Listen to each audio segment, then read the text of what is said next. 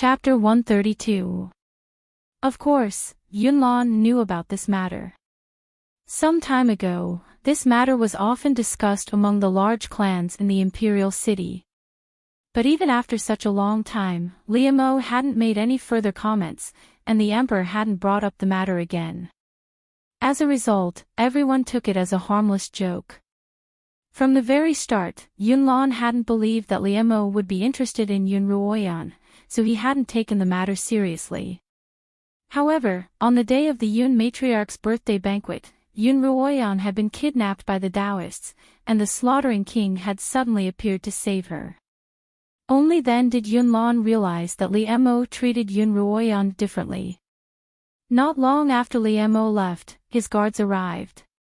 Only then did Yunlan realize that Liamo had rushed over. How many people in the entire Li kingdom could make the slaughtering king rush over to save them? Based on his years of experience in the bureaucracy, Yunlan was even more certain that Liamo's treatment of Yun Ruoyan was extraordinary. However, Yunlan couldn't understand why the slaughtering king would be interested in a little girl like Yun Ruoyan, who was so far from his own. After all, Liamo was famous for not being interested in women. Even though Yun Ruoyan's birthmark bore some resemblance to Lin Yueme's, it still wasn't enough to attract Liamo. In that case, what was it about Yun Ruoyan that had attracted Liamo?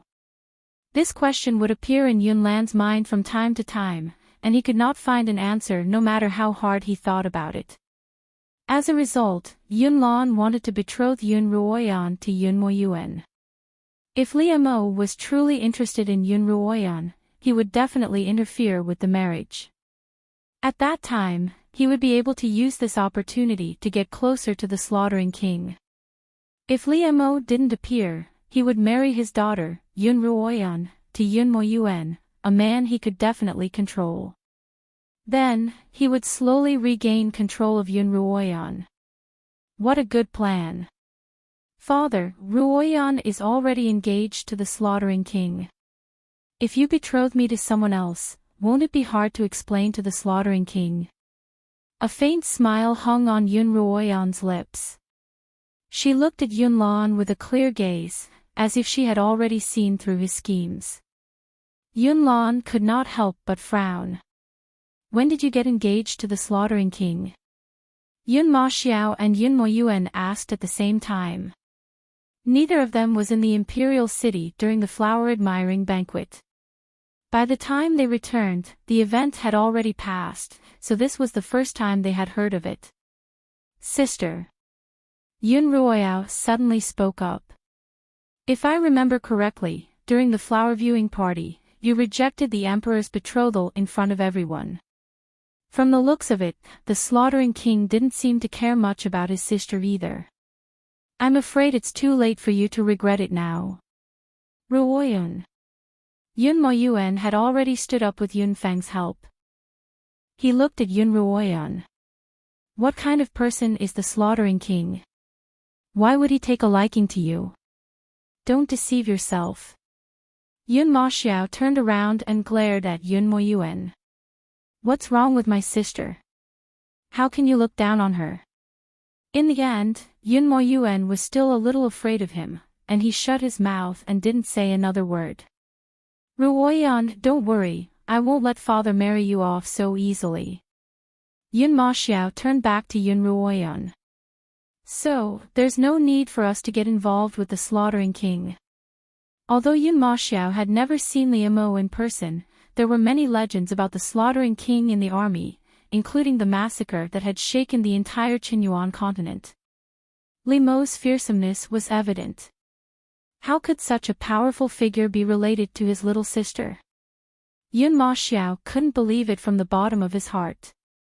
Yun Ruoyan didn't respond to the crowd's suspicions, but she kept a faint smile on her face. In fact, Yun Ruoyan didn't believe that she and Liamo would develop any sort of romantic relationship. She had only mentioned Liamo as a temporary measure. She had always thought that Liamo's actions toward her were nothing more than a form of teasing, like a bored tiger toying with a kitten.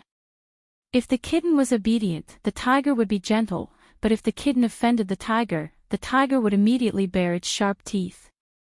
Yun Ruoyan could still vividly remember how Liu Mo had slowly tightened his grip around her neck that night. Yun Lan had been watching Yun Ruoyan the entire time.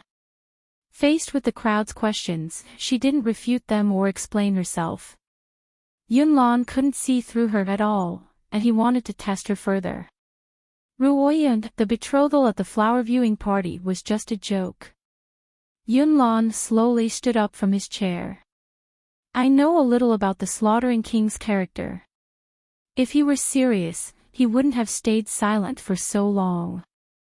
Maybe it was what he said that day and he forgot about it after he woke up. Don't take it to heart and just marry Mo Yuan. Father. Yun Ruoyan looked up at her father. Liu Mo didn't say anything because I didn't think I was an adult yet, so I didn't want him to. If you don't believe me, I'll go to the Slaughtering King's manor tomorrow and have Liu Mo speak to you personally. Yun Ruoyan had called the Slaughtering King Liu Mo. Yun Ruoyan had actually called the Slaughtering King by his name in front of everyone. On the Qinyuan continent, strength and status were highly valued.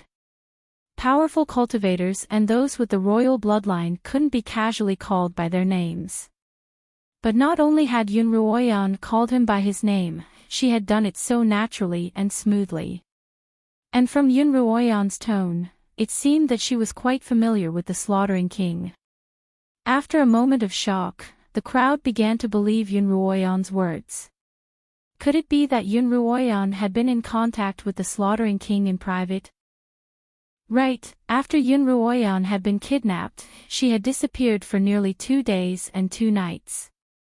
Hadn't she been with the Slaughtering King the entire time? That's good. Yun Lan finally smiled. Uncle, Yun Mo Yuan panicked when he saw that his father had changed his mind. Mo Yuan. Yun Lan clasped his hands behind his back, his expression serious. Although I'd like to marry Ruoyan to you, if she really is engaged to the Slaughtering King, there's nothing I can do. Yun Mo Yuan's legs gave way as he heard his father's words, and he lost all his strength. Yun Feng had to use both hands to help him up. Sister Ruoyan, no one in this world will treat you better than me. Yun Mo Yuan looked at Yun Ruoyan. I must witness your engagement with the Slaughtering King with my own eyes, or I won't give up. Cousin. Yun Ruoyan finally turned around and looked at Yun Mo Yuan. I advise you to give up on me as soon as possible. Whether you're a member of the Yun family or not, I don't care. I've never had anything to do with you, and I'll never have anything to do with you.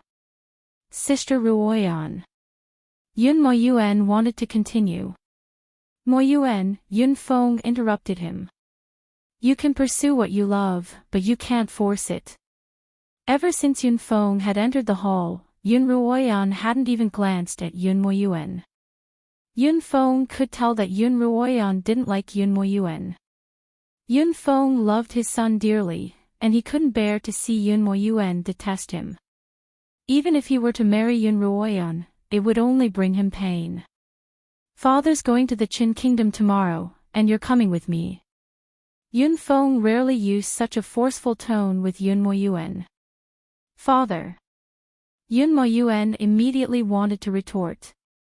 However, Yun Feng turned to Yun Lan. Brother, there's a problem with the shops in the Qin kingdom. I'll be heading there tomorrow morning, so I won't be able to bid you farewell. Yun Lan nodded in agreement, and Yun Feng dragged Yun Mo Yuan away. Father, I'm not leaving. Yun Mo Yuan shouted as he was dragged away by Yun Feng. I won't give up, Sister Ruoyan, unless you marry the Slaughtering King. Otherwise, I won't give up. Ruoyan, Yun Lan said as he walked up to Yun Ruoyan. I'll definitely arrange a marriage for you before you turn 15. If it's not Mo Yuan or the Slaughtering King, it can be someone else. Yun Ruoyan knew that Yun Lan was threatening her. Yes, father, she replied respectfully. I'll be waiting for the Slaughtering King's arrival at home tomorrow. Yun Lan walked out of the hall. All right, it's getting late. Go back and rest. Only when Yunlan's silhouette completely disappeared from the hall did Yun Ruoyan and Yun Ruoxiao step out. Mother, is the Slaughtering King really serious with Ruoyan? Yun Ruoyao asked as she watched the two of them leave. If it's just a game, how could it be serious? Madam An replied. It's just a matter of how big the Slaughtering King wants to go. It was already late at night, and a gust of cold wind caused Yun Ruoyan to hug herself tightly. Yun Maxiao took off his outer robe and draped it over Yun Ruoyan. Ruoyan, are you and the Slaughtering King really? No. Yun Ruoyan tightened the robe around her. Then what about tomorrow? Yun Maxiao was a little anxious. But he'll help me out, Yun Ruoyan replied. After all, she had saved his life quite a few times, and Li Moyin should be willing to help her out. It should be possible, right? Yun Ruoyan wasn't sure. After all, Li Mo had also helped her save his life, and the two of them were even. Li Mo was a giant mystery to Yun Ruoyan, and she wasn't even sure whether he was human or not. Moreover, Li Mo's inexplicable behavior was completely out of her league. Yun Ruoyan thought that he was crazy. Would such a mysterious, crazy fellow really help her? Achoo! In the Slaughtering King's manor, Li Mo, who was drinking with Li Qianhan, suddenly sneezed. Uncle, what's wrong? Li Qianhan was quite surprised. This was the first time he had seen Li Mo sneeze. Li Mo frowned as he looked at his right hand, deep in thought. After dripping a drop of blood from his finger onto the Qilin beads, he could sense some of the feelings of the wearer. Li Mo had suddenly felt a gust of cold wind enter his nose, causing him to sneeze involuntarily. Rubbing his nose, he murmured to himself, "Why isn't that lass sleeping in the middle of the night? Why is she out in the cold wind?" The next day, as usual, Yun Ruoyan woke up early in the morning to cultivate and disguise herself. After washing up and eating breakfast, she left the manor. A carriage was already waiting for her at the gates. Yun Ruoyan boarded the carriage without a word, and the coachman whipped the horse around and headed toward the Slaughtering King's manor. Chapter 133. After the carriage left, Steward Wu hurried to Yun Lan's quarters to report to him. Yun Lan was meditating on a boulder in his courtyard. He had taken the day off to await the Slaughtering King's arrival. The Slaughtering King's manor was in the northwest of the capital, in the opposite direction from the Yun manor. It would take at least 4 hours to travel across the entire capital. Yun Maxiao had offered to accompany Yun Ruoyan to the Slaughtering King's manor last night, but Yun Ruoyan had refused. Yun Ruoyan didn't think Li Mo was a hospitable person. With nothing else to do, Yun Maxiao wandered the streets early in the morning. Just then, Yun Ruoyan's carriage passed by him, and he recognized it immediately. He couldn't help but walk in the direction the carriage was heading in. Mistress, mistress. Inside the carriage, Yun Ruoyan was resting with her eyes closed when Qiuqiu called out to her. What's the matter, Qiuqiu? Yun Ruoyan replied. You can use this opportunity to get the Slaughtering King to take you to buy the ingredients for your poison. I'm sure he knows where to buy them. That's right, why didn't I think of that? Yun Ruoyan opened her eyes. If Li Mo won't take me, I'll go look for Li Qianhan. How could she have forgotten about those two? The carriage sped along, arriving at the gates of the Slaughtering King's manor in less than 2 hours. Yun Ruoyan dismounted and walked toward the gates, but the guards at the gates immediately drew their swords to block her path. Yun Ruoyan frowned. That day, when Li Qianhan had brought her out, she remembered that there had been black-robed guards by the gates. Why were there armored guards now?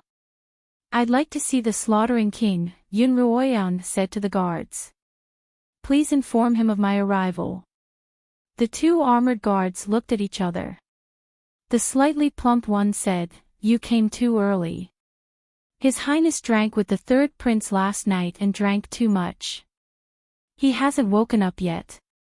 You should come back later.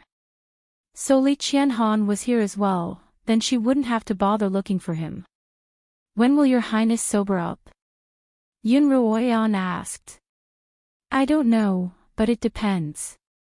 Sometimes, he'll be drunk for a day or two, the thinner guard replied. Sometimes, he wakes up very quickly. Speechless, Yun Ruoyan retreated to a tree by the door, leaned against it, and waited. Not long after, a green-robed woman walked out of the house. Yun Ruoyan recognized her at a glance and hurried over to greet her. Sister Li Luo, Yun Ruoyan called out. Li Luo turned around to see Yun Ruoyan in a pink dress. She wore a veil embroidered with phoenix petals, and her hair was simply tied up at the back of her head, revealing her smooth forehead. Her lips were red, her teeth pearly, and her smile was radiant. Compared to the day Li Mo had carried her back to the slaughtering king's manor, her face was swollen and haggard. Miss Yun. Li Luo paused for a moment before recognizing Yun Ruoyan. Are you here to see His Highness? Li Luo asked before Yun Ruoyan could respond. Yes. Yun Ruoyan smiled. Follow me. Li Luo led Yun Ruoyan into the slaughtering king's manor. Yun Ruoyan had been in a hurry that day, and she hadn't taken a good look at the manor. As she walked, she couldn't help but look around. The slaughtering king's manor wasn't much different from any other manor, having been bestowed to him by the imperial family. The only difference was that it was so quiet. The Yun manor was large, and there were many servants. Unless they were in a particularly secluded area, they would always be able to hear the sounds of people talking. However, as they walked along the corridors, all they could hear was the chirping of birds. Your manor is so quiet, Yun Ruoyan remarked casually. His Highness prefers peace and quiet. There are only about 10 servants in the manor, and they're all scattered around the manor, Li Luo replied. The 4 branches of the Yun family didn't live together, and Yun Lan's 2 concubines lived outside. Although there weren't many Yun family members in the manor, there were at least 100 servants. In comparison, Li Mo was quite a simple man. Li Luo brought Yun Ruoyan into a small sitting room and had her wait for a moment while she went to invite Li Mo. After Li Luo left, Yun Ruoyan was bored sitting in the sitting room, so she walked out to the corridor to admire the scenery. Outside the corridor was a pond of water with lotus flowers growing in it. Now that summer was coming to an end, the lotus flowers had already withered, leaving behind bowl-sized lotus pods. The lotus seeds on the pods were plump, looking very gratifying. That one tastes pretty good. Do you want to try it? A deep, familiar male voice suddenly rang out by Yun Ruoyan's ear, giving her a fright. Hey, why aren't you making any noise when you walk? Yun Ruoyan turned around and saw Li Mo. She had always been cautious, and even when she was distracted, she would quickly snap out of it. It was rare for her to be startled by someone while she was distracted, so when she did, she was usually more frightened than most. When Li Mo saw Yun Ruoyan's face suddenly turn white, his heart skipped a beat, and he reached out to caress her face. Yun Ruoyan subconsciously tilted her head to the side, and Li Mo's hand landed on empty air. Li Mo raised an eyebrow, but he didn't retract his hand. Instead, he reached out with his other hand and placed both hands on Yun Ruoyan's shoulders, bringing her in front of him and looking down at her. Your Highness. Yun Ruoyan placed her hand on Li Mo's chest, preventing him from getting any closer. Li Mo's lips curled up in a smile. Yen, it's only been a few days since we last met, but you've grown distant. Yun Ruoyan raised her head to look at Li Mo. His hair was as black as ink, and his face was hidden behind his black robes. His eyes were long and narrow, and his pupils were as black as ink. For a moment, Yun Ruoyan felt a little dazed.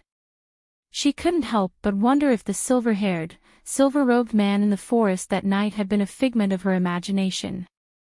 "You damned girl, how dare you stare blankly at me?" Just as Yun Ruoyan was in a daze, Liemo flicked her forehead. "Hey! Why did you hit me?" Yun Ruoyan clutched her forehead. "To help you wake up." Liemo glanced sideways at her. "You didn't come looking for me so early in the morning to daydream, did you?" "Of course not." Yun Ruoyan blurted out. Liemo looked at her, waiting for her to continue, but Yun Ruoyan didn't know what to say. Liemo didn't rush her. Instead, he held her hand and led her into the dining hall. As soon as Liemo sat down, a maidservant brought over some food, including a portion for Yun Ruoyan. "I've already eaten," Yun Ruoyan hurriedly replied. "This is a soup made from the lotus seeds in the pond outside. Have a taste." Liemo raised a jade cup and gestured for Yun Ruoyan to have a taste. Yun Ruoyan had tasted the pastries from the Slaughtering King's manor before. She had been so hungry that she hadn't tasted them in detail, but the taste was still quite good. Yun Ruoyan picked up the jade cup and tasted a spoonful. It was sweet and delicious, and she couldn't help but take a few more bites. "Do you want more?" Liemo asked with a smile. Only then did Yun Ruoyan stop eating and look up to see Liemo's smiling eyes, which made her particularly uncomfortable. Yun Ruoyan felt that Liemo was a little different today. Unlike in the past, he didn't pounce on her like a hungry tiger, hugging and kissing her. Today, he was very polite. Had he recovered from his illness? Or was it something more serious that hadn't yet manifested? "Where's sisterly Luo?" Yun Ruoyan decided to warm up the atmosphere before making her request. "She went to buy some groceries." Liemo put down the jade cup in his hand and focused on answering her question. "I heard that the third prince is here as well." "Where is he?" "He's still drunk, and he'll probably only wake up around this time tomorrow." Liemo smiled at Yun Ruoyan. "Only tomorrow?" Yun Ruoyan was a little disappointed. "I was hoping to ask him for a favor." Liemo stood up from his seat and sat down by Yun Ruoyan's side.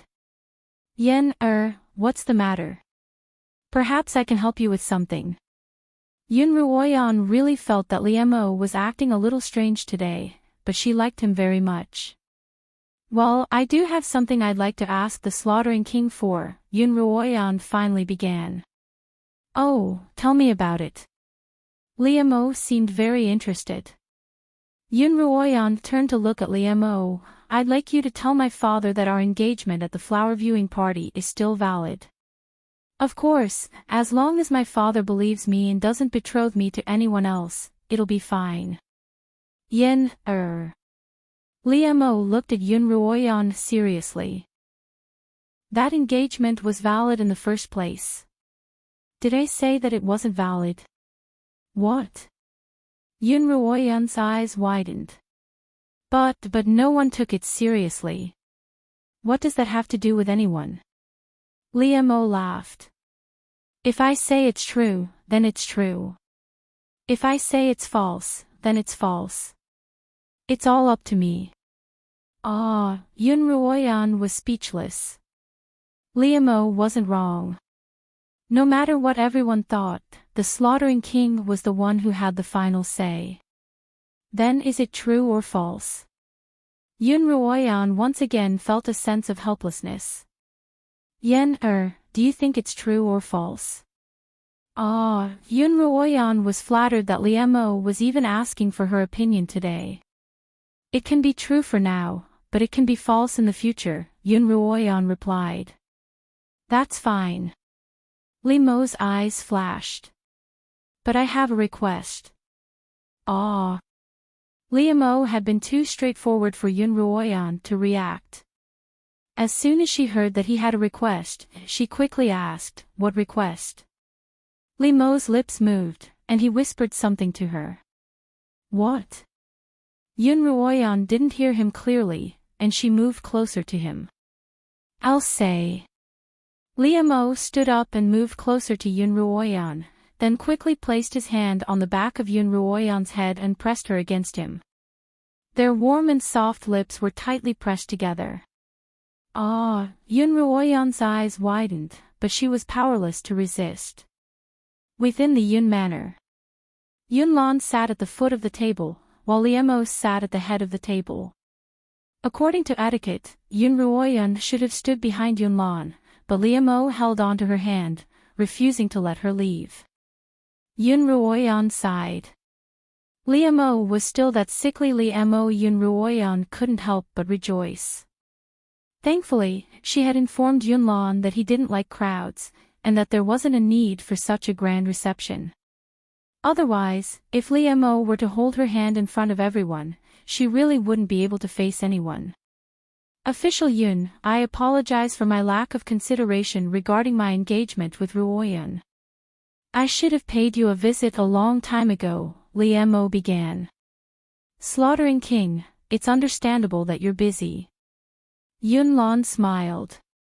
I wouldn't mind marrying Ruoyan at any time, but she hasn't reached the marriageable age yet, so I'll have to trouble you to take care of her for a year. Of course, Yunlan hurriedly replied. In that case, I'll take my leave now. Liamo stood up. Yunlan hurriedly stood up as well. Your Highness, please stay for a meal. There's no need for that. I'll take Ruoyan out for a stroll. Liamo pulled Yun Ruoyan out of the Yun manor. Where are you taking me? Yun Ruoyan asked as Liamo pulled her into the carriage. Didn't you want to buy poisons? Liamo asked. How did you know?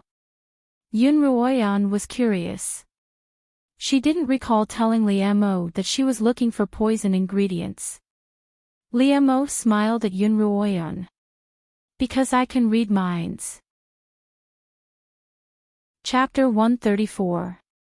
Yun Ruoyan didn't know whether or not Liamo could really read her mind, but Liamo really did bring her to a rather secretive underground market.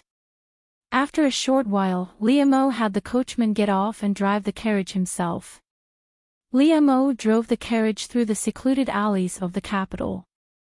Yun Ruoyan didn't go out often, and she wasn't familiar with the roads, so she felt dizzy after only a few turns. If Liamo were to abandon her now, it would be difficult for her to find her way home. What's the meaning of leading me around in circles? Yun Ruoyan poked her head out of the carriage and shouted. This is a formation. If we don't walk this way, we won't be able to find the entrance to our destination. Liamo didn't even turn his head. What, are you afraid that I'll sell you off? You're so ugly, you won't fetch a good price. Yun Ruoyan wanted to say that she was beautiful, but she swallowed her words. If she were to reveal her true appearance, wouldn't she be surrounded by peach blossoms every day? Would she still be able to cultivate? Liamo tilted his head, amused by Yun Ruoyan's indignant but helpless expression. Did you use all the beauty cream I gave you? Liamo asked. Yes. Good. Keep using it, and you'll become prettier sooner or later. The carriage finally stopped at a narrow alleyway. Liamo motioned for Yun Ruoyan to alight, then handed her a black robe for her to wear. Liamo found a place by the wall to tie the horses, parked the carriage, and led her into the narrow alleyway. The alley was very dark, and only a faint light could be seen. At first, the alley was wide enough for two people to walk side by side, but gradually, it became narrower and narrower until only one person could walk. Yun Ruoyan followed behind Liamo, looking at his tall back. His ink-black robe seemed to melt into the night. Yun Ruoyan couldn't help but reach out to grab the hem of Liamo's robe, but as soon as her hand touched it, she retracted it. Ouch! Just then, Liamo suddenly stopped, and Yun Ruoyan bumped into his back. Yun Ruoyan's nose turned sour. Just as she was about to flare up, Liamo said, "We're here." Liamo reached into the darkness in front of him, parting it as if he were parting a curtain. Light shone through his hands. At the same time, a clamor could be heard. "Partridge grass, aw, thunder god vine, it's free if it's not poisonous. First grade poison pill. I'm selling it cheaply. There are only 3 venomous fangs of the 3-horned demonic snake left. If you want to buy them, hurry up." Yun Ruoyan bent down and peeked under Liamo's armpit. Outside, the sun was shining brightly, and the pedestrians were bustling, no different from a normal market. No, there is a difference. The people here all wore black robes, and the things they were selling were all deadly poisons. "Where is this?" Yun Ruoyan asked curiously. "The underground market sells things that can't be bought in the market." Liamo turned around and helped Yun Ruoyan put on her hood, carefully tucking every strand of hair into it. "All right, let's go." Liamo pulled Yun Ruoyan out of the alleyway and into the underground market. "What are you looking for?" Liamo asked. "Cicada wings, boggy grass, mad matron's flower, gall seeds." Yun Ruoyan listed off 7 or 8 ingredients in a row, all of which Chocho had given her. Yun Ruoyan had never heard of any of them. "How much money did you bring?" Liamo asked. 200 taels, Yun Ruoyan replied generously. She had heard from Chocho that the ingredients required to refine poison grew in miasma, where poisonous insects gathered. It was very difficult to obtain them, so they were even rarer than spiritual herbs, which was why they were so expensive. 200 taels of silver was more than half of Yun Ruoyan's estate, and she had gone to great lengths to get it from Peony. Cicada wings, 2 pairs of cicada wings. Yun Ruoyan suddenly heard someone calling out from a stall to her right. "Hey, there's cicada wings over there." Yun Ruoyan struggled out of Liamo's grasp and ran over. "Shopkeeper, how much are they?" Yun Ruoyan ran up to the stall and asked. Not only was the stall owner dressed in a black robe, but he was also wearing a scarf that covered his face.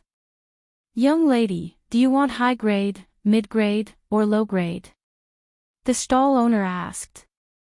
What surprised Yun Ruoyan was that, although it had been a man's voice when he had called out his wares, it had now become that of an old woman's. Yun Ruoyan was surprised, but she didn't show it. "Didn't you say that there were only 2 pairs? Why are there high grade, mid grade, and low grade now?" "Oh, there are 2 pairs of high grade, mid grade, and low grade," the stall owner explained. The boss explained in a low voice unique to old women, "So there are 6 pairs in total. Which one do you want, and how many do you want?" Yun Ruoyan turned to look at Liamo, who was standing by her side. Liamo crossed his arms and didn't seem to have any intention of speaking. "Well, how much are they?" Yun Ruoyan asked. "These are mid-grade cicada wings, 30 taels of silver." "What? 30 taels a pair?" Even though Yun Ruoyan had prepared herself mentally, she was still shocked by the price. Her monthly allowance was only 3 taels of silver, but that was more than enough for an average family to live on for half a year. This pair of cicada wings cost 30 taels of silver. Robbery. But what made Yun Ruoyan want to vomit blood was yet to come. "I'm sorry, young lady, but it's 30 taels a pair, and 60 taels a pair." The stall owner smiled. Oh, no, she couldn't see the owner's face, but she could hear that he was smiling. As for whether or not he was mocking her, Yun Ruoyan didn't care. She was already shocked by the exorbitant prices of the stall. "Young lady, do you want them?" The stall owner continued smiling. "If you do, I'll give you a discount and give you a low-grade cicada wing." Yun Ruoyan was a little conflicted. This was her first time here, and she didn't know much about the market. She didn't like the price, but she was afraid that she wouldn't be able to find another stall like this one. Just as she was about to grit her teeth and cut the price, Liemo pulled her away. "Hey, young lady, why aren't you buying anymore? Why don't I give you a discount?" The man's voice came from behind her. "Liemo, what's the matter?"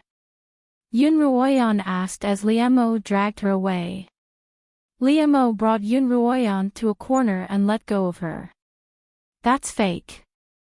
"How is it fake?" Yun Ruoyan's eyes widened. "It's too cheap." "Too cheap." Yun Ruoyan's eyes widened even more.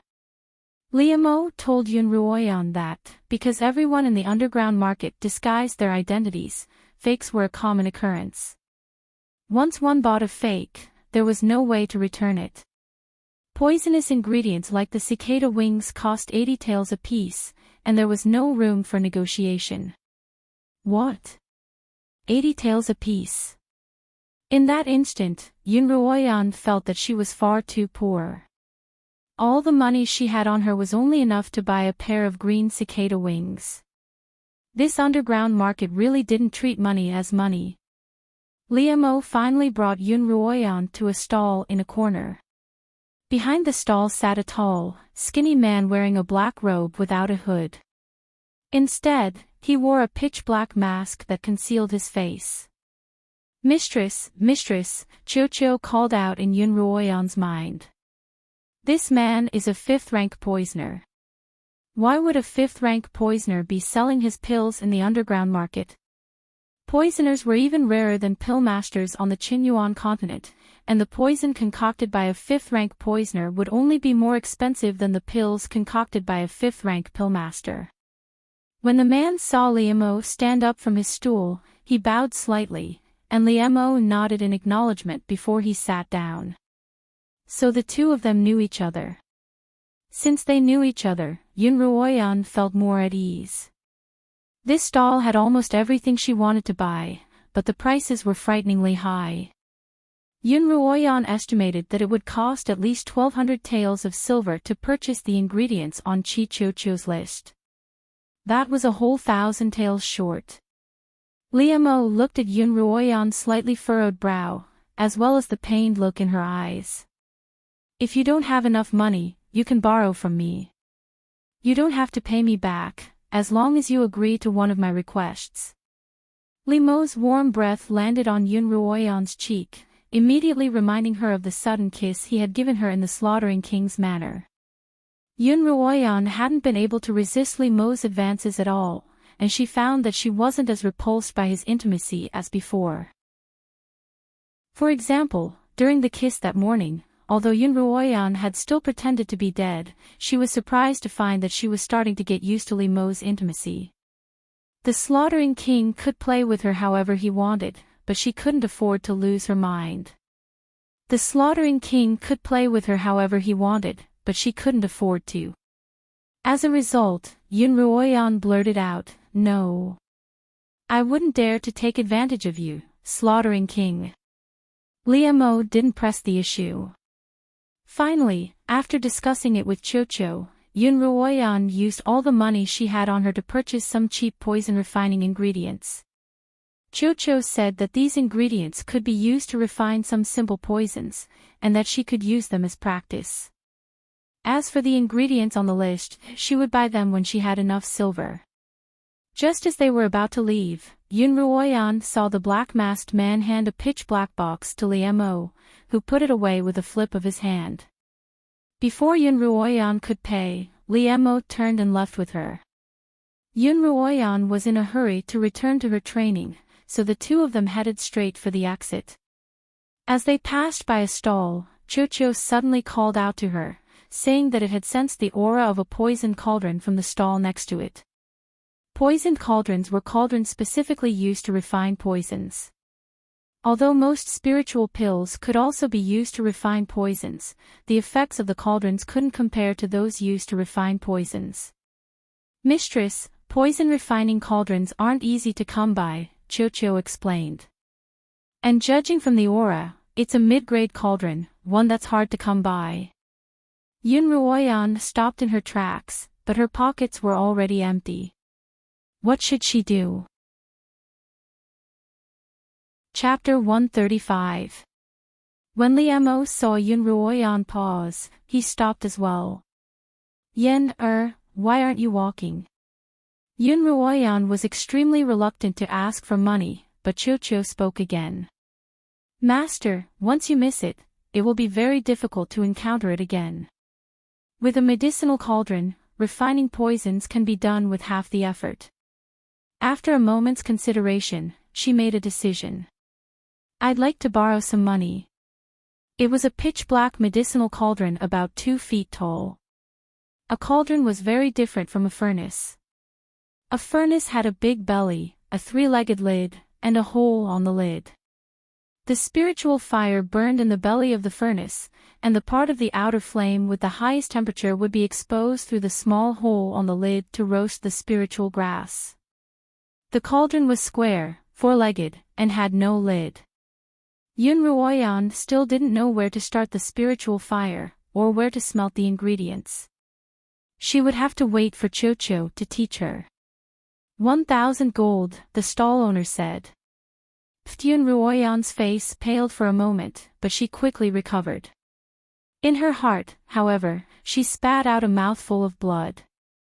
Without another word, she turned around and left. 1,000 gold coins. He was going to sell her out. According to Liemo, she wasn't worth that much even if she was ugly. Deal.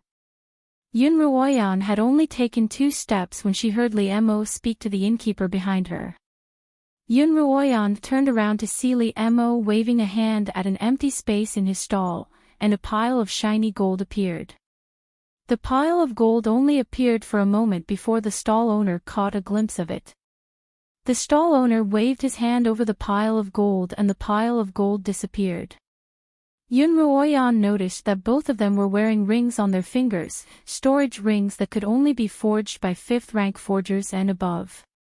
Although a storage ring couldn't compare to Yun Ruoyan's bracelet, it was still a valuable item on the Qinyuan continent.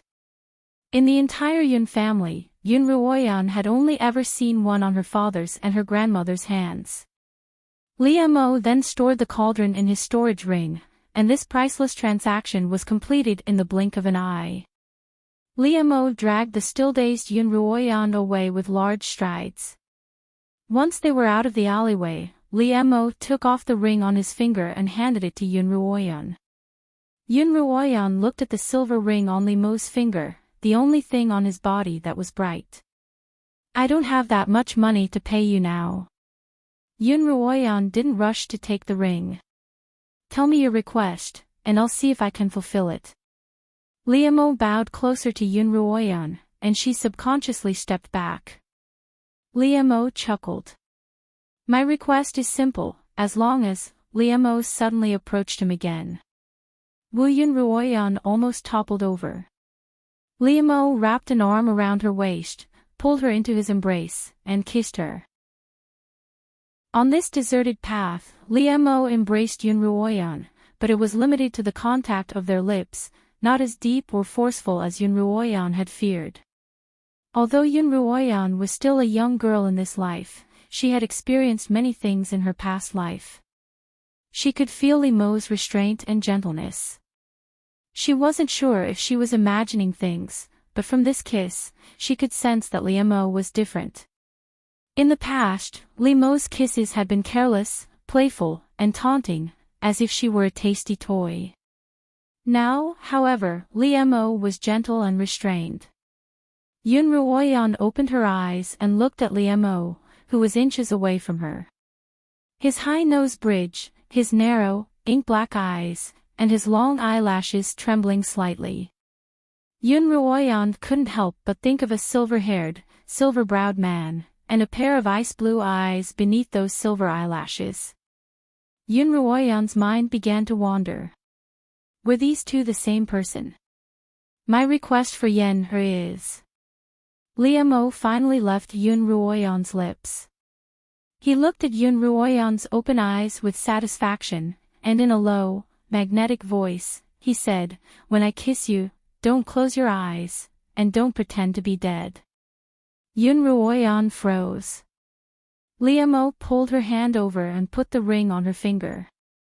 I'll pay you back as soon as possible, Yun Ruoyan whispered. The two of them boarded the carriage, and Liamo drove it out of the alleyway. Yun Ruoyan poked her head out of the carriage and asked Liamo if he could send her back to the Yun Manor right away. Suddenly, Yun Ruoyan's stomach began to protest. Noon had already passed, and Yun Ruoyan's breakfast had long since been consumed. Because of her hard work, she had an especially large appetite, and she was especially prone to hunger. If she didn't eat, her stomach would beat like a drum. This wasn't the first time Liamo had heard Yun Ruoyan's stomach growl, he had seen it in the Forest of Dead Souls. As he looked at Yun Ruoyan's blushing face, he stopped the carriage in front of a nearby restaurant. The two of them ordered some food and wine, then went up to a private room on the second floor and sat by the window. Before long, the food and wine were served, and Yun Ruoyan began to worship her own bowels. Liamo only took a small sip of wine before putting it down and watching Yun Ruoyan eat. Yun Ruoyan was enjoying her meal when she felt Liamo's gaze on her. Why aren't you eating? I'm not hungry, and it's not to my taste. In the morning at the Slaughtering King's Manor, Liamo had only eaten a few mouthfuls of lotus seed soup. If even a petite girl like her was hungry, shouldn't a tall man like Liamo be even hungrier? Not to her taste. Yun Ruoyan picked up a piece of braised pork and bit into it. It was fatty, but not greasy, sweet, salty, and tasty. When Liamo saw that Yun Ruoyan was enjoying the meat, he couldn't help but pick up a piece as well. However, just looking at the glossy meat, he was already full. As a result, he placed that piece of meat into Yun Ruoyan's bowl. I heard from my master that once you reach a certain level of cultivation, you'll be able to use spiritual energy to replenish your body, and you won't need to eat anymore. Is that true? Yun Ruoyan asked. Liamo nodded.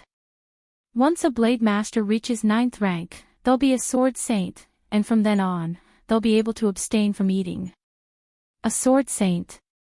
This was the first time Yun Ruoyan had heard of such a thing. As far as she knew, 9th rank was the highest level of spiritual energy cultivation, and she hadn't expected there to be a sword saint. What's a sword saint? Are you a sword saint? Yun Ruoyan was so shocked and curious that she couldn't be bothered to eat anymore. Instead, she looked at Liamo with bright eyes. I'm only infinitely close to a sword saint.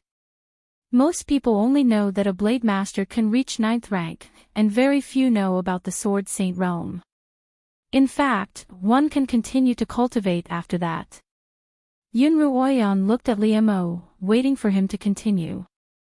However, Liamo had no intention of continuing.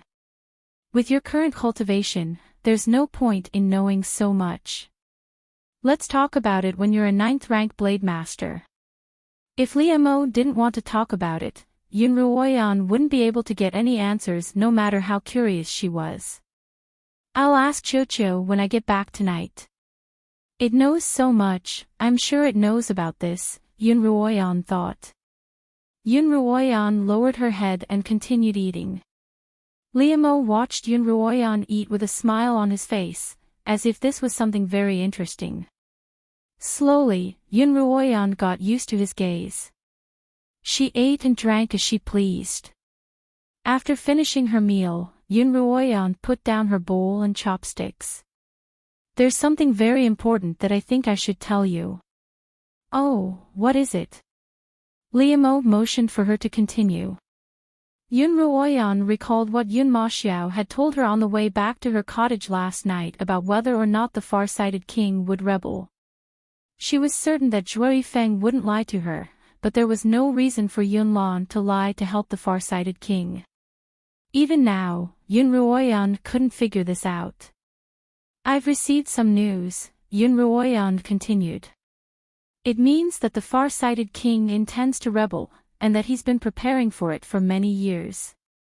No one knows when he'll make his move. Yun Ruoyan looked at Liemo, but he didn't seem to have much of a reaction. But my father said that the far-sighted king voluntarily relinquished his right to the throne, so there's no reason for him to rebel. Based on your understanding of the far-sighted king, do you think he'll rebel? If you're not sure, should we report this matter to the emperor? As the king of this kingdom, Liemo was surprisingly calm about this matter. Ignore him, Liemo replied coolly. Yun Ruoyan was surprised. Ignore him? What do you mean? Just then, a waiter arrived with tea. Liemo took the teapot and poured a cup of tea for Yun Ruoyan and himself. As he did so, he continued, just pretend you don't know anything about this matter. Yun Ruoyan was quite surprised to see Liemo's indifference to such an important matter. You really don't seem to care about it at all. Liemo picked up his teacup and took a sip. The tea was clearly not to his liking either. He frowned and put down his cup. I don't have to worry about such a small matter. Yun Ruoyan had almost forgotten that this man in front of her was the slaughtering king, a god of death who didn't care about politics at all. It was likely that he would only reveal his true power when the battle really began. But then, the people would be plunged into misery and blood would flow like a river. Besides, haven't you already told Master Yun about this? Liemo continued. But my father said that the slaughtering king has no reason to rebel. What if he doesn't report this matter to the emperor, and the slaughtering king really does rebel? Based on my understanding of your father, he's a very cautious man, and this matter is of great importance. Even if there's only a 1 in 10 chance of success, he wouldn't give up on such a good opportunity. The current emperor is also a smart man, and it won't be so easy to usurp his throne. According to Liemo, national affairs were a game for the smart, and there was no need for Yun Ruoyan and the others to get involved. All they needed to do was wait until the end of the month and enter Kongming Academy, where they could focus solely on their cultivation. Yun Ruoyan agreed. She was going to enter Kongming Academy at the end of the month, and while Kongming Academy was superior to the Four Kingdoms, it didn't interfere in their affairs. Whether it was a civil war or a civil war, as long as it didn't affect Kongming Academy's interests, it wouldn't interfere. Even after becoming a student of Kongming Academy, it was likely that the academy wouldn't allow students to interfere in such matters. That night, in her cottage, Yun Ruoyan took out the cauldron and the ingredients she had bought and placed them on the table. How do you refine poison? Is it the same as refining spiritual pills? Chapter 136. Some are the same, and some are different, Chocho replied.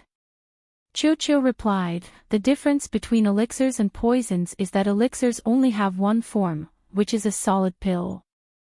Poisons, on the other hand, can come in many different forms, solid, liquid, gaseous, and powdery.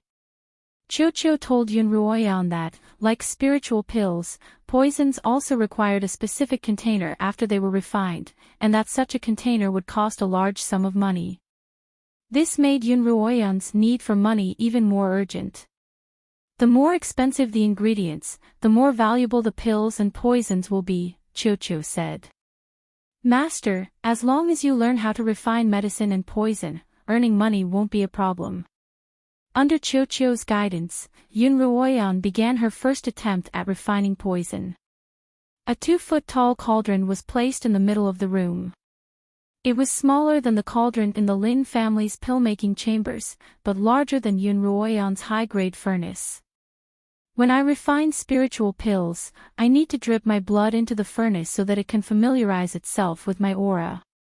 Do I need to do the same for this cauldron? However, Chocho said no. The difference between refining pills and poisons is that the latter requires a high level of spiritual energy. Only those with a high level of spiritual energy will be able to refine pills that are rich in spiritual energy. The former, on the other hand, requires a high level of refinement and ingredients. As for spiritual energy, one only needs to be able to use a yellow spiritual flame, and as long as the refinement method and ingredients are poisonous enough, the resulting poison will also be poisonous enough. This was one of the reasons why some alchemists embarked on the path of refining poison.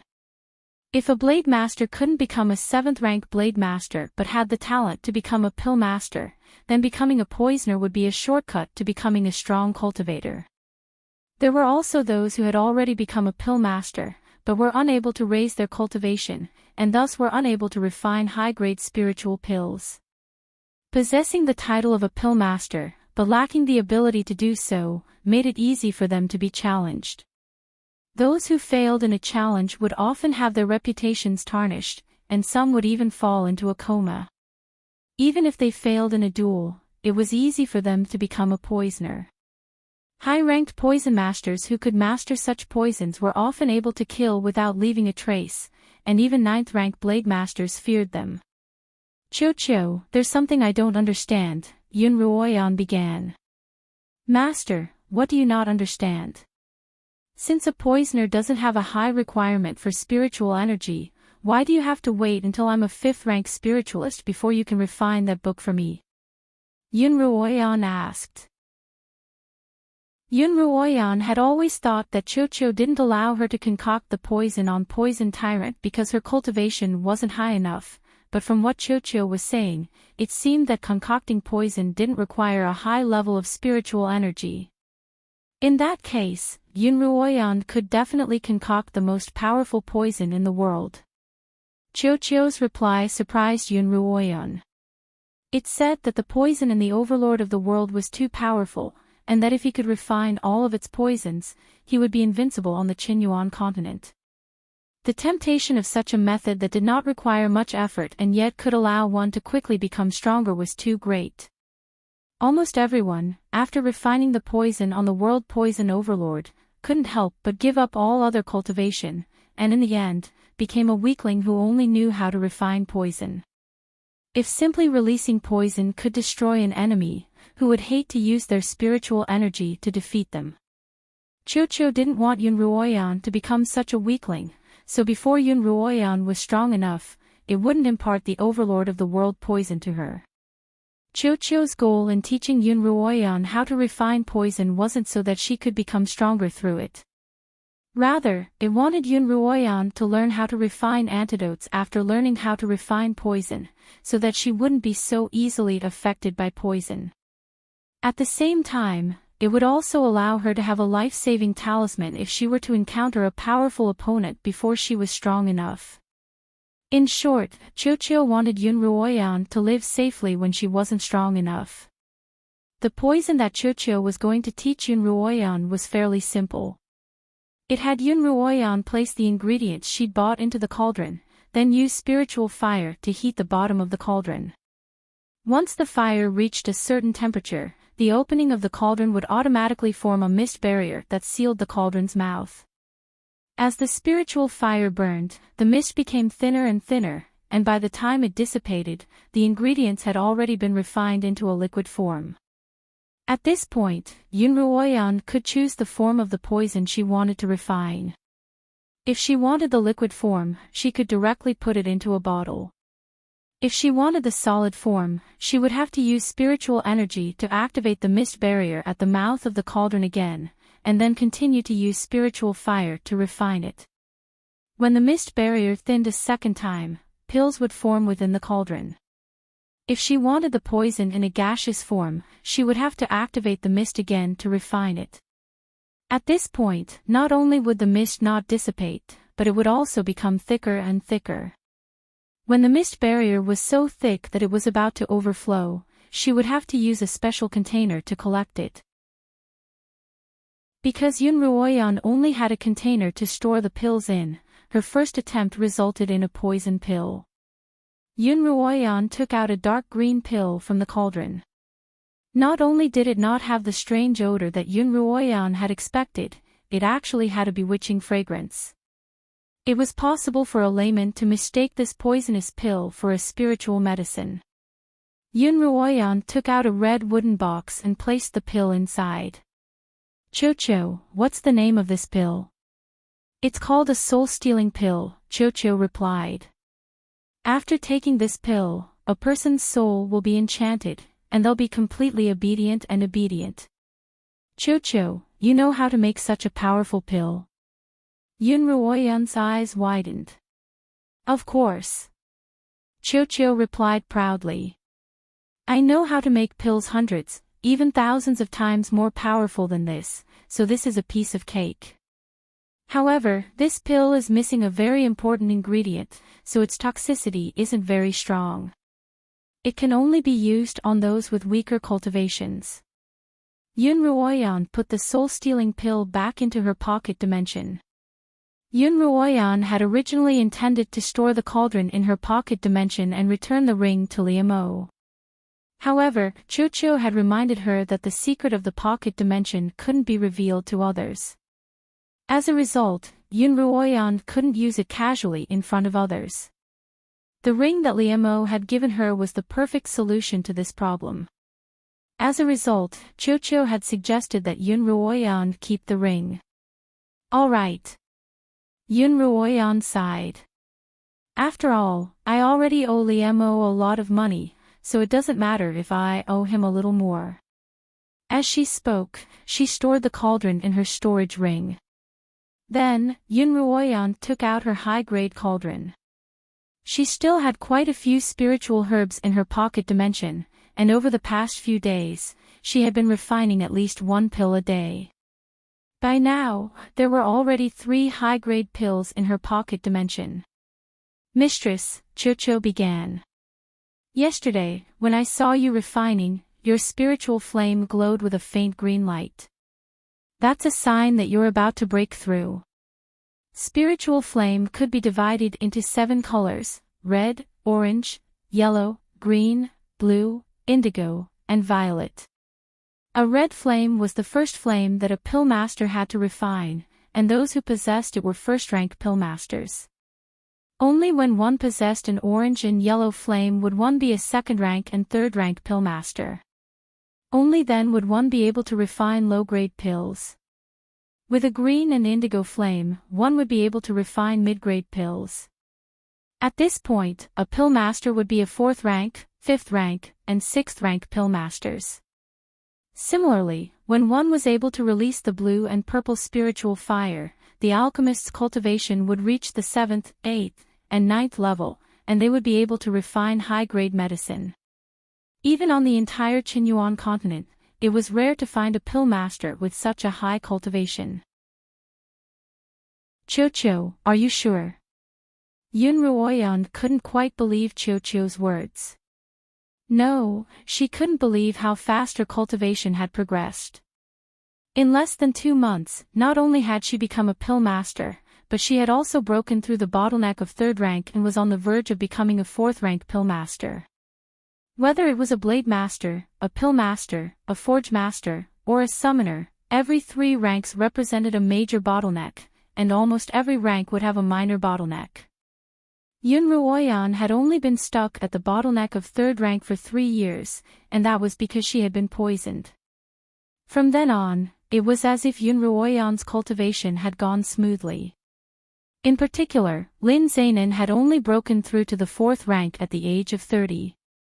This was already quite a feat for a pill master, and he'd only broken through to the 4th rank at the age of 30. But Yun Ruoyan, in just 2 short months, had accomplished a goal that most people would take 10 years to achieve. This made her feel as if a pie had fallen from the heavens, and she didn't even have time to be surprised. What Yun Ruoyan didn't know was that there were many factors that had contributed to her frightening rate of cultivation. First of all, her cultivation as a blade master had improved by leaps and bounds. At her age, she had become a 7th rank blade master, and her spiritual vortex had also expanded, providing her with sufficient spiritual energy to refine pills. Then, there was the silver bracelet's pocket dimension, which subtly catalyzed the fire element in her spiritual energy, allowing her to evolve her spiritual flame with twice the effort for half the result. Finally, there was her freakish human furnace constitution. For someone with such a constitution, there was no such thing as a bottleneck. Cho-Cho knew of these 3 reasons, but it couldn't explain them to Yun Ruoyan. All it knew was that cultivation was a mysterious thing, and that some people could progress so quickly without reason. However, after such an explosive growth, there was a high chance that her cultivation would stagnate. Yun Ruoyan had to cultivate as quickly as possible, and she couldn't afford to let her guard down. Yun Ruoyan didn't have time to be surprised by Qiuqiu's warning, and hurriedly resumed her cultivation. Mistress, we'll be refining the antidote next. Are you ready? Qiuqiu asked. Chapter 137. Yun Ruoyan closed her eyes and looked through the locations of the ingredients she would need in the bracelet, ensuring that she would be able to take them out whenever she needed them. Done. Yun Ruoyan nodded. She ignited the cauldron and followed Qiuqiu's instructions to toss in the ingredients. The spiritual flame flickered between red, orange, and yellow. All right, put in the ingredients I told you to leave behind for the soul-stealing pill, Qiuqiu began. The lower the grade of the poison, the more troublesome it is to concoct. At first, Yun Ruoyan didn't understand why Qiuqiu had told her to leave behind a few ingredients for the soul-stealing pill. But now she understood. In order to concoct an antidote, you need to add in some of the ingredients to stimulate the antidote's effects. Mistress. Qiuqiu raised her voice. Now, focus your energy on turning the spiritual flame green, and you'll be able to obtain a mid-grade antidote. Yun Ruoyan stared intently at the spiritual flame in the cauldron, pushing her spiritual energy to the limit. The yellow spiritual fire in the furnace burned brighter and brighter. It gradually turned from yellow to white, and then a cyan light gradually appeared. Mistress, you've broken through.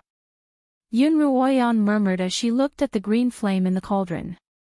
I've broken through, I'm a 4th-rank pillmaster now. Although Yun Ruoyan had been on the verge of a breakthrough, she couldn't help but feel excited. 2 years later, she would be competing against the genius pillmaster of the Wang family, Wang Meng, and she would have a better chance of winning. Yun Ruoyan reached out and retrieved a green pill from the cauldron. Qiuqiu evaluated it as a mid-grade antidote, but it wasn't bad at all.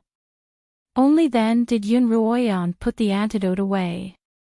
The next day, Yun Ruoyan and Yun Maxiao went to the Lin Manor to visit Zhuorifeng and Zhuolin.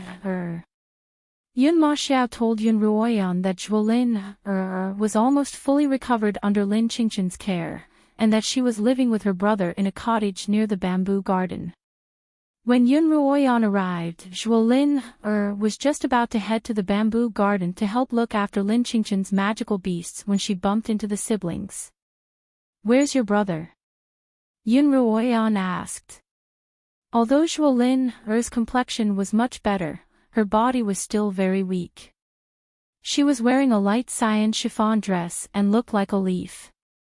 If the wind was slightly stronger, she would be blown away by the wind. He couldn't help but feel sorry for her. Qingshue's here. My brother's teaching her the sword, Zhuolin replied. Zhuolin addressed both Yun Ruoyan and Lin Qingqian as sisters, but only casually addressed Lin Qingxue by her pet name. Although Lin Qingxue was slightly older than Zhuolin, the two of them often quarreled, and Zhuolin would call her by her full name at first. Now that she was used to it, she just dropped her surname to appear more intimate. Yun Ruoyan took Zhuolin's hand and led her back to the garden. Brother, Qingxue, sister Ruoyan's here. Zhuolin called out to the two girls practicing in the yard. Lin Qingxue and Zhuorifeng both turned to look at Yun Ruoyan. At this time, Zhuorifeng was teaching Lin Qingxue how to knock an arrow, but Lin Qingxue's movements were always erratic, and the arrows she shot would often miss their target. Zhuorifeng held her in his arms as he taught her how to draw a bow and shoot an arrow. To an outsider, this posture seemed rather intimate. Yun Ruoyan looked at the two of them with a smile. Meeting Yun Ruoyan's gaze, Lin Qingxue, who was usually thick-skinned and rarely embarrassed, blushed slightly. Zhuo Yifeng hurriedly let go of Lin Qingshue's hand and stood to the side with his bow. He had also changed out of his coarse robes and into a dark green cotton robe, looking like a very clean and refreshing man. Coupled with his bright, spirited eyes, it was no wonder that Lin Qingshue's heart had fallen for him. Yun Ruoyan, who had never liked gossiping, couldn't help but start gossiping in her heart. Seeing Yun Ruoyan's meaningful smile, Lin Qingxue ran over and tugged on Yun Ruoyan's other hand. "Sister Ruoyan, you haven't come to play in a few days. I was bored, so I asked Brother Zhuo to teach me archery." "That's good." Yun Ruoyan looked at Lin Qingshue's cute round face. "You have to learn from your brother Zhuo, and when you're done, I'll give you a good bow." That's great." Lin Qingxue jumped up and down happily before running over to Zhuo Yifeng. "Brother Zhuo, let's continue practicing." Zhuo Yifeng handed the bow to Lin Qingxue. "Why don't you practice by yourself first?" "I'm going to the bamboo garden. Your sister said that she's going to the apothecary today, and she wants me to head over early to look after the beasts." As soon as she heard that she was going to the bamboo garden, Lin Qingshue's face immediately turned bitter. The only place in the Lin family that she didn't dare to go to was Lin Qingchen's bamboo garden. Thinking of all the strange beasts there, Lin Qingshue's hair stood on end. Zhuo Yifeng seemed to know this weakness of Lin Qingshue's. Somewhat amused, he stuffed the bow in his hand into her hands, then bade farewell to Yun Ruoyan and Yun Maxiao. The group turned and walked out of the cottage, heading toward the bamboo garden by the side. Hey! Wait for me. Lin Qingshue's voice came from behind them. Yun Ruoyan turned around and smiled at Lin Qingshuo, who had caught up to them. "You're not planning on following us to the bamboo garden, are you? Aren't you afraid of the little things in there?" "Who said I'm afraid?" Lin Qingshuo straightened her back. I just don't like how ugly they are." The others couldn't help but laugh at her excuse. "My sister doesn't have a problem with keeping pets, but she just has to keep those weird ones." Lin Qingshuo frowned and complained, "I remember when I was still young, I went to Little Bamboo Garden to play with my sister. I saw a silver carp in the garden's pond, so I went over to take a look out of curiosity. Guess what? I heard a giggle coming from the bottom of the pond. I thought it was a ghost, and I was so scared that I almost fell into the pond. There was also a large centipede with a row of tails. It was so disgusting." As the group listened to Lin Qingshue's complaints, they walked and laughed as they entered the bamboo garden. Lin Qingchen was by the pond, feeding Whitey. When she heard their footsteps, she turned around and greeted them. Whitey's entire head was resting on the edge of the pond, happily eating the meat that Lin Qingshuo had prepared for it. Not only had its wounds completely healed, it seemed to have grown even larger than the last time she'd been here. Lin Qingchen, dressed in white, was squatting by the pond, Whitey's round, white head resting in front of her. The scene was strangely harmonious. "Oh, my!" Lin Qingshuo exclaimed. "Sister, when did you raise such a large white snake?" Lin Qingshuo had never set foot in the bamboo garden, and Lin Qingchen had never discussed magical beasts with her. As a result, her impression of Whitey was still limited to the snake eggs. "It's called Whitey, and it hatched from the eggs we brought out of the imperial territory," Yun Ruoyan explained as she walked over. Yun Maxiao, Zhuo Yifeng, and Zhuo Lin He followed suit, leaving only Lin Qingshuo standing where she was. The two of them stopped by Lin Qingchen's side. Whitey glanced at the two of them briefly before lowering its head to continue eating, as if the two of them were strangers. "Ah, this fellow dares to look down on me." Yun Maxiao laughed. If Lin Qingchen hadn't stopped him the last time, Yun Maxiao would have been determined to tame Whitey, and he had left quite a few wounds on Whitey's body. According to Yun Maxiao's thoughts, Little White was either afraid of him or hated him. However, contrary to his expectations, Little White simply ignored him. "It's good that it doesn't hold a grudge," Yun Ruoyan commented. While Little White was enjoying its meal, the loose animals in the bamboo forest and the magical beasts in the cages also began to make a ruckus. "Don't worry, there'll be food soon," Zhuolin told the beasts. Then, Zhuoyifeng and Zhuolin began preparing food for the beasts. "You're taking care of so many beasts all by yourself." This was the first time Yun Ruoyan had seen such a large group of beasts, and she couldn't help but admire her sister. "Luckily, Brother Zhua and Lin are helping me," Lin Qingchen smiled. "Otherwise, it would take me 4 hours to feed them every day." After Whitey finished its meal, Lin Qingchen patted its head, and it slid back into the water contentedly. Lin Qingchen picked up the basin and walked toward the hut, the 2 girls following behind her. "Are you going to keep standing?" Just as they were about to reach the door, Lin Qingchen turned around and smiled at Lin Qingxue. Lin Qingxue was just about to walk toward the hut when Whitey flipped over in the water, revealing more than half of its body above the surface of the water. Lin Qingxue was so shocked by this sudden turn of events that her raised leg froze in midair. Little White went back into the water, and the water splashed into the pond next to it, creating a huge splash. Along with the splashing of water, the catfish's giggles and cries of protest could be heard. There was also the commotion of the beasts that hadn't eaten yet, and the entire bamboo forest was bustling with activity. I'll wait for you outside."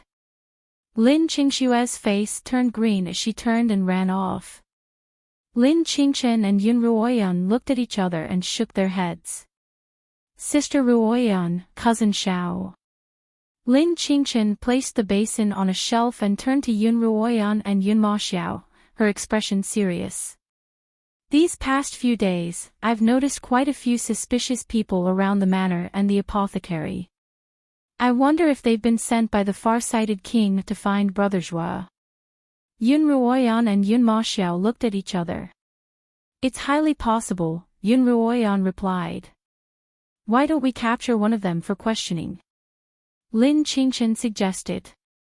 "It's best not to," Yun Ma Xiao replied.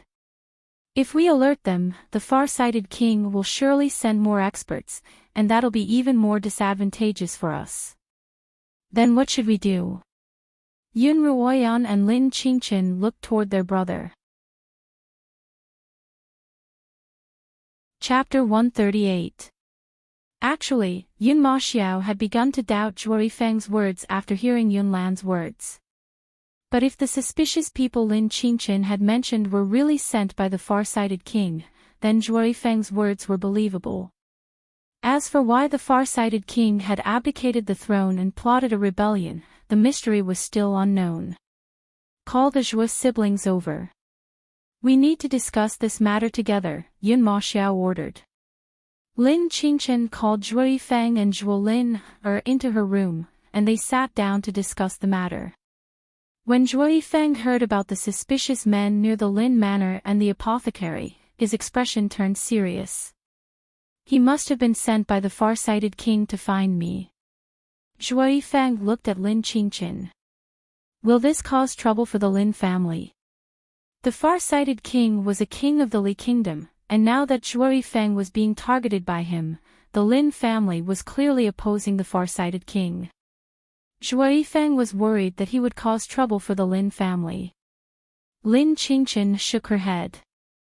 "The Lin family has some status in the capital, so you don't have to worry about that." Although the Lin family wasn't as powerful as it used to be, its century-old reputation was still there. Without sufficient reason, no one would dare to make a move against them openly. However, no one could guarantee that they wouldn't do something behind the scenes. Even if they did, the Lin family wouldn't be afraid. Those people don't dare to come to the Lin Manor openly, so they can only linger around the Lin Manor, hoping to investigate, Yun Ma Xiao explained. But the Lin family has always lived in seclusion, so they can only wait around the manor and the apothecary. Yun Ruoyan nodded. I'm guessing that those people aren't just loitering around the apothecary. Qingxue must have been followed as well, but Qingchen was quick enough to discover them. No. Zhuo Yifang stood up. We can't stay here any longer. Zhuo Yifang had seen the far-sighted king's shrewdness before. For an ambitious man to disguise himself as a virtuous and impoverished king for a decade or two at a time was truly frightening. If he were to become enemies with such a person, even if he didn't deal with him for the time being, he would surely seek revenge in the future. Zhuo Yifang was worried that he would bring trouble to the Lin family. Don't worry, brother Zhuo. Yun Ma Xiao stood up and patted Zhuo Yifang on the shoulder. There's another reason why King Ming doesn't dare to act rashly, other than the Lin family. He wasn't sure if Zhuo Yifang had discovered their secret, but Zhuo Yifang's sudden departure made him feel uneasy. Therefore, there is no need for us to act recklessly. Brother, do you have an idea? Yun Ruoyan looked at her brother. My idea is to wait and see. Yun Ma Xiao said, since the far-sighted king isn't sure, let's just pretend that nothing happened and continue doing what we were doing. Because of this, Ming Wang is even more uncertain, so he doesn't dare to act blindly without thinking. Yun Ma Xiao's suggestion was similar to Li Mo's. It's just that brother Zhuo and your sister shouldn't go out for the time being. They don't dare to enter the Lin mansion because they don't want to make a big deal out of it. But if you go out, it won't be a problem to kidnap you without anyone knowing, Yun Ma Xiao said. The conclusion of the discussion was that the Zhuo siblings should stay put, while the rest of the family would continue to do as they had in the past. After the discussion, the Zhuo siblings would remain in the bamboo grove to look after Lin Zainin, while the rest of the family left the grove to pay their respects to Lin Zainin. Unable to find Lin Zainin in his study, they turned to his pill-making chambers, only to find that he wasn't there either. Lin Zainin hadn't left the house in a long time, and was usually either in his study or in his pill-making chambers. Given the size of the Lin household, they really didn't know where to look for him. Just as they were about to leave, they saw Lin Bo emerge from a small path. Young Master, Miss Yun, Uncle Lin greeted the two of them. Uncle Lin, have you seen grandfather? Lin Qingxue asked. He's in the peach blossom grove right now. He told me to bring some wine over, then told me to come back, saying that he wanted some time alone, Lin Bo replied. What's wrong with grandfather today? Lin Qingxue asked curiously. In his youth, Lin Zainin had been fond of wine, and his family had a large collection of it. In recent years, however, he had rarely drunk. The last time he drank was to celebrate Yun Ma Xiao's return. Today didn't seem to be a special day, so why was he drinking so early in the morning? From Lin Bo's tone, Lin Zainin didn't seem to be in a good mood. Was there something troubling him? Everyone looked doubtful. I've made some headway in the matter that Master had me investigate, Lin Bo replied. This morning, I reported everything to him. Is it about my mother? Yun Ruoyan asked after a moment's hesitation. Uncle Lin nodded, and the others all had a sorrowful look on their faces. Since Master's in a bad mood, why don't you go keep him company? Lin Bo left. The group followed the path to the Peach Blossom Grove.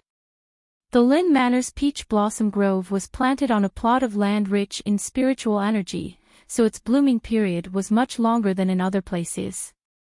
Generally, it would bloom from the third month of spring until autumn, when the ground was covered in fallen leaves. Even when the spiritual energy was particularly abundant, the blossoms would still be gorgeous when it snowed. Usually, Yun Ruoyan didn't like coming here, because the peach blossoms and even the scent of the peach blossoms would remind her of that dream where Lin Yuemei had danced amidst the peach blossoms and vomited blood. Although it was only a dream, it had truly happened. Yun Ruoyan couldn't help but shudder every time she thought of it. From the moment they entered the grove, Yun Ruoyan clenched her fists tightly. As if sensing her nervousness, Yun Ma Xiao placed his large hand lightly on her shoulder. As soon as they entered the grove, they saw Lin Zainin sitting alone at a stone table.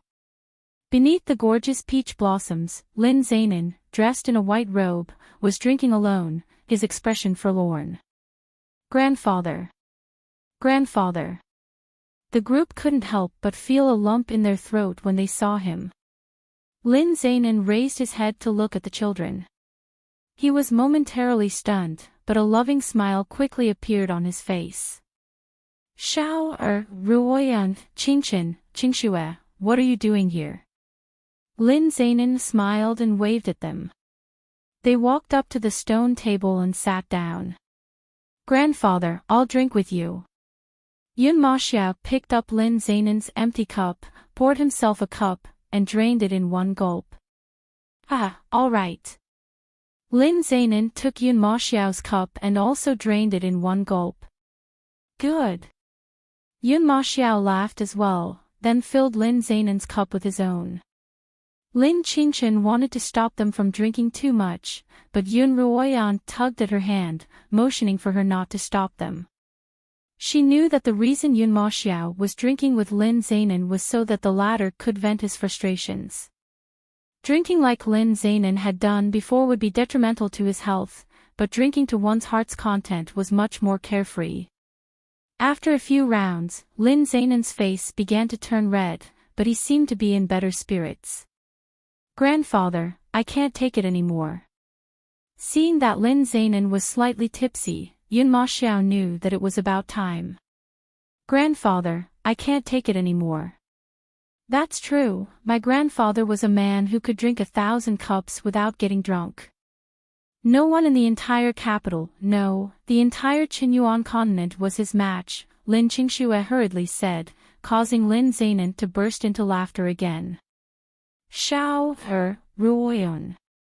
Lin Zainin put down his cup and looked at the two girls. I had Lin Bo investigate the shamanic tribe, and we've made some progress. Yun Ruoyan and Yun Ma Xiao glanced at each other, their eyes flashing. Although Lin Qingchen and Lin Qingxue didn't know about this, they could tell from the three girls' tone and expressions that it was important. They held their breaths and listened carefully.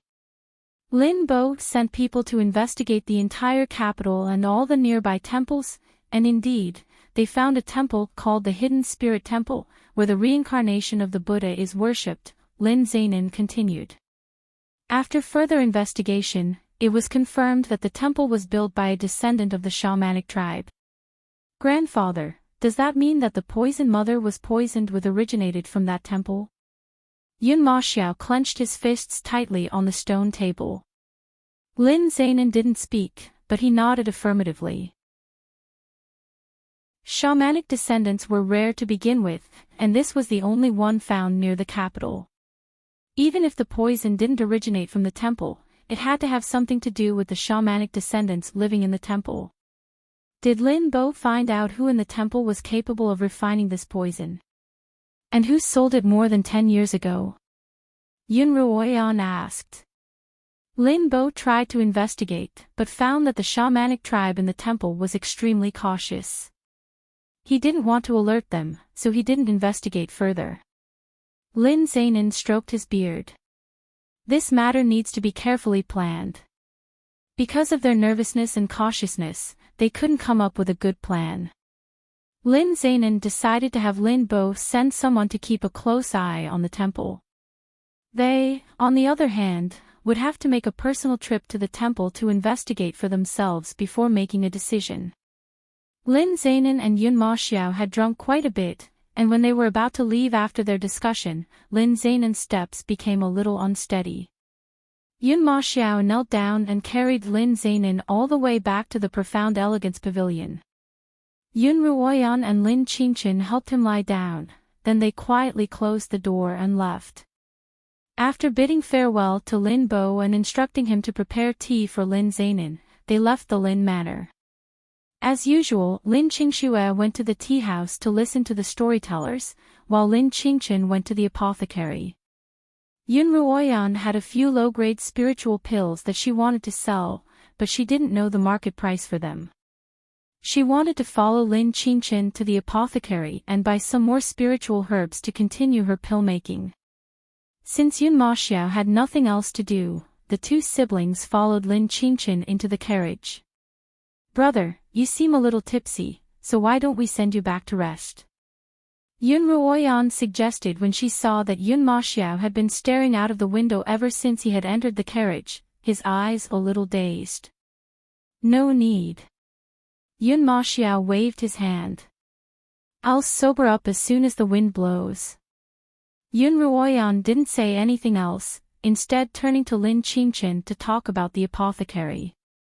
As the carriage moved along, Yun Maxiao looked out the window for a while, then reached into his robes and pulled out a pouch of perfume. Yun Ruoyan glanced at the pink perfume pouch. She couldn't help but take a few more glances at it. Chapter 139. Embroidered on the pink sachet was a flower she hadn't seen before. It was leafless, and its petals were slender and fiery red. It looked a little like a chrysanthemum's petals, but they were even more dazzling, as if they had a life of their own. As Yun Maxiao looked at the sachet, his expression softened. Yun Ruoyan was curious. Her brother had grown up in the army, and logically speaking, he shouldn't have had many opportunities to interact with women. In the past few days, he hadn't attended any banquets, so he didn't have the slightest interaction with any of the women. So whose sachet was this? "Brother!" Yun Ruoyan suddenly called out to her brother. As soon as he raised his head, he saw Yun Ruoyan staring at him with her large, bright eyes. Yun Ruoyan was both concerned and curious. She and her brother didn't have to hold back, so she asked directly. "Which girl made that sachet?" Yun Ruoyan's question caught Lin Qingchen's attention, and she turned her gaze to the sachet in Yun Maxiao's hands. "A leafless flower," Lin Qingchen blurted out. "Qingchen, you recognize this flower?" "You said it's a leafless flower." Yun Ruoyan and Yun Maxiao exclaimed in unison. Yun Ruoyan turned to Yun Maxiao and saw that he was also looking at Lin Qingchen curiously, and she knew that he didn't recognize this flower either. The leafless flower is the beastkin's national flower. It's an extremely rare flower that grows on the Uele Mountains, and it can be eaten as well as used for healing and detoxification, Lin Qingchen explained. The conditions for its growth are extremely stringent, and only the beastkin once knew how to raise it, but that method has long since been lost. As a result, most people don't know about this flower, and even Brother Zhua and the others have only heard of it. "Oh, so that's how it is." Yun Maxiao turned his gaze back to the sachet. "I thought I was ignorant, but it turns out to be a rare species." "Qingchen, you sure know a lot," Yun Ruoyan praised her sincerely. She knew that, although Lin Qingchen's talent as a pill master wasn't particularly high, she was no less hardworking than she was. Lin Zainan had once told Lin Qingchen that concocting spiritual herbs required a high talent for pill making, as well as an extremely high cultivation as a blade master. Given her talent, it would be difficult for her to achieve anything in this area. Thus, after Lin Qingchen accepted this reality, she began to work hard in the direction of theory and the direction of alchemy. She studied the knowledge of all kinds of spiritual herbs, hoping that even if she didn't have the ability to condense high-grade spiritual herbs, one day she would be able to create a new low-grade, mid-grade, or even high-grade spiritual herb condensation method. This was the goal she worked hard for. However, Lin Qingchen had only read about the leafless flower in books about beasts. Ever since meeting the Zhua siblings, Lin Qingchen had developed an interest in the beast race. She'd read many books about their origins and their eventual decline. By now, Lin Qingchen was quite familiar with the beastkin. Lin Qingchen's gaze also landed on the sachet. She could see that the flower on the sachet was extremely lifelike, both in color and shape. Although she hadn't seen it before, she could immediately tell that it was indeed a leafless flower. The flower on this sachet doesn't look like it was embroidered according to the descriptions in the books, Lin Qingchen began. Rather, it's someone who's seen a leafless flower with their own eyes. Otherwise, they wouldn't have been able to imitate the flower's spiritual energy. Yun Maxiao's expression was one of surprise. Brother, who could have done this? I'm more than a little curious. I'm curious as well, Lin Qingchen replied. Not only am I curious, but I'd also like to pay a visit to the person who's seen a leafless flower. The two sisters turned to Yun Maxiao, waiting for him to answer their curiosity. Yun Maxiao smiled helplessly. I'm curious as well, because I don't know who the owner of this sachet is. On the day that Yun Ruoyan had left for the slaughtering king's manor, Yun Maxiao had seen her carriage on the streets. Worried, he'd followed it. However, on his way to Yun Ruoyan's carriage, he'd been ambushed by a group of black-clothed men. Their cultivations were extremely high, and Yun Maxiao, as an 8th-rank blade master, was clearly no match for them. Fortunately, the group of black-clothed men hadn't intended to harm him. After trapping him for a while, they retreated, and Yun Maxiao lost track of the carriage. I wasn't familiar with the capital, and not only did I lose track of Ruoyan's carriage, but I also lost my way.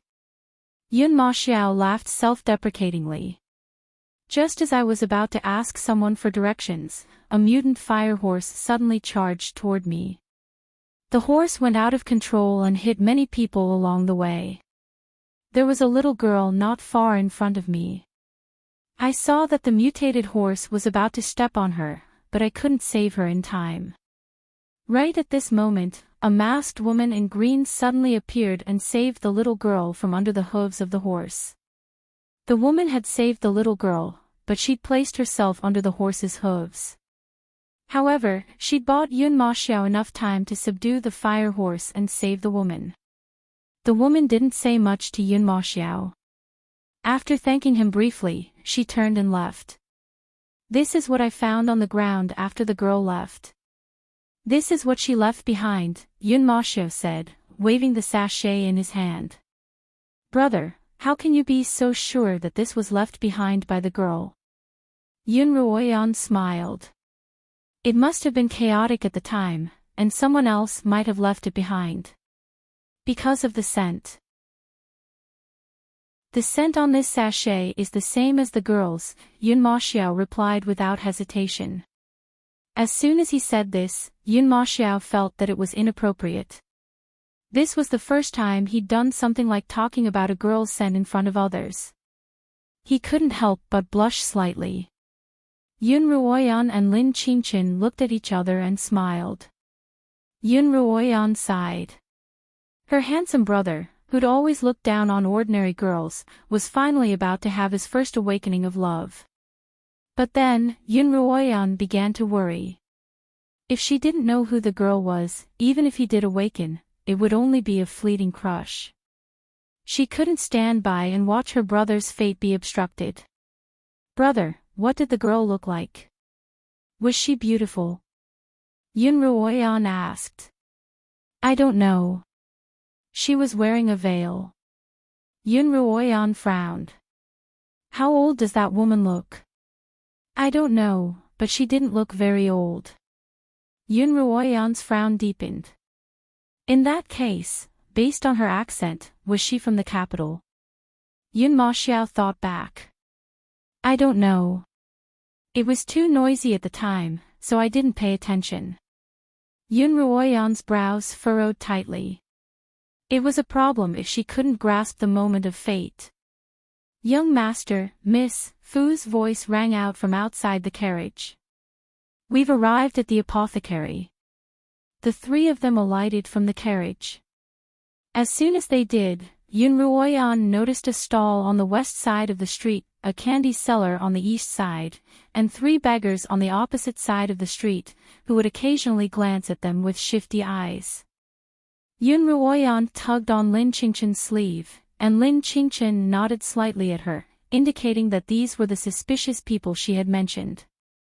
Lin Qingchen leaned close to Yun Ruoyan's ear and whispered, "The ones around the Lin Manor would still hide their tracks, but the ones here are much more obvious. Let's go in." Yun Maxiao clasped his hands behind his back and looked straight ahead. The apothecary was located on a relatively secluded street in the southern part of the capital. But because of its existence, this relatively secluded street was bustling with activity. Although it was only noon, and some of the night vendors hadn't yet opened for business, the apothecary was already bustling with activity. When Lin Qingchen entered the apothecary, she had already put on a veil. Although the women of the Qinyuan continent weren't restricted or conservative, some of the more reserved ones still preferred to cover their pretty faces. Even the most flamboyant women would wear the half-veil that Lin Qingchen had created for Yun Ruoyan when they went out. This way, even the tomboyish ones would look a little more feminine and reserved. The apothecary's main hall had 4 areas for consultation, and there were still many people waiting in line. Those who had finished their consultation would take a physician's prescription and head to the medicine cabinets at the back of the hall to find an apprentice to fill up their prescriptions. There were also people in charge of maintaining order and answering patients' questions. As a result, even though there were many people in the hall, it was quiet and orderly. "Miss, you're here." A middle-aged man with a long beard and a navy blue robe walked up to greet her. Yun Ruoyan recognized him as the manager of the apothecary. "Zhong Bo, I'll show my cousins around." "You don't have to bother with us, Zhong Bo," Lin Qingchen replied. Zhong Bo had an impression of Yun Ruoyan, but he didn't recognize Yun Maxiao. He couldn't help but glance at him a few more times before nodding and leaving. "Qingchen, are you in charge of the entire apothecary now?" Yun Ruoyan asked as she looked around. The last time Yun Ruoyan had been to the apothecary, it had still been on the busiest street in the capital, and Lin Zainan had personally managed it. She remembered that there were only 2 consultation areas in the apothecary at the time, and when there were too many people, the queue would stretch all the way to the street outside, causing traffic jams. Although the apothecary had moved to a more secluded street, the number of patients had only increased. However, it was no longer crowded or chaotic, and the efficiency of consultation had greatly increased. Yun Ruoyan looked at her younger sister, who was even more petite than herself, and her heart was filled with admiration. Yun Ruoyan had been reborn, and her mental age was at least 30. On the other hand, Lin Qingchen was only 12 years old, and yet she was so capable. "Sister Ruoyan, look." Lin Qingchen pointed at a man behind the counter dressed in the apothecary's uniform, who was swiftly filling up a patient's medicine. Yun Ruoyan watched as he nimbly took out 5 sheets of yellow paper and laid them flat on the counter. Then, he glanced at the patient's prescription and began filling up the medicine. His fingers were slender and flexible. He only needed 2 handfuls at most to open the drawer and grab a medicine. Then, he evenly distributed the medicine in the medicine cabinet on 5 pieces of yellow paper. He did this 8 times in a row until he had all the medicine. He didn't even look at the prescription. Not only did such a technique require a high degree of familiarity with the herbs, but it also required a superb memory. Yun Ruoyan couldn't help but nod in praise. "He's Sister Rongyan's maid, Ling Lan's brother," Lin Qingchen began. "His name is Che Mingchen." Chapter 140. "Oh, it's him." Hearing Lin Qingchen's words, Yun Ruoyan couldn't help but take a closer look at the man. His appearance was delicate and refined, and it was hard to associate him with the gambling addict that she knew of. "Scholar Che," Lin Qingchen called out to the man. Ling Lan's brother was a scholar, so everyone in the pharmacy called him Scholar Che. When the man raised his head and saw Lin Qingchen, he smiled. Mississippi, Lin Qingchen pulled Yun Ruoyan to the counter, and Che Mingchen handed the bundle of medicine to the patient. He turned to speak to the attendant beside him, who nodded and took his place. Only then did Che Mingchen walk out from behind the counter. "Miss, you're here." Che Mingchen walked up to Lin Qingchen and Yun Ruoyan and greeted them respectfully. "Let me introduce you." Lin Qingchen gestured to Che Mingchen. "This is my cousin, Yun Ruoyan." Che Mingchen paused for a moment, but he quickly recovered. "I've long heard about you from my sister, and I've always wanted to personally thank you for your kindness." Che Mingchen bowed deeply toward Yun Ruoyan. If not for Yun Ruoyan, he would have been beaten into a cripple by the men at the gambling den, and his father would have died of a serious illness. It wouldn't be an exaggeration to say that Yun Ruoyan had given him a new lease on life. "Thank you for your help, Mississippi otherwise would still be living in a wretched state, and my father and sister would have been implicated as well." Che Mingchen's tone was sincere and respectful. "You don't have to be so polite. Your sister has also helped me quite a bit." Yun Ruoyan smiled faintly. "You don't look like a beginner at all." "You flatter me, Mississippi," Che Mingchen continued respectfully. "I'm not particularly talented, but I've read quite a few medical books and am quite familiar with medicinal herbs. Despite studying for so many years, I've managed to hone my memory quite well." Yun Ruoyan could hear his sour tone, and she couldn't help but think of him using such a sour tone in the casino to play pai gao with others. She couldn't help but find it amusing. After chatting with Che Mingchen for a while, Lin Qingchen brought Yun Ruoyan and Yun Maxiao to the back of the pharmacy. The front hall was a place for ordinary people to see a doctor and get medicine, while the back hall stored some expensive spirit medicines and spirit herbs, which were sold to some cultivators and alchemists. Yun Ruoyan looked around and saw that there were a few herbs on the list that Qiuqiu had given her. She inquired about their prices and prepared to purchase them elsewhere. The reason why Yun Ruoyan hadn't gone to the apothecary was because Lin Qingchen was too meticulous. She might not have pursued the matter, but when she looked at Yun Ruoyan with her doubtful eyes, Yun Ruoyan couldn't help but want to tell her the truth. Therefore, it was better not to look for this trouble. Qingchen. "When I was free, I made a few low-grade pills. I'd like to sell them, but I'm not sure what the market price is right now." "Ruoyan, do you need money?" "Ruoyan, do you need money?"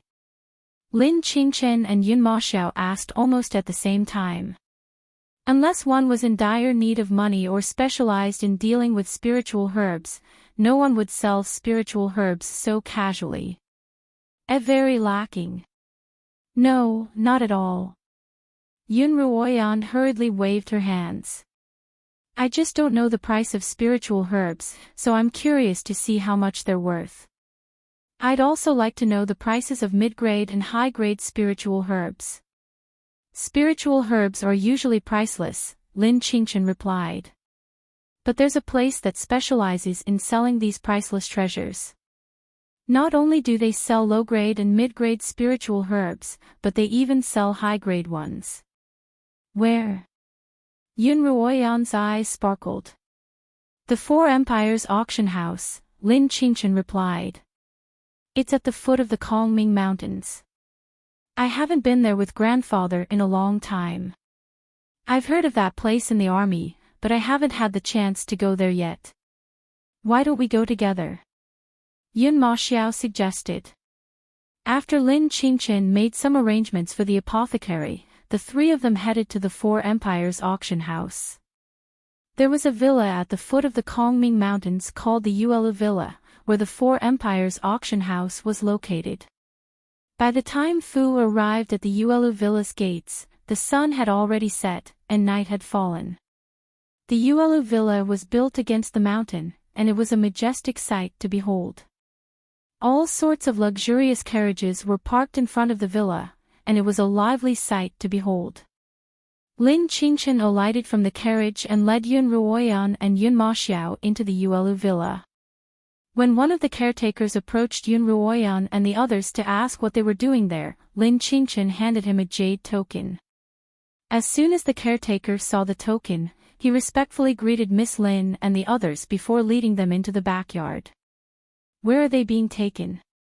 Yun Ruoyan asked Lin Qingchen, seeing that some of the guests who had entered the Yuelu villa with them were being taken in different directions by different caretakers. "Other than the Four Empires auction house, there are many other places in the Yuelu villa," Lin Qingchen replied as they walked. "They're not going to the Four Empires auction house." Although Yun Ruoyan had lived 2 lives, she had almost never stepped out of her family's front door in her first life. Before her marriage to Pei Zio, she would occasionally visit the Lins, but after her marriage, she gradually severed all ties with the Lins, and never left the Pei's residence. As a result, Yun Ruoyan was no less unfamiliar with the capital than Yun Maxiao was. "I once heard from a colleague in the army that there's a dueling arena in the Yuelu villa. Is that true?" Yun Maxiao asked softly. Yun Maxiao's colleague was a high-ranking general. According to him, the dueling arena was a place where slaves and magical beasts fought to the death, and it was extremely violent and bloody. Not only did it satisfy the audience's need for visual stimulation, but it was also a place where bets could be placed. Yun Maxiao, on the other hand, really wanted to go in and take a look. "I'm not sure about that," Lin Qingchen replied. Lin Qingchen replied, "When grandfather and I came here, we only went to the auction house. However, I heard grandfather say that there are many secret places in the Yuelu villa that ordinary people aren't allowed to enter." While they were talking, they were brought to a courtyard. There was a small building in the courtyard, which was the Four Nations auction house. As the 3 of them entered the building, they were greeted by a magnificent, brightly lit hall. In the middle of the hall was a tall stage, which Lin Qingchen told them was the auction stage. In a while, all of the items up for auction would be displayed and auctioned off on that stage. The 3 of them stood at the entrance. There were staircases on both sides that led to private rooms on both floors. There were 3 floors in total, and Yun Ruoyan estimated that there were more than 20 private rooms. Yun Ruoyan looked around. The first and second floors didn't have curtains, but the third floor did have curtains to ensure privacy. The second floor had the most people in it, and the first floor also had some people, but not many. On the third floor, only 2 or 3 of the curtained rooms were visible, and the rest were empty. When the manager asked if they were going to be auctioned or auctioned, Lin Qingchen replied that they were going to be auctioned. The manager motioned for them to follow him, and they followed him down the stairs to the last room on the first floor. Within the room, someone was tabulating the items to be auctioned off. When asked who the items belonged to, Yun Ruoyan had Lin Qingchen say that she was from the Lin family. Lin Qingchen didn't object. This was the first time that Yun Ruoyan had found out that the title of a pill master had added value to the auction of spiritual pills. Although it was a low-grade pill, with the Lin family's title, its starting price was more than double that of the nameless pillmaster's pill. She had 3 Darkened Heavens pills in her possession, 2 of them were high quality, and 1 was high quality. Because she was using the Lin family's title, she took out her best Darkened Heavens pill. A low-grade Darkened Heavens pill, one of the women in charge of testing the pills announced. High grade, starting price, 10 taels of gold.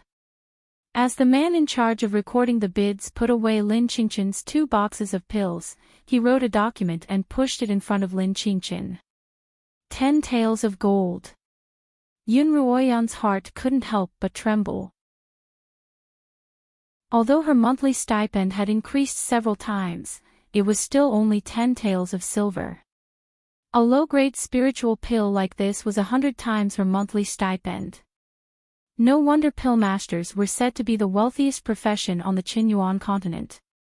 At this rate, she wouldn't have to worry about money anymore. The 3 of them looked at the document and found it to be in order. Lin Qingchen took out the jade tablet that she had shown the manager at the beginning and stamped a bright red stamp on the document, with the words, "Lin Family's Apothecary," written on it. After a series of procedures were completed, the group was informed that this item would be the third item to be auctioned off that night. Then, they were led by the manager to a private room on the first floor. "Everyone, please wait for a moment. Once everyone has arrived, the auction will begin immediately." After saying that, the manager left the private room. The three of them sat in the room and waited for the auction to begin. "Qingchen, did you and grandfather come here often in the past?" Yun Ruoyan asked, seeing that Lin Qingchen was quite familiar with the procedures. "When I was 7 or 8, grandfather and I would often come here to auction off the family's spiritual pills," Lin Qingchen replied. "At the time, grandfather hadn't given up on searching for my parents and second uncle. He spent a lot of money searching the Qinyuan continent, but eventually gave up when he couldn't find any more hope. At that time, Lin Zainan had already given away more than half of his fortune, and the Lin family had begun to decline." After hearing Lin Qingchen's words, both Yun Ruoyan and Yun Maxiao fell silent. In that silence, Yun Ruoyan suddenly felt a gaze on her. She subconsciously raised her head to look for the source of the gaze, but she didn't find it. Instead, she discovered that a previously empty private room on the third floor had suddenly become occupied. Soon after, more people arrived. Most of them were seated on the second floor, with few on the first and few on the third. Yun Ruoyan didn't understand the reason, so she asked Lin Qingchen. Lin Qingchen told her that the first floor was for the auctioneers, the second was for the buyers, and the third was reserved for special individuals on the Qinyuan continent. These individuals, regardless of whether they were buyers or sellers, could sit in the private rooms on the third floor. Ding! At this moment, on the high platform in the center of the hall, a rather handsome man in a blue robe rang the small bronze bell on the platform. The bronze bell wasn't big, but the sound it made was extremely clear, echoing throughout the entire hall. "Silence, everyone," the blue-robed man began. "Tonight's auction will now begin." Chapter 141. The man used spiritual energy as he spoke, and his voice traveled to every corner of the auction hall. The first item up for auction is a high-grade spiritual herb, known as the jimming grass. It's the main ingredient for the high-grade jimming pill, and the starting price is 25 gold. The man took out a jade-green spiritual herb from a red box and showed it to the crowd. 50 gold, someone called out from the second floor. Everyone's gaze followed the source of the voice to a booth on the east side of the second floor. To double the price right off the bat, it was clear that he was determined to get it. Yun Ruoyan's gaze followed the crowd's. Only then did she realize that the bidder was none other than the heir of the Wang family, Wang Meng, who had agreed to a duel with her. 55 gold, another voice called out from another booth on the second floor. Jimming grass was an ingredient used to refine high-grade spiritual pills, so it was relatively valuable. 70 gold. The bidder was a middle-aged man by Wang Meng's side. Yun Ruoyan remembered that his name was Wang Gang, and he was one of Wang Meng's attendants. Jimming grass is valuable, but it's only worth between 40 and 50 gold, Lin Qingchen replied. 70 gold is already the highest price I can offer. Indeed, after Wang Gang called out 70 gold, no one else made a bid. 70 gold, sold. The blue-robed man rang a small bronze bell. Congratulations to the guest in booth 12. Just then, Yun Ruoyan saw Wang Meng lower a basket from the second floor, within which were 7 shiny ingots. A veiled woman by the side collected the ingots and, after confirming that they were in good condition, placed the red box containing the jimming grass into the basket. Wang Meng retracted the basket and took out the red box. Ding! Next, the second round of the auction. The blue-robed man placed a rather large red box on the stage.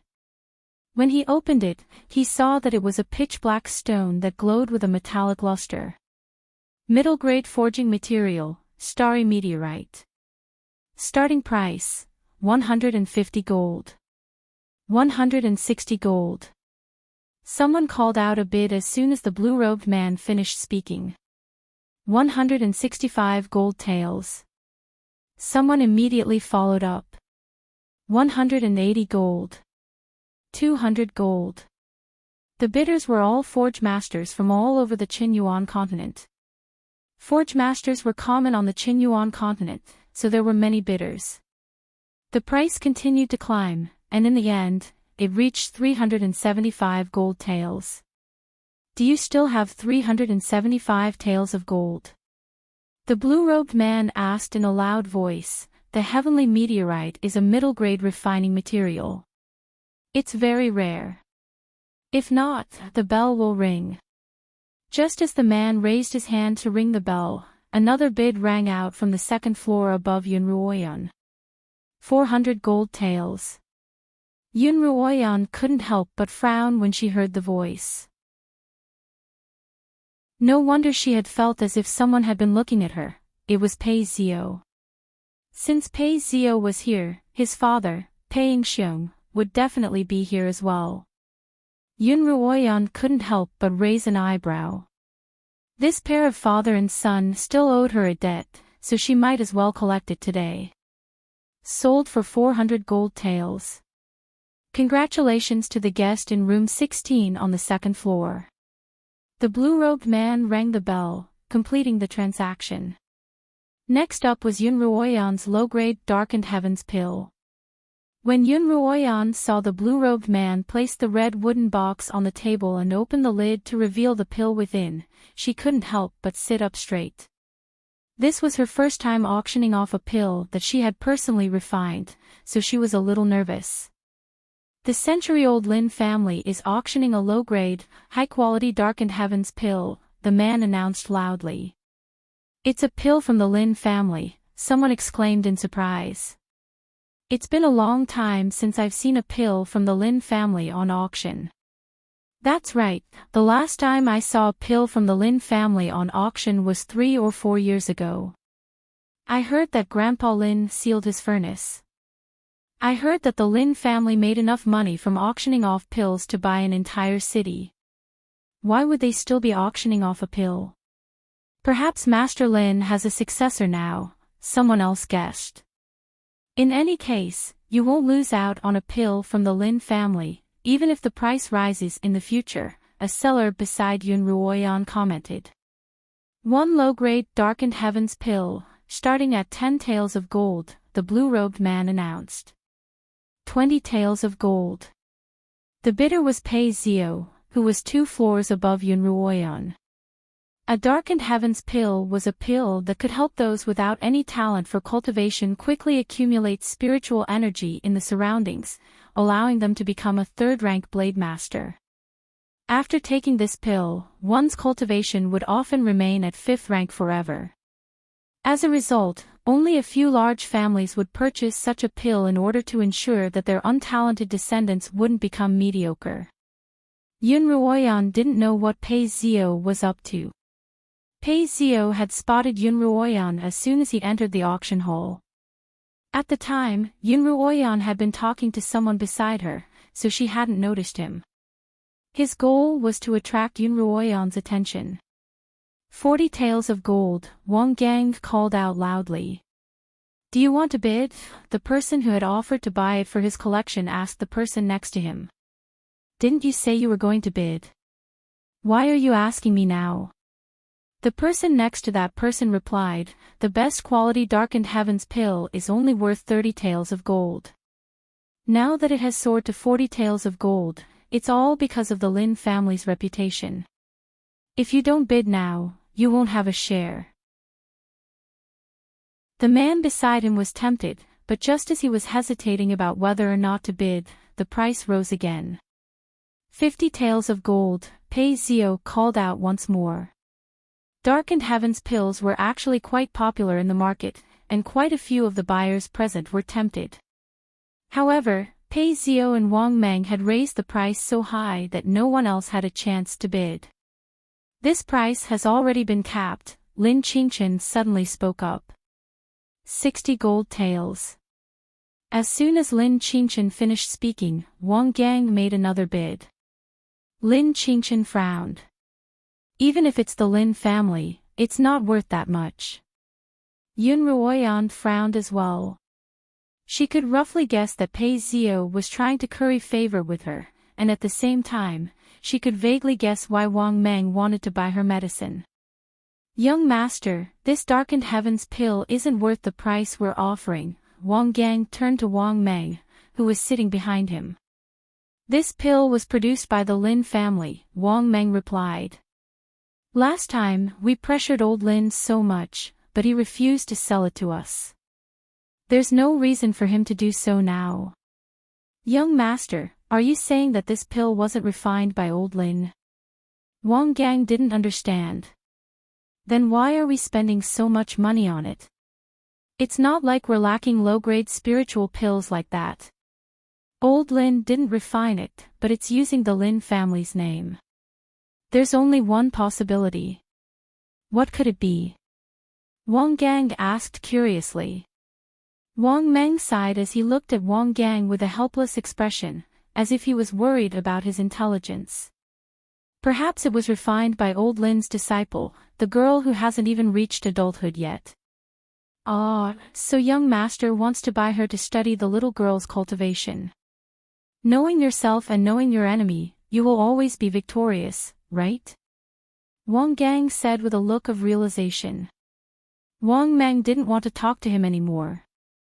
Actually, Wang Meng didn't want to admit that he was wasting his energy on a girl who was still wet behind the years, but Yun Ruoyan had left a very special impression on him. He couldn't help but think of her calm demeanor, as well as the way she had burned Wang Gang's face black. As time passed, Wang Meng couldn't help but take Yun Ruoyan more seriously. After Wang Gang called out 60 taels of gold, Pei Zio didn't respond for a long time. 60 taels of gold is already too much, Pei Yingxiong said. It's not worth it.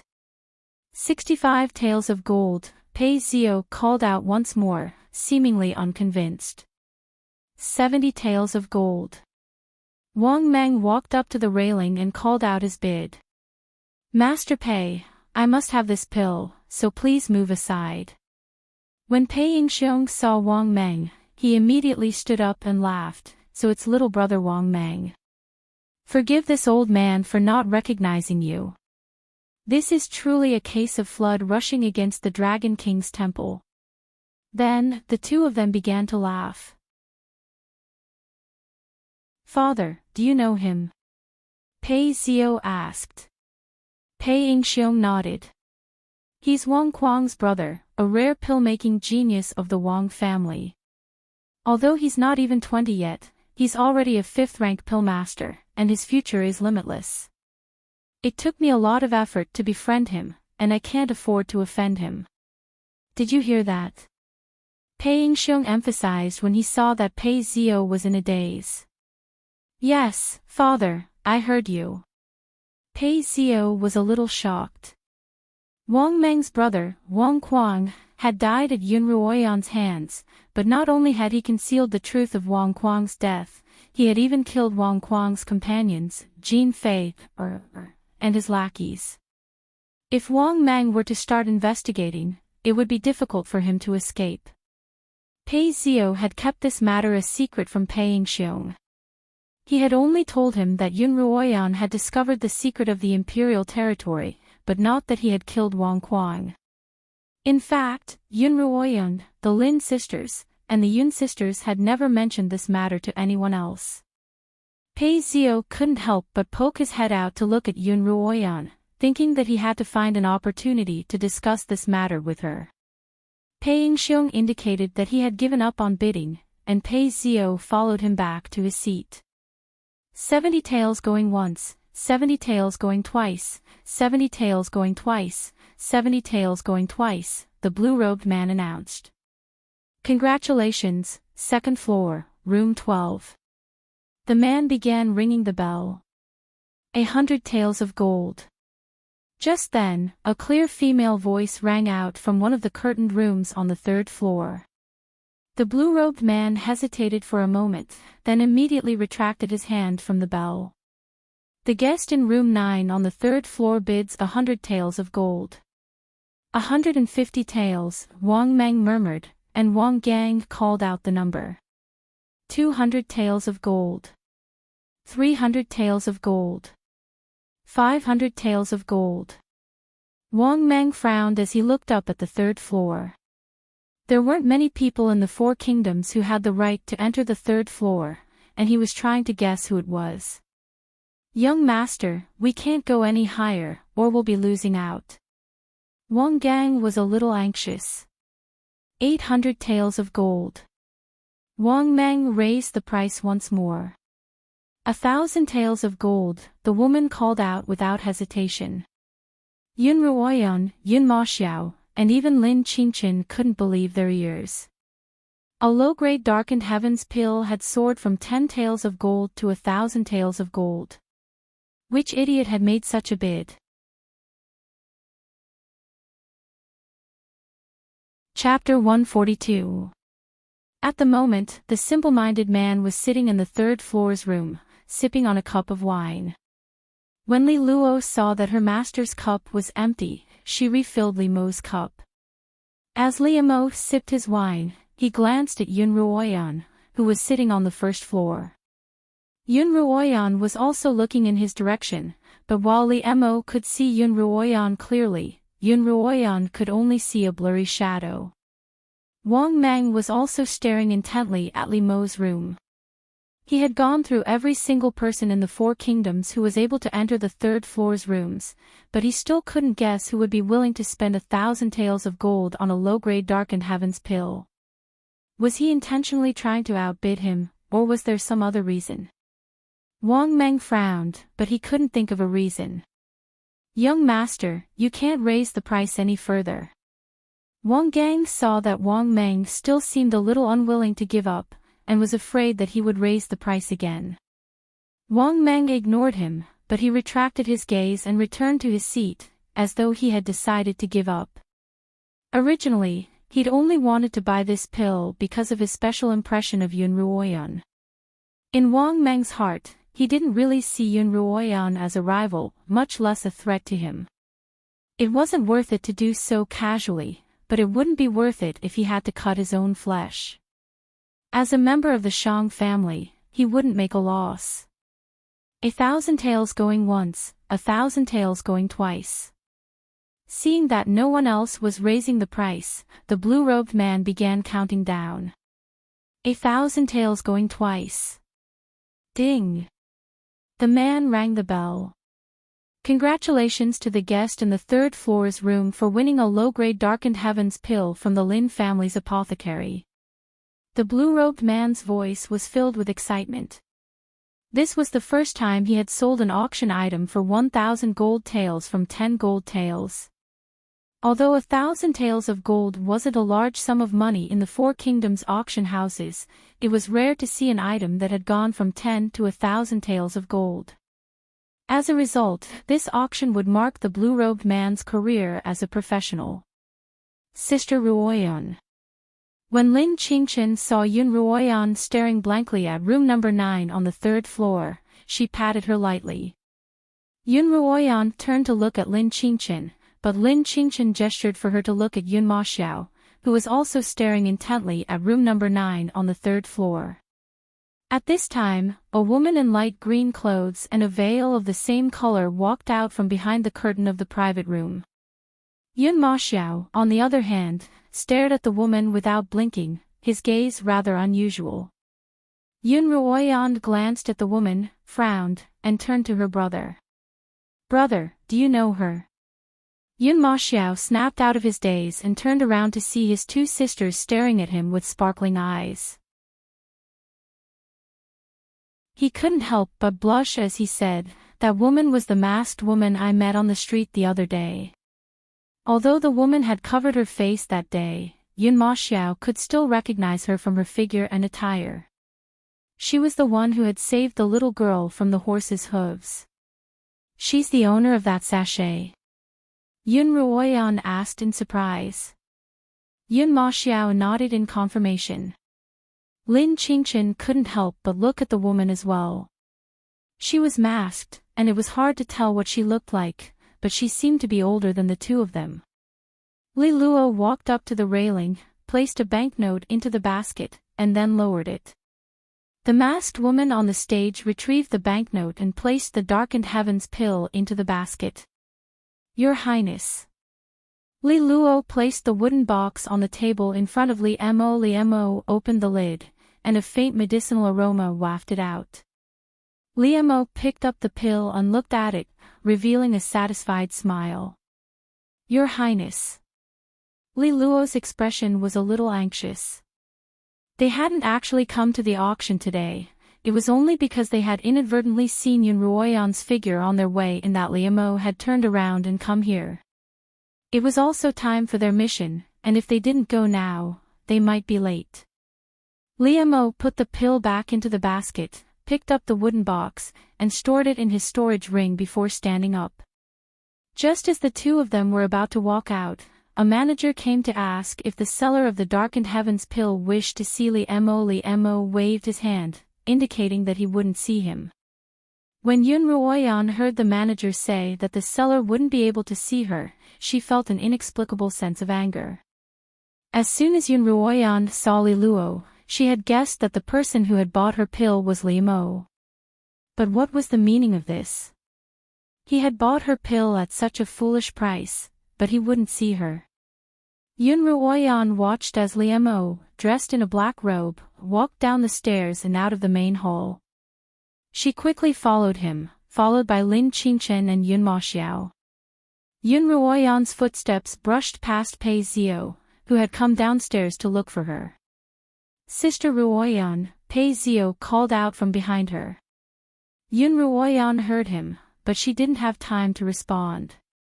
When Yun Ruoyan ignored him, Pei Zio followed her out of the main hall. Yun Ruoyan followed Li Mo out of the house and out of the courtyard. It was even more bustling outside than when they had arrived, and Yun Ruoyan's vision was obstructed by the flurry of figures. Soon, she lost track of Li Mo. I lost him, Yun Ruoyan said to Lin Qingchen and Yun Maxiao, who were following behind her. Yun Maxiao was tall and stood out from the crowd. He raised his head and looked around. Suddenly, he saw the back of a green-robed figure turn into a corridor. I'll go take a look, he said. Wait for me here. Then, he lifted his feet and walked towards the corridor. Sister Ruoyan. Just then, Pei Zio's voice came from behind Yun Ruoyan. Yun Ruoyan and Lin Qingchen turned around to see him walking toward them, and they couldn't help but frown. In the imperial territory, Pei Zio had given the Lin sisters an extremely bad impression, and Lin Qingchen was quite disgusted by him. Sister Ruoyan, I have something to say to you, Pei Zio said as he walked up to Yun Ruoyan. Yun Ruoyan smiled at him. Young Master Pei, what could I possibly have to say to you? Pei Zio looked at Yun Ruoyan with a teasing smile, but with a face as delicate as the petals of a flower, even a teasing smile would look good on her. As a result, Pei Zio subconsciously ignored the teasing in her smile. There's too many people here, not a good place to talk. Pei Zio pointed at a fake hill not too far away. It's quieter there, so let's talk there. Lin Qingchen tugged at Yun Ruoyan, indicating that she shouldn't go, but Yun Ruoyan had her own plans. She patted Lin Qingchen's hand, gesturing for her to wait where she was before following Pei Zio. Young Master Pei, you can speak now, Yun Ruoyan said coolly, her arms crossed. Did you see the man who wanted to buy the Lin family's spiritual herb? Pei Zio looked at Yun Ruoyan. Yes, I did. That man's called Wang Meng, Wang Kuang's brother. Pei Zio's expression was very serious. Yes, why? Yun Ruoyan's tone was still indifferent, not at all surprised by Pei Zio's words. He's Wang Kuang's brother. Pei Zio was surprised by Yun Ruoyan's calmness. He stepped forward and whispered, Wang Kuang, have you forgotten? He's the one you killed in the Imperial territory. Aren't you afraid that his brother will seek revenge? Who killed whom in the Imperial territory? Yun Ruoyan looked confused. Young Master Pei, why don't I understand what you're saying? Pei Zio stared blankly at Yun Ruoyan's mysterious smile. It took him a long while to react. It had been 2 or 3 months since they had left the Imperial territory, but there hadn't been a single rumor of Wang Kuang's death in the capital. In fact, quite a number of Saiyans from the 4 kingdoms had lost their lives in the Imperial territory, and many of them had ended up in the stomachs of magical beasts. As long as no one reported Wang Kuang's death, no one would suspect that Yun Ruoyan had killed him. But now that time had passed, even if someone reported Yun Ruoyan wouldn't admit to it. Pei Zio looked at Yun Ruoyan's calm demeanor and couldn't help but sweat. How could he have panicked so much when he saw Wang Kuang? In this aspect, he had lost to Yun Ruoyan by quite a bit. I misspoke, Sister Ruoyan, please don't take offense, Pei Zio said after regaining his composure. Young Master Pei, is there something else you want to talk to me about? Yun Ruoyan sighed. Young Master Pei, is there something else you want to talk to me about? If that's the case, then name a price. I'm willing to pay for your father's forging.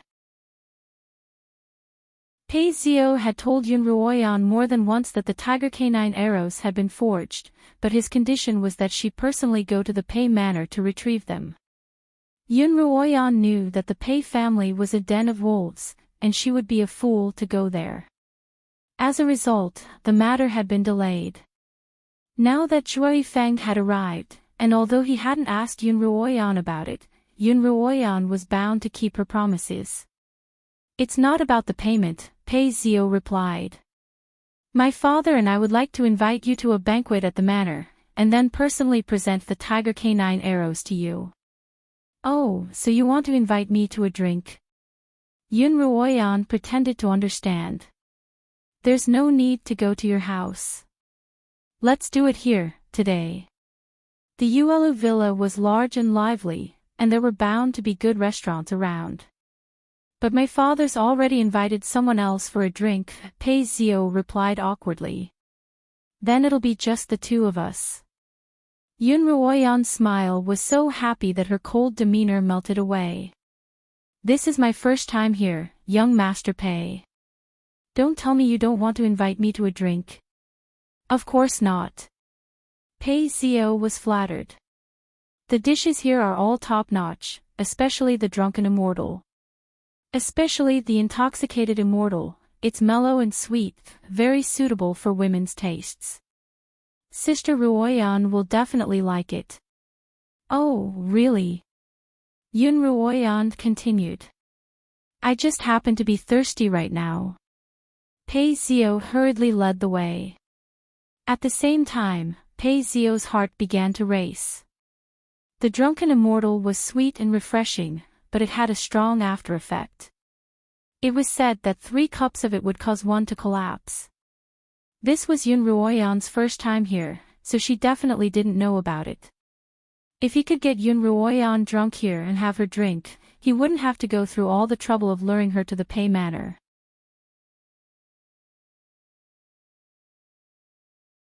Chapter 143. Yun Ruoyan told Lin Qingchen that she wanted to follow Pei Zio to the Xinxian restaurant, and Lin Qingchen wanted to tag along as well, but Yun Ruoyan told her to wait for her brother. Lin Qingchen held on to Yun Ruoyan's hand, but Yun Ruoyan smiled at her. It's not like you don't know young Master Pei.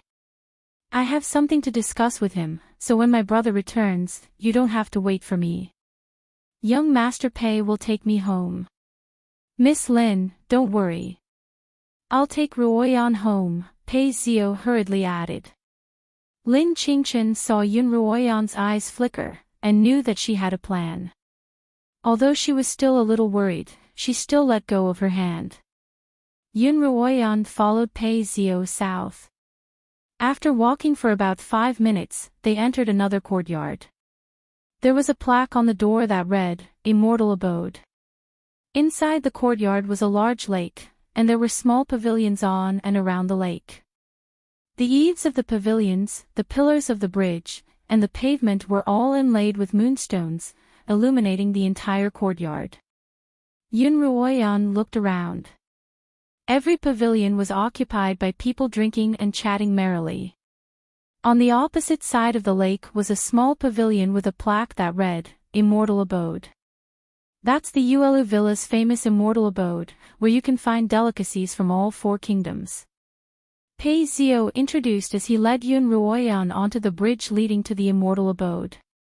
If we're talking about alcohol, it's the Drunken Immortal. Sister Ruoyan, you'll have to try a few cups later. The two of them entered the Immortal Abode, and Pei Zio asked for a private room on the 2nd floor. The waiter led the two of them into the room and took their orders. Pei Zio showed Yun Ruoyan the menu. Yun Ruoyan glanced at the menu, which contained a series of abstract dishes such as Blazing Lianyun, Song of the Jade Sea, and Nirvana of the Phoenix. She didn't ask any questions, choosing only the most expensive dishes and filling up 7 large bowls and 8 large plates. A conservative estimate would be around 10 taels of gold. Even though Pei Zio was a wealthy man, he couldn't help but gulp when he saw Yun Ruoyan's order. All right, we'll order this. Pei Zio handed the menu to the waiter. And a flask of Drunken Immortal and a flask of February's Red.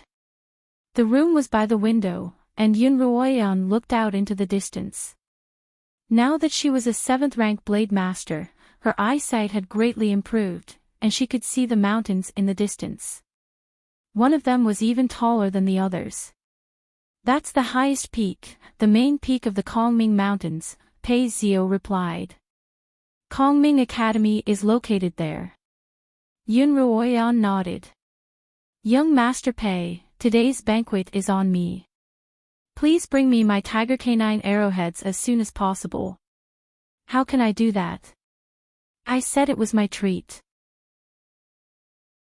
Pei Zio said awkwardly, I also want to give the arrowhead to my sister as soon as possible to fulfill our agreement, but the arrowhead is in my father's hands.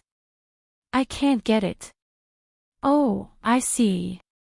Yun Ruoyan turned her head to look out the window once more, concealing the mocking smile on her face. Since talking nicely wouldn't work, she could only resort to underhanded methods. Very quickly, the dishes were served. Pei Zio placed a flask of Immortal Intoxication in front of Yun Ruoyan, while he took the flask of February red wine. Sister Ruoyan, try this Immortal Intoxication. Pei Zio first filled Yun Ruoyan's cup with wine. Young Master Pei, why aren't you drinking Immortal Intoxication? Yun Ruoyan asked when she saw that Pei Zio had poured a different flask of wine for her. That Immortal Intoxication is sweet, and girls like it. I like spicy drinks like this, Pei Zio explained. Yun Ruoyan's Immortal Intoxication was clear and bright, and it tasted sweet and fragrant. Just as she was about to take a sip, she suddenly said, It's not good to drink on an empty stomach. Why don't you eat something first? As she spoke, she put down the wine glass.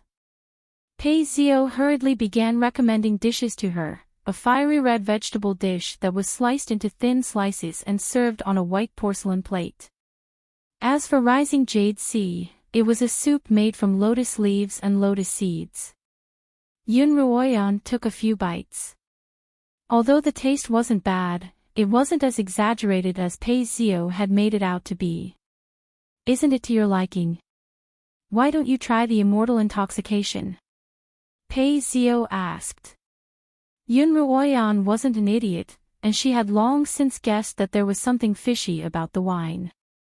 My stomach's really empty, and these dishes aren't very appetizing. Could I trouble you to order some snacks for me, young Master Pei? When Pei Zio heard Yun Ruoyan's stomach grumble, he didn't suspect anything and agreed readily. When Yun Ruoyan saw him leave, she took out a red wooden box, opened it, and took out the soul-stealing pill. Yun Ruoyan opened the flask of wine in front of Pei Zio and placed the soul-stealing pill inside. She shook the flask lightly, and the pill dissolved quickly upon contact with the wine. Hearing footsteps, Yun Ruoyan hurriedly put down the flask of wine and sat down. Not long after Pei Zio entered the room, a waiter came in with a few desserts. Yun Ruoyan was truly hungry, and she didn't hesitate to eat them. "Come, young Master Pei, let me offer you a toast." Yun Ruoyan finished one of the desserts and raised the cup of immortal intoxication in front of her. Yun Ruoyan had seen the waiter bring the wine into the room, so she was sure that Pei Zio hadn't had the opportunity to poison the wine. In that case, there was only one possibility for him to keep making her drink, to get her drunk. She had already spiked Pei Zio's wine with a soul-stealing pill. In Qiuqiu's words, after taking a soul-stealing pill, he wouldn't go west if you told him to, and he wouldn't know how to catch a chicken if you told him to kill a dog. As long as Pei Zio drank the spiked wine, he wouldn't have the opportunity to get her drunk. When Pei Zio saw Yun Ruoyan voluntarily propose a toast to him, he quickly filled his own cup and drained it in one gulp. Yun Ruoyan watched as Pei Zio drained his cup of wine, only dipping his own slightly into the immortal intoxication. She found that the wine was fragrant and sweet. The taste of the wine was very light, not like wine, but more like sweet fruit juice. "Sister Ruoyan, I'll toast you as well. I know you're still holding a grudge against me for what happened in the imperial territory, and I'll make it up to you in the future." Pei Zio poured himself another cup of immortal intoxication before turning to Yun Ruoyan. "Sister Ruoyan, why aren't you drinking?" Yun Ruoyan also drank the immortal intoxication in her cup. "Come, let's have another." After a cup of immortal intoxication, Yun Ruoyan didn't feel anything at all. She let down her guard a little, thinking that it was just a tasty drink, and drank another cup with Pei Zio. By this time, Pei Zio had drunk 3 or 4 cups of wine, and his head was starting to spin. Yun Ruoyan told him to drink, and he stopped when she told him to. Yun Ruoyan knew that the soul-stealing pill was beginning to take effect. "What's your name?" Yun Ruoyan asked. Pei Zio," Pei Zio replied woodenly. "What's your father's name?" "Pei Yingxiong." "Who am I?" Yun Ruoyan asked. Pei Zio turned his head stiffly toward Yun Ruoyan. "Mistress." Yun Ruoyan couldn't help but feel a little smug. If he fought with her, he'd be dead in a matter of minutes. "Very good." Yun Ruoyan composed herself. "Now, I have a mission for you to complete." "Yes, mistress." Yun Ruoyan nodded in satisfaction. "I want you to return to the Pei Manor and steal the tiger canine arrowheads to deliver to the Lins." "Yes, mistress." Yun Ruoyan didn't think that was enough. "Also, steal all of your high-grade spiritual pills." "Yes, mistress." Yun Ruoyan felt quite relieved, but then she realized that she couldn't. If she emptied the Pei family, Pei Yingxiong would surely go crazy. Previously, in order to save Pei Zio, Pei Yingxiong had even dared to barge into the Yun Manor. If she really forced him into a corner, who knew what he'd do? Yun Ruoyan wasn't afraid of Pei Yingxiong's wrath, but she felt that it wasn't worth it. As a result, she corrected herself. The previous condition doesn't count. Don't steal all of your family's spiritual pills, just 2. Yun Ruoyan waved 2 fingers in front of Pei Zio's eyes. She and Pei Zio had agreed on refining the tiger canine arrowheads and 2 high-grade spiritual pills. Even if she were to steal 2 of his high-grade spiritual pills, she would still have a valid reason to do so. "Alright, then I'll be taking my leave." Yun Ruoyan stood up and poured herself another cup of immortal intoxication. "After I leave, you can leave after an hour. You only have 3 days, so hurry up." "Yes, mistress," Pei Zio replied blankly. Yun Ruoyan stood up and prepared to leave. When she opened the door to her room, a gust of cold wind blew into her face. She felt as if her head had been filled with sand, and she fell straight to the ground. Damn it! That immortal intoxication has a strong after-effect. Yun Ruoyan couldn't help but curse.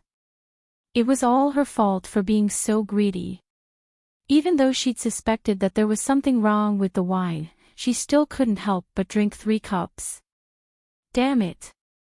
She forced herself not to pass out as she held onto the railing and walked down the stairs. I mustn't get drunk here. If Pei Yingxiong comes looking for me, wouldn't I be sending myself into a tiger's den? However, the effects of the alcohol were getting stronger and stronger. When she saw someone walking toward her, she wanted to give way to him, but she still ended up bumping into him. I am sorry, Yun Ruoyan apologized vaguely as she continued walking toward the staircase. Yun Ruoyan finally saw the staircase, and she stepped on it. In her eyes, the staircase was like a wave on the surface of a lake, undulating and undulating. She stepped on nothing, and sure enough, she missed. Yun Ruoyan closed her eyes, thinking that she'd just roll down the stairs and get up again. In any case, she had to leave this place as soon as possible.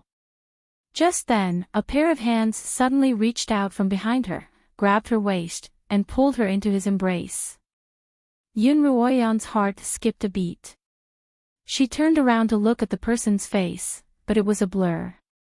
She subconsciously reached out to touch the person's face, but her wrist was grabbed. Who are you? Yun Ruoyan stuttered. Chapter 144. Look at who I am. Liamo bent down in front of Yun Ruoyan, their noses almost touching. Yun Ruoyan saw a distorted face suddenly grow larger in front of her eyes. The nose, eyes, and mouth were all superimposed on top of each other, looking both strange and hilarious. Yun Ruoyan reached out with her other hand and tapped the tip of Liamo's nose. You're ugly, hee. Liamo grabbed Yun Ruoyan's other wrist and whispered in her ear, you're quite drunk. Do you want some soup? Yun Ruoyan shook her head. Let go of me, I have to get out of here quickly. If I'm caught, I'll be in trouble. Liamo raised an eyebrow and pulled Yun Ruoyan back into the corridor. Yun Ruoyan continued to struggle in a daze. Behave yourself. Don't blame me if you fall, Liamo warned. With one hand holding Yun Ruoyan, he made a hand seal with the other. A green sword aura rose from beneath his feet, and the two of them soared into the air. Ah! Although Yun Ruoyan was quite drunk, she still knew fear. She was so frightened that she immediately hugged Liamo's waist tightly.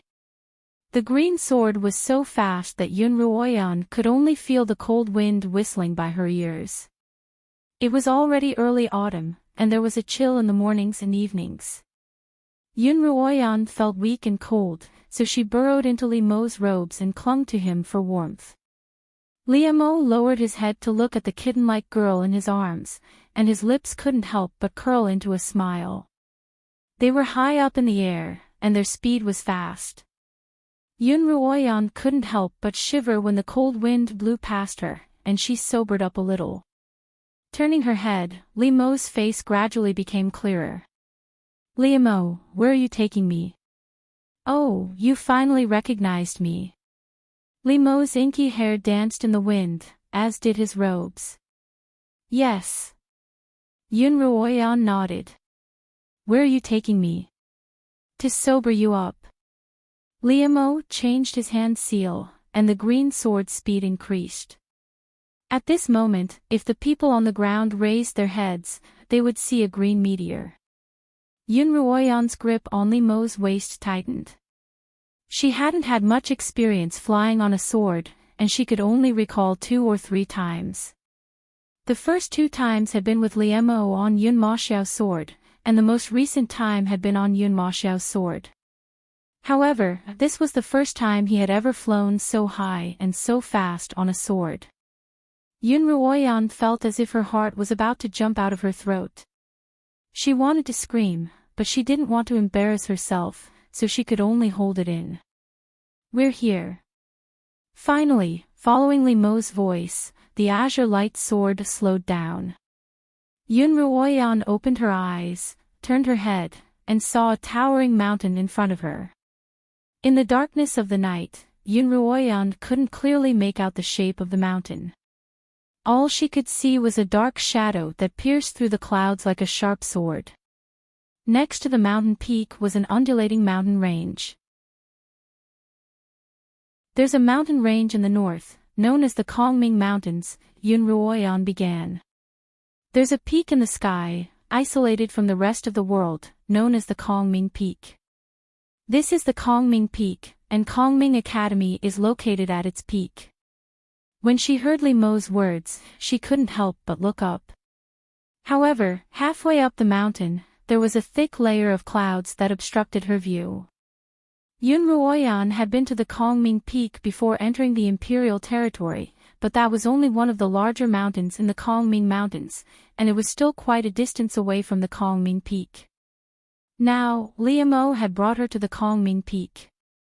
Kongming Academy was the holy land that all cultivators on the Qingyuan continent yearned for, and in less than 10 days, Yun Ruoyan would be one of its students. She would finally be able to leave the Yun family, escape her nightmare, and enter a new world. Yun Ruoyan couldn't help but feel excited. She pointed to the sky and yelled, "I want to soar into the heavens." Her voice was clear and melodious, reverberating through the mountains. Yun Ruoyan's voice sounded a little tipsy, but she didn't expect the person behind her to respond coolly. "That's easy. Hold on tight." Before Yun Ruoyan could react, the green light sword brought them up into the sky, piercing through the clouds. Back in the Yuelu villa, Yun Maxiao followed Li Luo to a secluded location.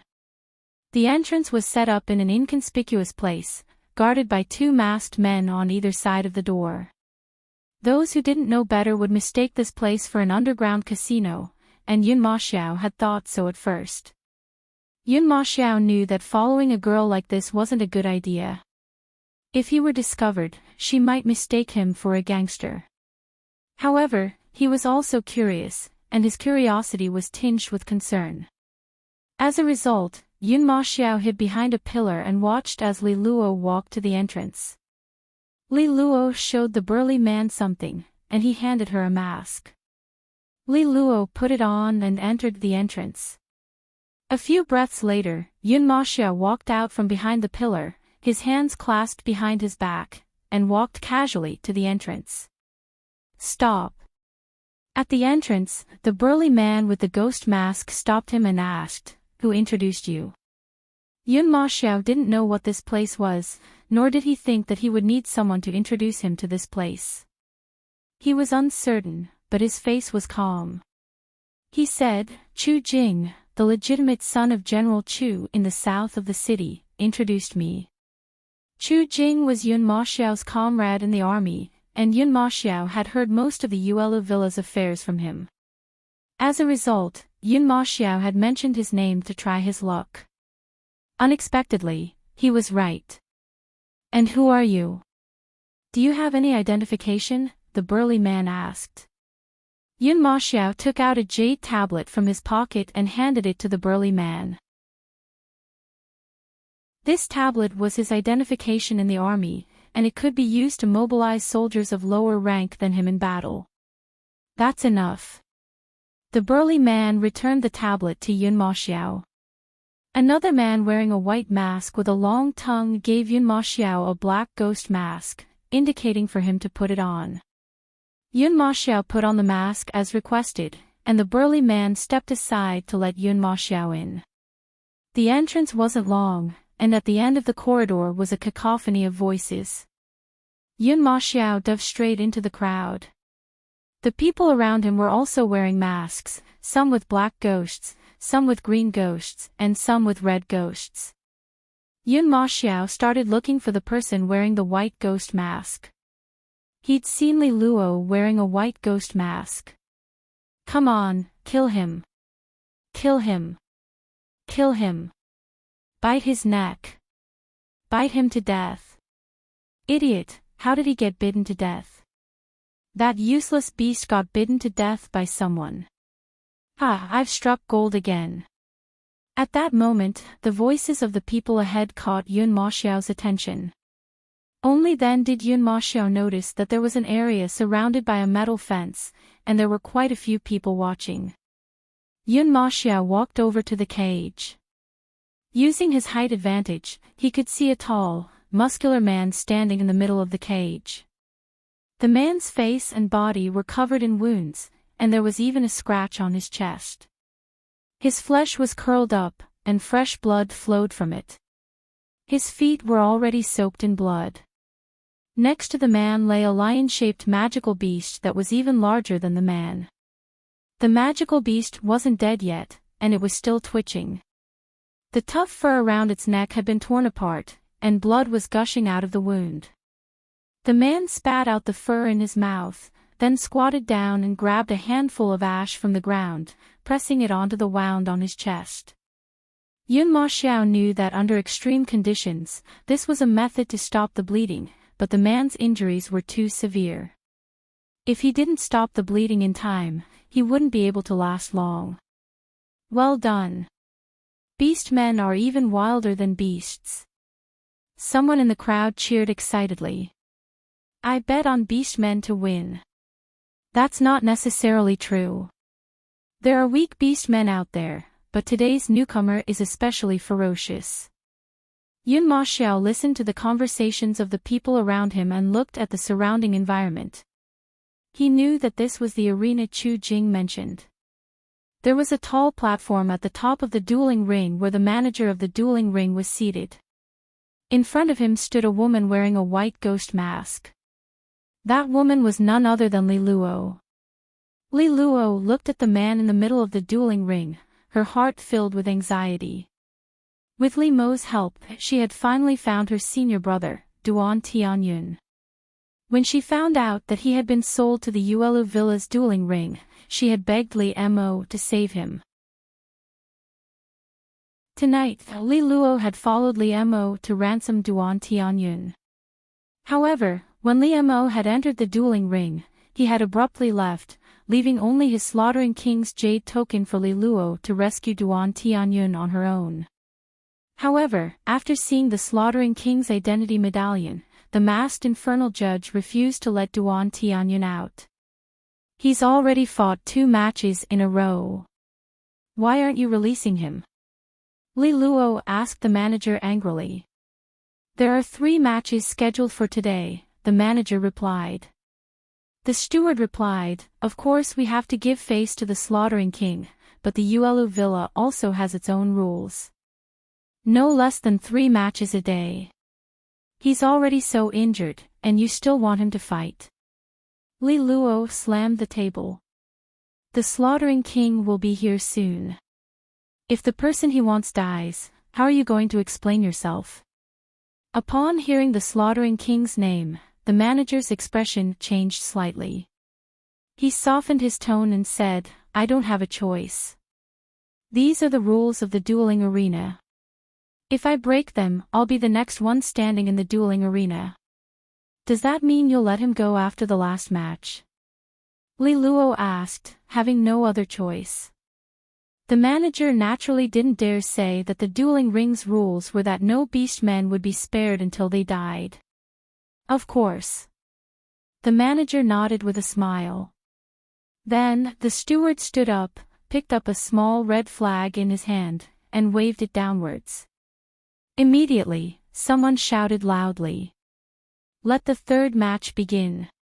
At the end of the call, the 2 iron gates on the other side of the fence opened, and 2 lion-like beasts as large as the one on the ground walked out. The crowd was in an uproar when they saw this. One of the beast men had already injured the beast man quite severely, and now 2 of them were being released at the same time. Was this a show of tearing a man apart? How dare you trick me? Li Luo turned to the steward and glared at him angrily.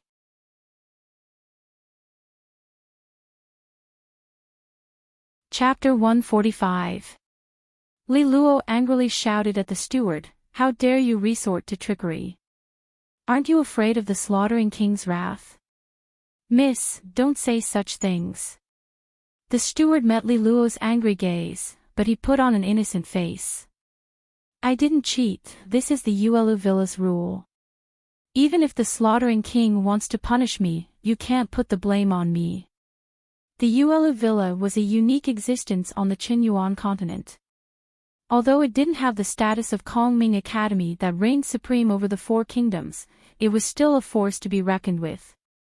The Yuelu Villa's master, Dong Tiehe, was the current head of the alliance, and he had another identity, the grandfather of the fourth prince, Li Qianyue, and the father-in-law of the current emperor, Li Xiu. As a result, even Li Mo had to be wary of the Yuelu Villa. It was precisely because of this that the steward dared to act so fearlessly. The two lion-shaped beasts in the dueling ring had already surrounded Duan Tianyun, baring their fangs, their eyes glowing red. Duan Tianyun felt a little hopeless. Was he going to die here, buried in the stomachs of these beasts? Although his heart was filled with despair, he didn't show any fear on his face. Instead, his beastkin eyes, full of wildness, stared sharply at the two lion-shaped beasts. The two beasts had witnessed Duan Tianyun bite their companion to death, and had been intimidated by his wildness, which was even more ferocious than that of other beasts. For a moment, they didn't dare to attack. "Bite him. Come on, bite him." The crowd outside began to grow impatient when they saw that the man and the two beasts had been locked in a stalemate for so long. Could it be that these two beasts are scared out of their wits? What a bunch of useless things. Go, go. Bite him to death. As Duan Tianyun listened to the commotion outside, he looked around and saw countless people wearing all kinds of grimaces surrounding the fence. They were all dancing like demons, shouting at the top of their lungs for the magical beasts to bite him to death and eat him. Duan Tianyun couldn't suppress the fury in his heart. Arg! With a roar, he picked up the carcass of the beast he'd killed and threw it at the fence. Clang! The huge body of the magical beast smashed into the iron fence with a loud sound. The people standing around were startled by this sudden attack and retreated. There was a brief moment of silence before more angry curses erupted. "This beastkin slave dares to provoke the humans. Kill him, don't let him live. Beast men who provoke the human race cannot be allowed to live. We must kill him." Li Luo clenched her fists tightly. If this continued, even if Duan Tianyun managed to kill these two demonic beasts, the dueling arena wouldn't let him off. She no longer paid any attention to the steward and turned around to descend from the platform. "Miss, you're leaving now," the steward called out to Li Luo's back. "I won't be sending you off. He's using the slaughtering king's name to intimidate the Yuelu Villa. No matter how powerful the slaughtering king is, he still has to obey the law and obey his majesty." Seeing Li Luo's back disappear, the steward snorted. "Our villa lord is his majesty's father-in-law. According to seniority, even the slaughtering king has to bow to him, humph." After a round of mockery, the steward craned his neck to look at the situation in the dueling arena. The crowd was in an uproar, clamoring for the execution of the beastkin. The steward casually picked up a black chess piece and waved it in the air. Two more gates opened, and two more lion-shaped demonic beasts walked out. The four lion-shaped demonic beasts surrounded Duan Tianyun. 4 lions against 1 Duan Tianyun was definitely going to be a one-sided slaughter. The crowd let out even more excited shouts, all of them looking forward to the arrival of that incomparably bloody scene. Yun Maxiao was still looking around for Li Luo when he spotted a familiar figure dressed in green. When he turned around, he saw the white ghost's mask on his face. Li Luo was squeezing her way through the crowd. When Yun Maxiao recognized her, he hurriedly squeezed through the crowd. The four beasts no longer feared Duan Tianyun. Amidst the crowd's cheers, they bared their fangs and pounced at Duan Tianyun. Duan Tianyun leaped up and landed on the neck of one of the demonic beasts, smashing his fist into its head. Roar! The beast howled in pain and began to shake Duan Tianyun off its back, but Duan Tianyun held on tightly to its fur. The other three magical beasts circled around the crazed magical beast in the middle, but for a moment, they couldn't find a direction to attack. Seeing that it couldn't shake Duan Tianyun off its back, the beast began to roll on the ground. After rolling 3 or 4 times, it finally managed to shake Duan Tianyun off its back. The other three took advantage of this opportunity and pounced on Duan Tianyun. 2 of the beasts bit down on Duan Tianyun's legs, while the other bit down on his head. Duan Tianyun endured the pain in his legs. As the beast that was trying to bite his head opened its mouth, he quickly reached out and grabbed its jaws. The other beast took advantage of this opportunity and bit down on Duan Tianyun's shoulder. Ugh! Duan Tianyun let out a cry of pain, but the intense pain only served to stimulate his strength. His arms grew in strength, and he actually managed to tear the mouth of the demonic beast that was trying to bite off his head. Seeing this scene, everyone in the crowd was shocked. Beastkin truly are far more ferocious than ordinary beasts. They can actually tear beasts apart with their bare hands. Even though these lion-shaped magical beasts were only low-level magical beasts, they were still terrifying existences for people with low cultivation. The beastkin sent to the arena have their spiritual energy sealed, someone said. Otherwise, they'd be even more ferocious. This beastkin was already injured from the start. He was still a little dizzy when he fought the first lion beast, but now he's getting more and more courageous. I wonder how the Slaughtering King managed to defeat such a powerful race, someone sighed. No wonder the Slaughtering King carried out such a massacre. With such a ferocious race on the rise, the human race will be in grave danger. Hearing this, the crowd sighed incessantly for a moment. Back in the arena, Duan Tianyun began to show signs of exhaustion after tearing apart a lion beast with his bare hands. When the other 3 beasts saw that their comrade had been killed, they began to tear at his body even more viciously. Ugh! Duan Tianyun's left arm was completely torn off by the beast. The heart-wrenching pain nearly caused him to faint. As his vision blurred, Duan Tianyun seemed to see the leafless flowers blooming on the Yuli mountain. Those flowers bloomed brilliantly, covering the entire mountain slope like fire. He would never have the chance to return to his homeland. Duan Tianyun slowly closed his eyes. Senior brother. Li Luo felt as if her heart was being torn apart. She didn't care about anything else and leaped into the arena, stepping on the shoulders of the crowd. Yun Ma Xiao's heart skipped a beat when he saw the green figure jump into the arena. Li Luo quickly unsheathed a flexible sword from her waist and stabbed at the 3 beasts biting Duan Tianyun. One of the beasts was caught off guard and fell to the ground, howling in pain. The other 2 beasts were on guard, dragging Duan Tianyun behind them as they glared at Li Luo. Hearing Li Luo's voice, Duan Tianyun struggled to open his eyes. He saw Li Luo facing off against 2 beasts. Junior sister, Duan Tianyun said hoarsely. Don't worry about me, you're no match for them. Run. Senior brother, I'm here to save you, Li Luo said. I have to get you out of here. Roar. The 2 lion-shaped beasts' eyes were bloodshot. They pounced at Li Luo, but Li Luo barely managed to dodge. The 2 beasts didn't give Li Luo any time to retaliate. They chased after her relentlessly. Li Luo could only rely on her footwork to dodge, unable to retaliate at all. Li Luo's spiritual energy was being drained and her movements were no longer as nimble as before. One of the magical beasts found an opportunity to leap in front of Li Luo, while the other blocked her back. The two magical beasts lunged at Li Luo at the same time. Duan Tianyun struggled to his feet, but he couldn't muster any strength. He'd lost too much blood from the stump of his arm, and it was already a miracle that he hadn't fainted.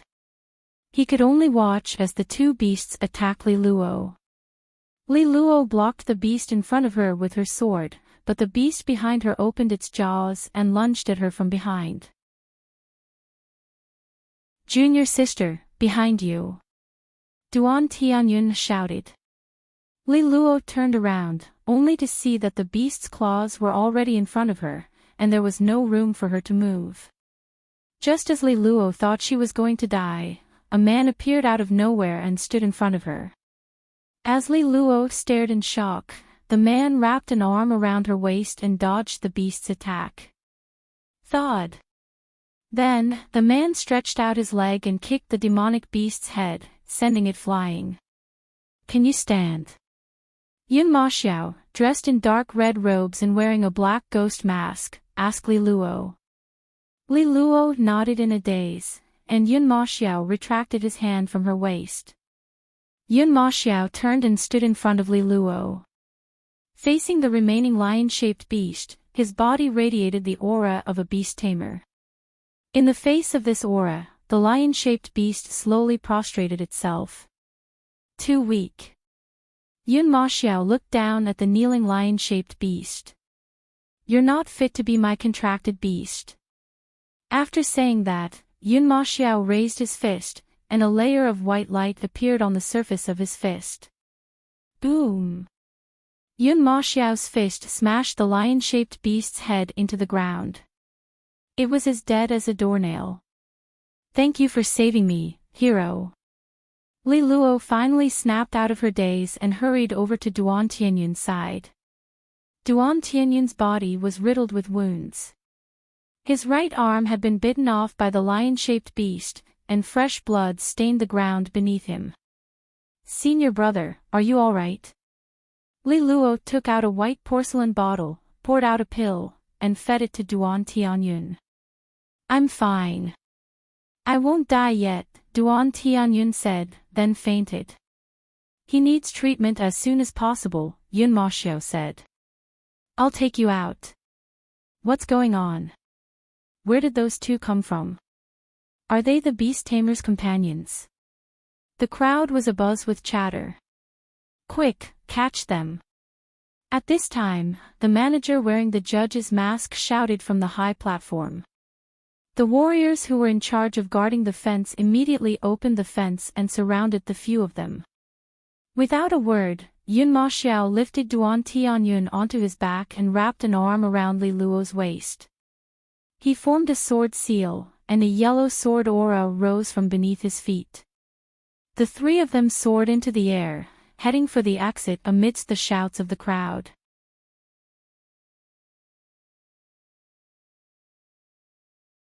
Chapter 146. With Li Luo and Duan Tianyun in tow, Yun Ma Xiao charged out of the Yuelu Villa and into the sky above the Yuelu Villa. "There's a carriage waiting for us outside," Li Luo called out to Yun Ma Xiao. "Please send us there." Yun Ma Xiao nodded and directed the yellow sword to fly out of the villa. "That's the one." Li Luo pointed at an extravagant carriage parked at the outermost edge of the crowd. Yun Ma Xiao brought the two of them to the side of the carriage. "Old Nine, come help us." Li Luo called out to one of the men on the carriage. The man called Old Ninth immediately jumped down from the carriage and rushed forward to take Duan Tianyun from Yun Ma Xiao's back, then placed him in the carriage. "May I know your name, hero? I'll repay you for saving my life in the future." Li Luo cupped her fists toward Yun Ma Xiao. Yun Ma Xiao took off his mask and smiled. "Miss, do you still remember me? It's you." Li Luo immediately recognized Yun Ma Xiao as the man who had saved her from the horse's hooves that day. Yun Ma Xiao was handsome, and it was easy for him to leave an impression on others. "Yes, I'm Yun Ma Xiao," Yun Ma Xiao began. "May I know your name?" Although Yun Ma Xiao didn't have much experience with women, he was naturally easygoing and natural. I'm Li Luo, and that's my senior brother, Duan Tianyun, Li Luo replied. I have to hurry back to treat him. I'll repay you in the future. Li Luo hurriedly turned to leave. Miss Li Luo, Yun Ma Xiao called out from behind her. Li Luo stopped and turned back to look at him. Can I have a look at you? Only then did Li Luo realize that although she had taken off her mask, she was still wearing a veil. Li Luo casually removed her veil, revealing a beautiful face. Hero, we'll meet again. Li Luo cupped her fists toward Yun Ma Xiao once more, then turned back to her carriage. Jiu drove the carriage and quickly disappeared on the mountain path. Yun Ma Xiao looked away. Remembering that Lin Qingchen and Yun Ruoyan were still waiting for him at the Yuelu villa, he turned back toward it. Yun Ruoyan and Li Mo were flying through the clouds toward the top of the Kongming Peak. The howling wind made it difficult for Yun Ruoyan to keep her eyes open, and her heart grew more and more restless as they ascended. She was about to see Kongming Academy, and it was only natural for her to be excited. As she felt her ascent slowing, she slowly opened her eyes. Look! Li Mo pointed in front of them, and Yun Ruoyan turned to see a beautiful scene in front of her. There were no less than 100 buildings on the mountain peak. Even though the moonlight wasn't very bright, Yun Ruoyan could still see how grand the buildings were. That building at the top is the main hall of Kongming Academy, and that's the side hall, Li Mo explained. Yes, yes. Yun Ruoyan listened intently to Li Mo's explanation, nodding her head like a chick pecking at grains of rice. What about the back? Yun Ruoyan asked, noticing that there were many small courtyards behind the tall buildings. That's where you'll be living in the future, Li Mo said. Remember, when you choose your residence, make sure it's closer to the south. Why? Yun Ruoyan didn't understand. It's a secret, Li Mo replied, keeping her in suspense. By this time, Li Mo had already brought Yun Ruoyan to the skies above Kongming Academy. Where are you taking me? Yun Ruoyan asked, seeing that Li Mo was still flying on his sword. Are you sober now? Li Mo asked instead of answering Yun Ruoyan's question.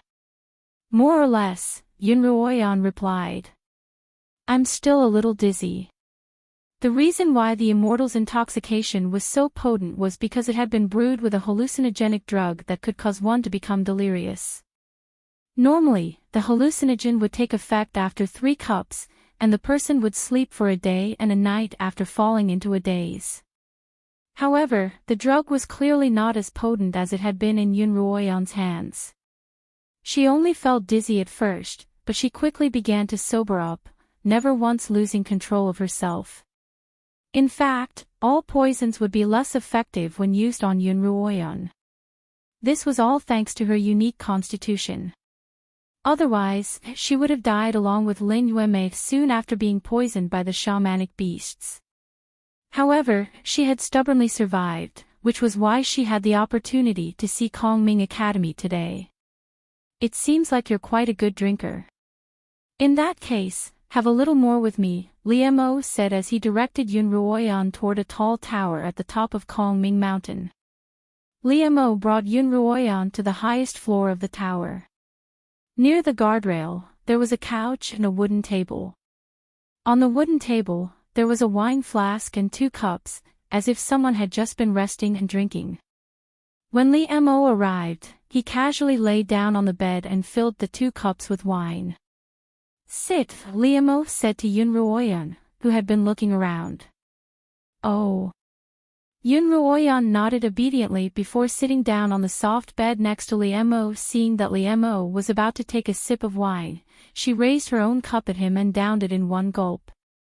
Yun Ruoyan's 2 lifetimes worth of experience had taught her that, in an unfamiliar environment, she had to be obedient and understand the situation before making any plans. Do you often come here to drink with others? Yun Ruoyan asked, noticing that Liemo was very familiar with the place and that there were 2 cups in front of him. "There aren't many people I can drink with," Liemo replied. "Most of the time, I come alone." Liemo's tone was light and emotionless, but Yun Ruoyan could hear a hint of loneliness in his voice. Surely people in positions of power would be lonely, Yun Ruoyan thought. Yun Ruoyan didn't lie down casually like Liemo. Instead, she hugged her knees and sat on the bed like a cat.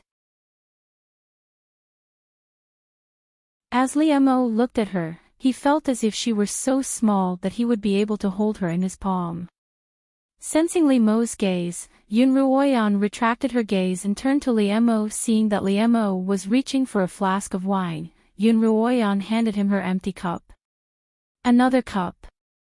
Liemo smiled and filled her cup. "Don't get drunk. The sunrise will be spectacular, and it'd be a pity to miss it." "It's fine." Yun Ruoyan sipped the wine in her cup. "If you miss it, I'll come back with you next time." Liemo raised an eyebrow, a smile on his lips. He was in a rare good mood. Yun Ruoyan, who had always been wary of everything around her, as if she would strike out with her claws at any moment, was slowly letting down her guard. Yun Ruoyan had already woken up from her drunken stupor, but after drinking 2 cups of wine, her head began to feel dizzy again. However, the dizziness he felt now was completely different from the dizziness he felt before. Before, the dizziness was heavy, and she had to expend a great deal of energy to resist it. Now, however, it was light, pleasant, and enjoyable. One must enjoy life to the fullest. Don't let the wine cup be empty against the moon. Yun Ruoyan raised the cup of wine above her head and began reciting a poem. "Moon, don't run away." Yun Ruoyan raised her cup to the moon, but the hazy moon hid behind the clouds. "Don't worry." Yun Ruoyan quickly regained her spirits. She turned to Liemo and smiled. "Here's to the slaughtering king, cheers." Yun Ruoyan downed the wine in her cup, let out a long sigh, and lay down on the bed. When Liemo saw Yun Ruoyan's blushing face, he couldn't help but think back to the flower viewing party, to the lake in the Phoenix Forest. His eyes couldn't help but become a little blurred. Yun Ruoyan closed her eyes, and the cup in her hand slowly loosened. Just as it was about to fall to the ground, Liemo reached out and caught it. Yun Ruoyan's long eyelashes fluttered, and her lips curled up in a faint smile. The peach blossom veil accentuated her already small face, making it seem even more delicate. Liemo couldn't help but reach out to caress her face, feeling that it was a little cold. It was almost autumn, and the night was chilly. Moreover, they were high up in the sky. Yun Ruoyan was drunk, and it was inevitable that she would feel a little cold. Liemo frowned slightly. In a daze, Yun Ruoyan felt a warm hand on her cheek, warm and gentle. She couldn't help but reach out and grasp that large hand, pressing her cheek against the soft, smooth palm. Liemo smiled as he leaped over the wooden table between them and lay down by Yun Ruoyan's side, his loose, ink-colored robe covering Yun Ruoyan's petite figure. Feeling the warmth, Yun Ruoyan turned around and moved closer to Liemo, their breaths touching. Liemo couldn't help but take a deep breath. Yun Ruoyan's body fragrance had always been irresistible to him, and he didn't want to resist it. Liemo's large hand supported the back of Yun Ruoyan's head as he gently kissed her on the lips. The sweet, refreshing scent of a woman, mixed with the aroma of wine, drew Liemo deeper and deeper.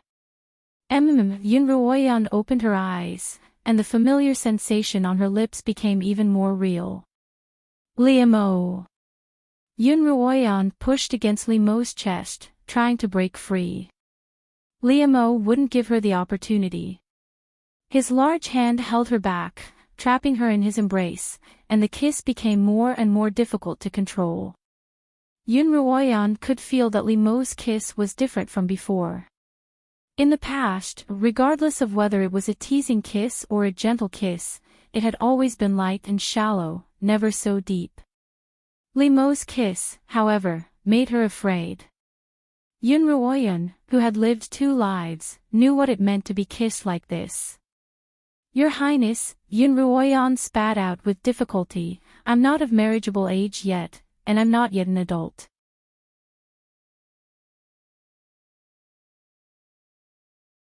Chapter 147. Hearing Yun Ruoyan's words, Li Mo stopped moving. All right, then I'll wait for you to grow up, little consort. By this time, Yun Ruoyan had already woken up from her drunken stupor. She immediately pushed against Li Mo's chest, struggled out of his grasp, and sat up, taking in large gulps of air. Why? Yun Ruoyan suddenly asked after panting for a moment. Li Mo propped up his head with his hand. Why what? Why would you like me? You're the slaughtering king, and there are thousands of women who would love to be your consort. Yun Ruoyan frowned as she asked the question that had been bothering her. Regardless of who Li Mo really was, he was the slaughtering king of the Li kingdom, a god of death who could shake the entire Qinyuan continent with a single stomp of his feet. Yun Ruoyan immediately thought of the silver-haired, silver-browed, devilishly handsome man. Actually, she was extremely curious about Li Mo's true identity, but she didn't dare to reveal it in the face of her previous experience. Since he wanted to be Li Mo, she would treat him as Li Mo. I don't know either. You're so ugly, and you don't have much of a noble background. Why would I like you? Li Mo met Yun Ruoyan's questioning gaze and smiled. Perhaps it's just as you say, I'm sick. At first, Yun Ruoyan had indeed thought that Li Mo was sick. For him to be so affectionate toward a face that even she found revolting, and for him to have the heart to kiss her, he had to be a ruffian. But that wasn't the case either. After debunking that guess, Yun Ruoyan felt that Li Mo had nothing better to do, and was merely trying to relieve his boredom. However, when she had been abducted by the Taoist priest, Li Mo had gone to save her despite his injuries, aggravating his injuries. Even after his identity had been exposed, he hadn't really hurt her. Furthermore, Li Mo had helped her in all sorts of ways over the years. Yun Ruoyan wasn't a fool. She could sense that Li Mo wasn't just playing with her to relieve boredom. She could even sense that Li Mo seemed to have some sort of affection for her. However, her painful experience from her past life had taught her that if someone treated her well for no reason at all, it was highly likely that they had ulterior motives. In that case, what did Li Mo want? Was she beautiful? She had it, but she never revealed it. Identity. She had it too, but she could ignore it in front of Li Mo. Then why? There must be a reason behind it. But if Li Mo didn't say anything, there was nothing she could do. Look! Li Mo said as he sat up and looked in front of him. Yun Ruoyan turned her head to see a red sun slowly rising from the horizon. The dusky world gradually brightened with the appearance of the red sun.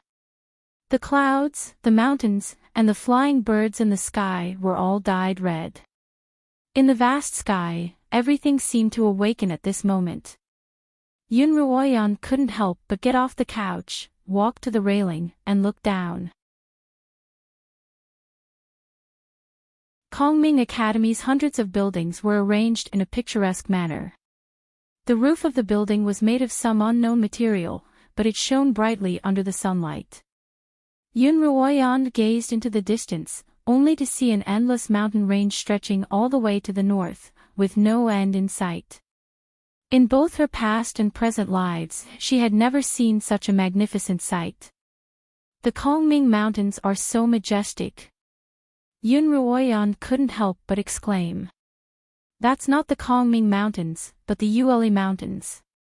Li Mo had gotten off the couch and walked to Yun Ruoyan's side. The Yueli Mountains. The home of the Beastkin.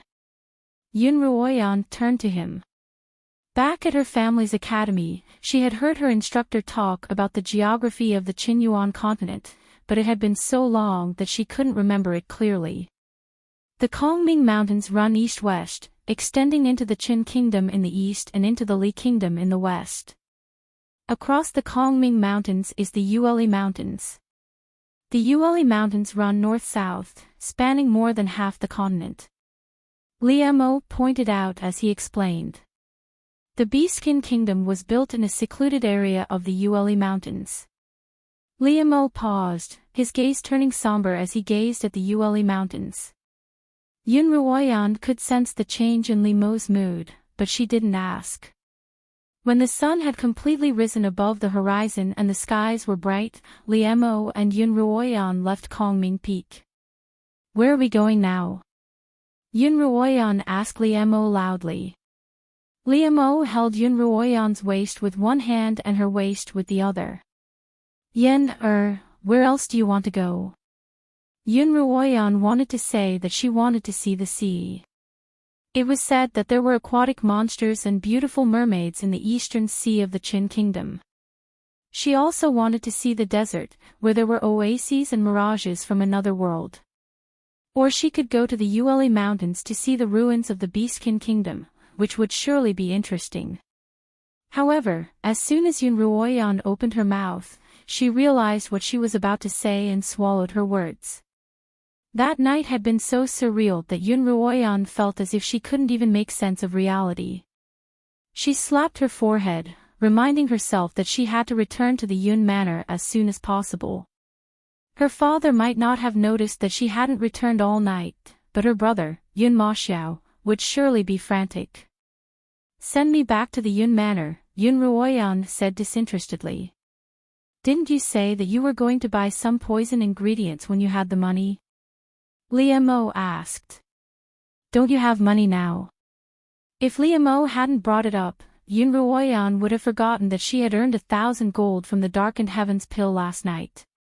After paying the auction house 100 gold in commission, she still had 900 gold left. Yun Ruoyan still owed Liemo 1,000 gold, and that wasn't enough to pay him back. Liemo definitely wasn't lacking in money, so Yun Ruoyan didn't insist on paying him back. "I have to go home first and report to my brother before I can do anything else." Liemo was a little unhappy when he thought of how tightly Yun Ruoyan had hugged her brother's waist. Even if he was her brother, there was a difference between a man and a woman. How could his future princess be so intimate with another man? 2 years from now, if I still haven't recovered from my illness, I'll marry you into the Yun Manor, Liemo declared coolly. Yun Ruoyan stared blankly at Liemo, then nodded obediently. Oh. In her heart, she thought, who knows what will happen 2 years from now. As a result, she didn't take Liemo's words to heart. "In the next 2 years, you'll have to keep your distance from men," Liemo continued. "You're not allowed to eat alone with men, nor are you allowed to have intimate contact with them." Slaughtering King. Yun Ruoyan looked up at Liemo once more. 2 years from now, when you recover from your illness, will you no longer want to marry an ugly woman like me? "We'll talk about it when the time comes, depending on my mood." Liemo's answer left Yun Ruoyan speechless. After a moment of silence, Yun Ruoyan felt a little more at ease. If Liemo had said that he would marry her for sure, she would have felt even more uneasy. Liemo took Yun Ruoyan to the skies above the Yun Manor. At that moment, Yun Lan was meditating in the courtyard of his residence. He felt a powerful aura appear in the air above his residence. He opened his eyes and looked up, only to see a streak of green sword light slowly descend in the direction of his residence. A satisfied smile appeared on Yun Lan's face. Yun Ruoyan's guess was right, Yun Maxiao was extremely anxious. He had come to his residence early in the morning to ask if Yun Ruoyan had returned home. Peony and the other maids had also been waiting for Yun Ruoyan the entire night. When they saw Yun Maxiao's anxious expression, they were as anxious as ants on a hot pan. Yun Ma Xiao had heard from Lin Qingchen last night that Yun Ruoyan had been taken away by Pei Zio. Given that she hadn't returned for the entire night, she had to be at the Pei Manor. Lin Qingchen told Yun Ma Xiao that Yun Ruoyan seemed to have some sort of plan in mind. Yun Ma Xiao was afraid that Yun Ruoyan's plan would be exposed and she would be trapped by the Peis. No, I can't just wait here like this. I'll go to the Pei Manor and ask for her. Yun Ma Xiao couldn't wait any longer and turned to leave. Look, Miss Yun's back. Shilan called out from behind him. At the same time, Yun Ma Xiao could feel a powerful aura approaching his residence. He raised his head and saw two figures standing atop a green sword aura. One of them was Yun Ruoyan, and although he didn't recognize the other, he could clearly sense his powerful aura. The two figures standing together gave people a very intimate feeling. Could he be the legendary Slaughtering King? Yun Ma Xiao couldn't think of a man who could be so intimate with Yun Ruoyan, and who had such a high level of cultivation. Liamo sheathed his sword, and the two of them landed on the ground. Brother. Yun Ruoyan walked toward her brother. However, Yun Ma Xiao's gaze went past her and straight to Limo's hands were clasped behind his back, completely ignoring Yun Ma Xiao's gaze. Brother, he's the Slaughtering King.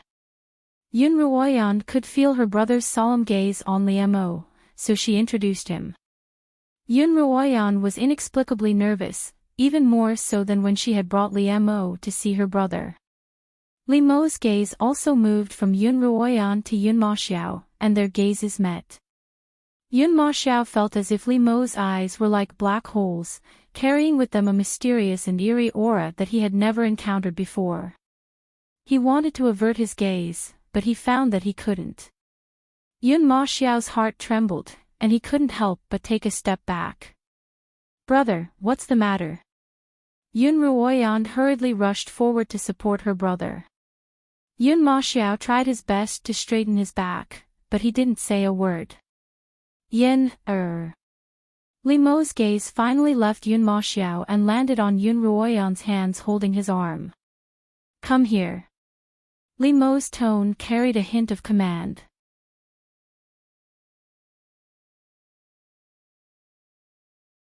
Chapter 148. Limo withdrew his gaze from Yun Ma Xiao, who heaved a sigh of relief, but his face was pale, and his forehead was beaded with sweat. Yun Ruoyan didn't know what was going on between the two men, but it was clear that Yun Ma Xiao was on the losing end, and her heart ached for him. Limo, what are you doing? Yun Ruoyan asked angrily. Ruoyan, Xiao, Yun Lan's voice came from outside the courtyard. How can you be so rude to the Slaughtering King? Kneel. Peony, Shilan, and the rest of the maids finally came to their senses. They hurriedly greeted the Slaughtering King and knelt down in unison. Yun Ma Xiao also knelt down. Yun Ma Xiao pays his respects to the Slaughtering King. Please forgive me for my insolence just now. Under Yun Lan's stern gaze, Yun Ruoyan had no choice but to follow suit. The Slaughtering King has arrived. Please forgive me for not coming out to greet you. Yun Lan quickly stepped forward and bowed to Limo. Limo didn't even look at him. His hand was still in midair as he called out to Yun Ruoyan, come here. Yun Ruoyan raised her head to look at Limo. She really didn't understand what was wrong with this man. Ruoyan, His Highness is calling for you. Why aren't you going over? Yun Lan ordered. Yun Ruoyan frowned as she stood up and walked up to Limo. Limo took her hand and said, don't forget what you promised me. Yun Ruoyan froze. What had she promised him? Oh, she remembered now. She's not allowed to eat alone with a man, and she's not allowed to have any intimate contact with a man. Yun Ruoyan's frown deepened. Yun Ruoyan hadn't been serious when she'd promised him, but Limo was actually serious. That was her own brother. Yun Ruoyan wanted to protest, but Li Mo didn't give her the chance. Official Yun. Li Mo turned to Yun Lan. I still have matters to attend to, so I won't disturb you any longer. Your Highness has a myriad of affairs to attend to every day. This subject is deeply afraid. Yun Lan bowed, his voice full of emotion as he spoke in official language.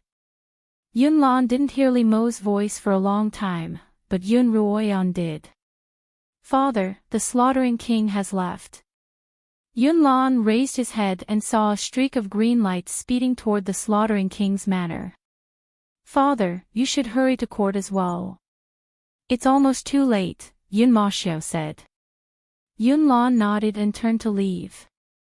As he did so, he looked deeply at Yun Ruoyan. Yun Lan had never seen Li Mo so concerned about a woman before. If he'd doubted the sincerity of Li Mo's feelings for Yun Ruoyan before, he was now certain that the slaughtering king was truly interested in the Yun family's daughter. Yun Lan couldn't help but sigh. As expected of Lin Yuamei's daughter. Even though she hadn't inherited her mother's beauty, she was still able to attract someone like the slaughtering king. Brother, are you all right? Ruoyan, where did you go last night? The siblings asked each other at the same time. I'm fine. The slaughtering king didn't hurt me. I heard from Qingchen that you left with Pei Zio last night. Why did the slaughtering king send you back here? Yun Ruoyan instructed Peony and Shilan to prepare breakfast before telling Yun Maxiao about what had happened last night. As the siblings spoke, they walked into the room. Did the slaughtering king really say that he wants to take you as his consort? Yun Maxiao stopped. Yun Ruoyan also stopped and nodded at her brother. Didn't you say that you were only asking for his help? How did it turn out to be real? Yun Maxiao's expression was very serious. He's just saying it. He might not actually marry me when the time comes, Yun Ruoyan smiled. I'm still underage, and even if he were to marry me, it'd be 2 years later. Yun Ruoyan's heart wasn't as relaxed as she appeared. She couldn't figure out Li Mo's thoughts, and he had become an uncertain factor in her life. She didn't like this feeling of uncertainty. However, although Li Mo was a source of trouble for Yun Ruoyan, it wasn't the biggest problem she was currently facing, so she could put it aside for now. Yun Maxiao's heart was in turmoil. Ever since he had joined the army, he had heard many legends about Li Mo, and in his mind, he had always thought of Li Mo as someone like his own master. Today, however, was the first time he had seen Li Mo in person, and he was so young that he didn't seem much older than he was. Suspicious, he couldn't help but use his spiritual energy to test Li Mo, only to be shocked by what he saw. Yun Maxiao was confident that his cultivation wasn't low, but in front of Li Mo, he was like a child, unable to retaliate at all. Yun Maxiao had the same doubts as Yun Ruoyan. Why would someone as noble and powerful as Li Mo be interested in his little sister? It wasn't that Yun Maxiao felt that Yun Ruoyan wasn't good enough for the slaughtering king, but that the slaughtering king was simply too far away from them. This matter was too unexpected, too surreal. During breakfast, Yun Ruoyan remembered that her brother had recognized Li Luo as the owner of the sachet, and had even chased after her. She asked him if he had succeeded. Li Luo recounted what had happened in the dueling arena to Yun Ruoyan. You helped Li Luo save a beastkin. Yun Ruoyan was a little puzzled by her brother's recount. Li Luo was a maidservant of the slaughtering king's manor, and her saving the beastkin represented the slaughtering king's order. After all, Li Mo was an executioner who had slaughtered tens of thousands of beastkin. Why would he save a single beastkin? Yun Ruoyan couldn't help but think of the beastkin she had seen in the Forest of Dead Souls kneeling before Li Mo and addressing him as the Beast King. Although Li Mo hadn't acknowledged himself as the Beast King, his identity was definitely closely related to the Beast King. Li Mo, who are you? Just as Yun Ruoyan was deep in thought, she suddenly heard her brother's question. You know her? Yun Maxiao hadn't told Yun Ruoyan the girl's name, but Yun Ruoyan had mentioned it herself. Yes, her name's Li Luo, a maidservant of the Slaughtering King's Manor. I've seen her before. She's from the Slaughtering King's Manor. Yun Maxiao was once again surprised. Yun Ruoyan told her brother that if he wanted to see Li Luo, she could bring him to the Slaughtering King's Manor. Yun Maxiao knew that Li Luo must be busy treating Duan Tianyun's wounds, and he would only be adding to her troubles if he visited her now. He shook his head and said that he'd visit her in a few days. After breakfast, Yun Maxiao returned to his own courtyard, where Yun Ruoyan began her daily cultivation. She was currently working hard to become an 8th-rank blade master.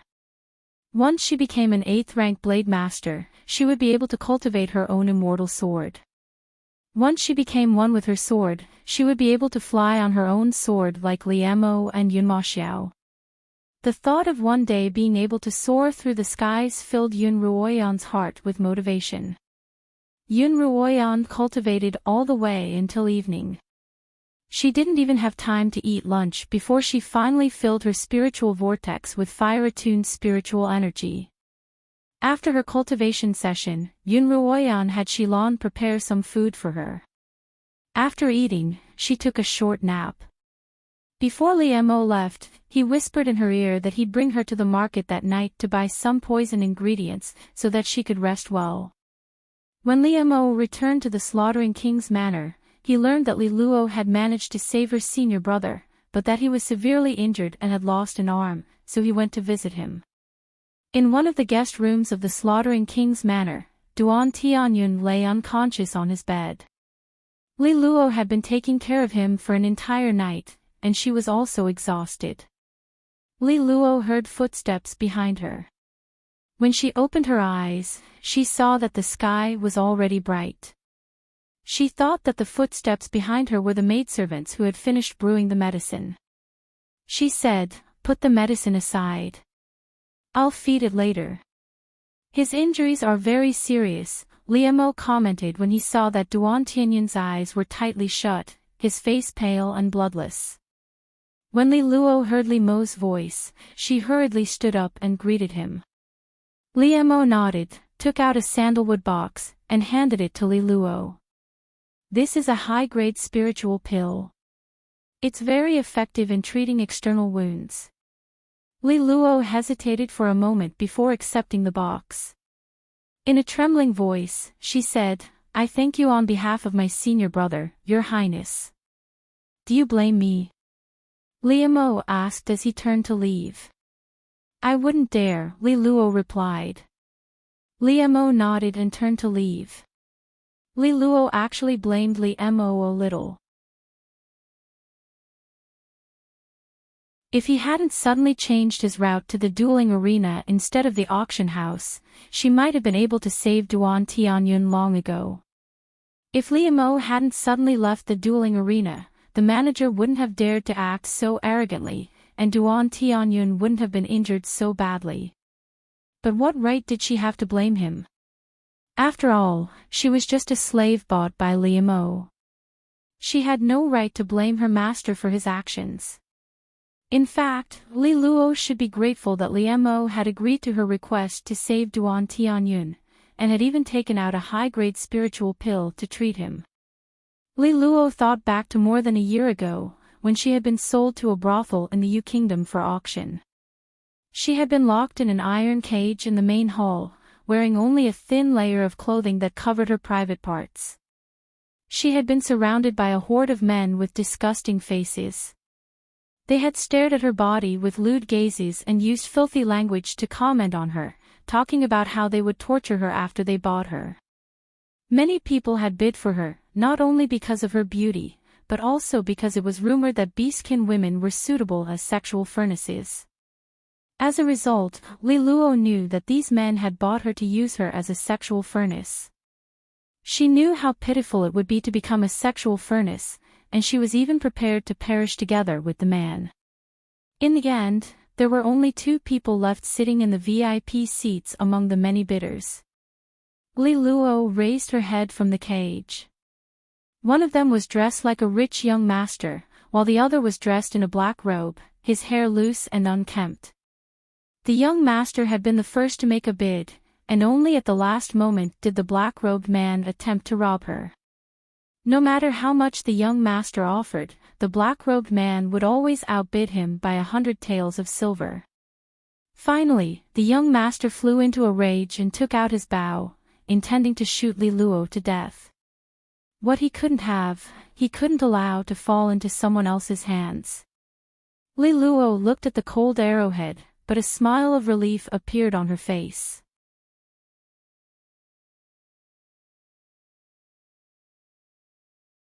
Chapter 149. The cold arrowhead shot towards Li Luo, who closed her eyes in relief. But the arrow didn't pierce the flesh, and death didn't come. Li Luo only heard the sound of porcelain shattering not far from her. It turned out that the black-robed man had used the wine cup in his hand to stop the arrow that was flying towards her. The noble young master was furious. He brought a group of servants to find trouble with the black-robed man. The black-robed man was alone, but he easily beat up more than a dozen strong men. The nobleman released a sleeve dart to sneak attack him, but it was blocked by him with a flick of his sleeve. The sleeve dart directly sank into the nobleman's head. Li Luo curled up in the cage, watching as the black-robed man walked towards her. He reached out, 2 fingers glowing with white light as he easily broke the lock on the cage. He walked into the cage and held out his hand to her. "Can we go now?" The man's voice was low and indifferent, but it was deeply imprinted in Li Luo's mind. Li Luo shook her head. After being fed the bone-softening powder, she had no strength left in her. She couldn't even open her mouth to speak. The man took off his black robe and draped it over her. He carried her out of the iron cage and out of Fenghua brothel. "He's His Highness, the slaughtering king of the Li Kingdom." At this point, someone recognized the man, and the entire Fenghua brothel was in an uproar. "Don't tell me he's the legendary slaughtering king who suppressed the Beastkins' rebellion," someone exclaimed in disbelief. "That's right. That black robe and such a high level of cultivation can only belong to the slaughtering king. No wonder he could be so calm after killing the young prince. It seems like this tyrant of the Yu country has died in vain." Only then did Li Luo realize that the man hugging her was the slaughtering king, the one who had killed tens of thousands of her beastkin. "Ugh!" Duan Tianyun's pained cry interrupted Li Luo's train of thought. "Senior brother." Li Luo hurried over to help Duan Tianyun, who was struggling to sit up. "My arm." Duan Tianyun looked at his empty right shoulder, his eyes filled with pain and despair. "Senior brother, even without your right arm, you are still the #1 warrior of our beast race," Li Luo consoled. She opened the sandalwood box in her hand and took out the spirit herb, handing it to Duan Tianyun. Duan Tianyun stared at the pill in Li Luo's hand in astonishment. He had only heard about high-grade pills from the elders in his clan, but he had never seen one with his own eyes. "Is this a high-grade spirit herb?" Duan Tianyun asked doubtfully. "Yes." Li Luo nodded. "Senior brother, eat it and you'll recover quickly." "Where did you get the top-rank elixir?" Duan Tianyun asked worriedly. They were slaves here, and he was worried that Li Luo had stolen the spirit herb. If she was caught, the consequences would be dire. "This is a reward from His Highness." Li Luo understood Duan Tianyun's concerns and hurriedly explained, "His Highness just came to see you, and upon seeing your injuries, bestowed this pill upon you." Only then did Duan Tianyun relax. "When I recover, I must personally thank your highness." When Duan Tianyun had regained consciousness, Li Luo had told him that she had been rescued by a king and was now working as a servant in this king's manor. This time, it was this king who had helped her track down his whereabouts. Li Luo had intentionally concealed the fact that this king was Li Mo, and Duan Tianyun was filled with gratitude toward Li Mo. Li Luo watched as Duan Tianyun swallowed the pill, his face immediately turning rosy. She was happy, but at the same time, her heart sank. How was she supposed to tell Duan Tianyun that Li Mo was the slaughtering king? Yun Ruoyan was taking a nap on her bed when she suddenly felt someone sit by her bedside. At the same time, she sensed a familiar aura. Yun Ruoyan opened her eyes and saw Li Mo staring at her intently. "You're awake." "Yes," Yun Ruoyan replied expressionlessly. Li Mo raised an eyebrow, displeased by Yun Ruoyan's cold attitude. Suddenly, he leaned down toward her. Yun Ruoyan stretched out her hand and pressed it against Li Mo's chest, and the two of them stared at each other. "How ugly!" Li Mo suddenly exclaimed. Because Yun Ruoyan knew that Li Mo would be coming that night, she hadn't washed off the birthmark on her face. Because she had been sleeping, she hadn't put on a veil, and the fake birthmark on her right cheek was clearly visible. In order to avoid a repeat of Yun Moyuan's misfortune, Yun Ruoyan didn't mind the trouble of making a fake birthmark as big and ugly as possible. Li Mo's mood worsened when he saw the fake birthmark on Yun Ruoyan's face, and his expression was one of undisguised disgust. Yun Ruoyan froze. She interpreted Li Mo's simple disgust at her fake birthmark as his own disgust for her, and her heart suddenly ached. Indeed, every man in this world loved beauty. Li Mo was also a man, and he was no exception. Yun Ruoyan smiled coldly. "I've been ugly for more than a day or two. If you don't like it, please keep your distance." "Oh." Yun Ruoyan's attention was distracted, and she didn't push him away as hard as she could. Li Mo took the opportunity to lean in and kiss her. Yun Ruoyan's eyes widened in anger, and she began punching Li Mo with both hands. The more Yun Ruoyan struggled, the more ferocious Li Mo's kiss became. Only when she gave up struggling did he release her. "Didn't you think I was ugly?" Yun Ruoyan panted. "What do you mean by that?" "It can't be helped," Li Mo replied. No matter how ugly you are, I can only love you." Yun Ruoyan didn't understand what Li Mo was implying. Frowning, she muttered, "You're sick." "That's right, and quite sick." Li Mo smiled. If you don't want to go to the market, I don't mind spending some time with you." Li Mo was about to lean in again, but Yun Ruoyan didn't try to be brave. I'll go. "Who said I wasn't going?" Yun Ruoyan got up. Because she was still dressed, she only needed to put on a veil before she could leave. The two of them left through the rear window. Li Mo didn't ride on his sword, and the two of them boarded a carriage waiting for them at the back of the manor. After handing the reins to Li Mo, the coachman left, and Li Mo drove the carriage back to the market. "Why aren't you flying on your sword today?" Yun Ruoyan's upper body was sticking out of the carriage's curtains. "Flying on a sword requires spiritual energy, and I didn't get my spiritual energy for nothing." Li Mo tilted his head and glanced at Yun Ruoyan. "Besides, it's boring to do everything in one go. It's fun to drive a carriage slowly through the streets. The night's long, and we don't have to rush." Yun Ruoyan didn't know how to respond. "Why aren't you talking?" Seeing Yun Ruoyan's silence, Li Mo spoke up. "You're even cuter when you're drunk, and you even talk and laugh like a teenage girl. Now that you're silent, you seem even older than me." "You're right," Yun Ruoyan replied. "I've always been old, and you've all been fooled by my appearance." Yun Ruoyan was already in her 30s in both her past and present life.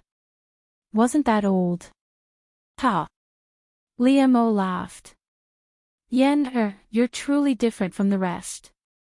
Not only do you like being ugly, you also like being old.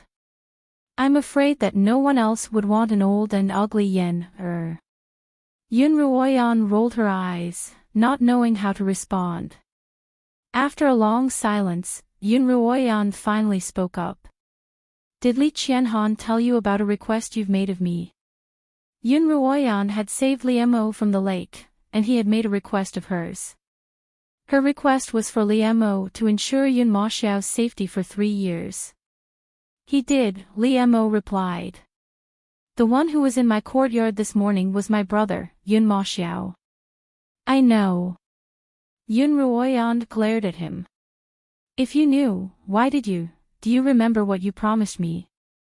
Li Mo interrupted Yun Ruoyan. But he's my brother. We're from the same mother.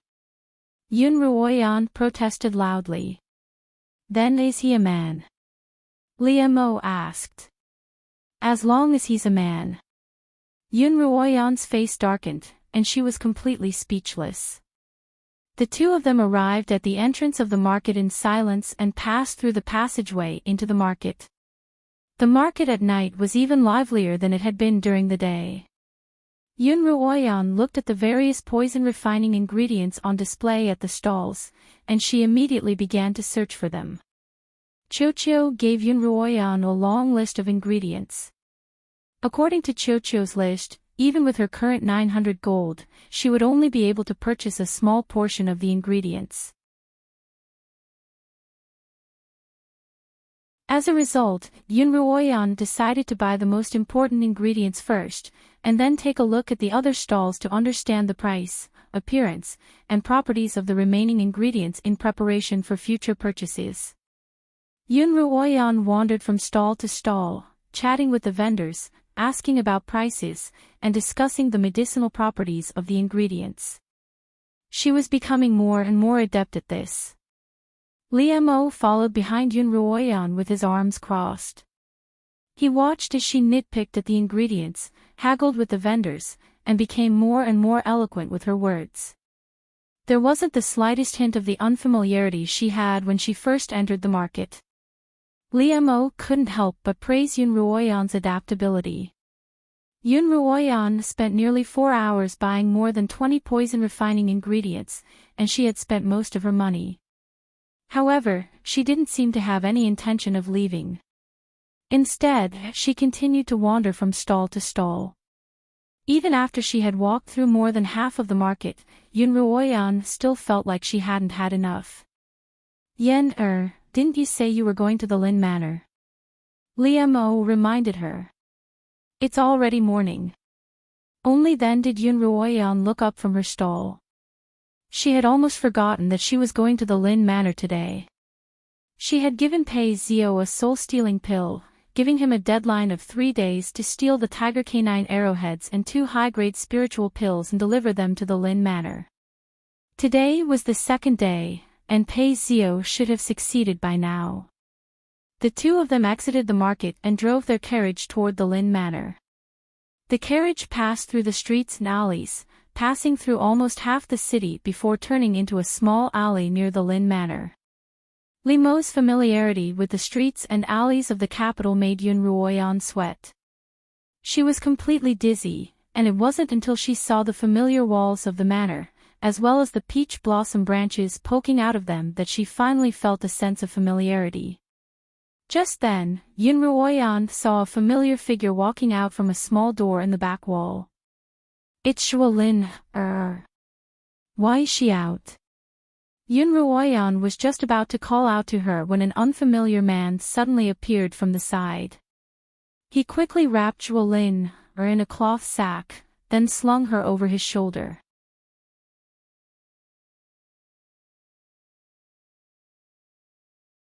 Chapter 150. In the morning, Zhui Feng and Zhuolin were preparing to leave the grassy pavilion for the bamboo garden to take care of the magical beasts when Lin Qingxue arrived. Lin Qingxue had been very diligent in her archery practice. At first, she hadn't even been able to hit the target, but now, she was able to hit the bullseye every now and then. Seeing that she was serious, Zhui Feng began to teach her seriously. Originally, Lin Qingxue had agreed that she wouldn't be able to practice archery because of Lin Zainan's cultivation homework, but unexpectedly, Lin Qingxue worked so hard that she stayed up all night to finish her homework.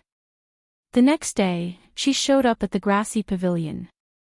Zhuolin was moved by Lin Qingxue's enthusiasm, and had Zhui Feng stay behind to help her practice while she went to the bamboo garden. When Zhuolin arrived, Lin Qingchen told her that a demonic pig had given birth to a cub the night before, and that it needed to be looked after carefully. Lin Qingchen then went to the apothecary, leaving Zhuolin alone in the bamboo garden. As usual, Zhuolin prepared food for the magical beasts and fed them. After spending some time together, the magical beasts had become familiar with Zhuolin and didn't make a fuss.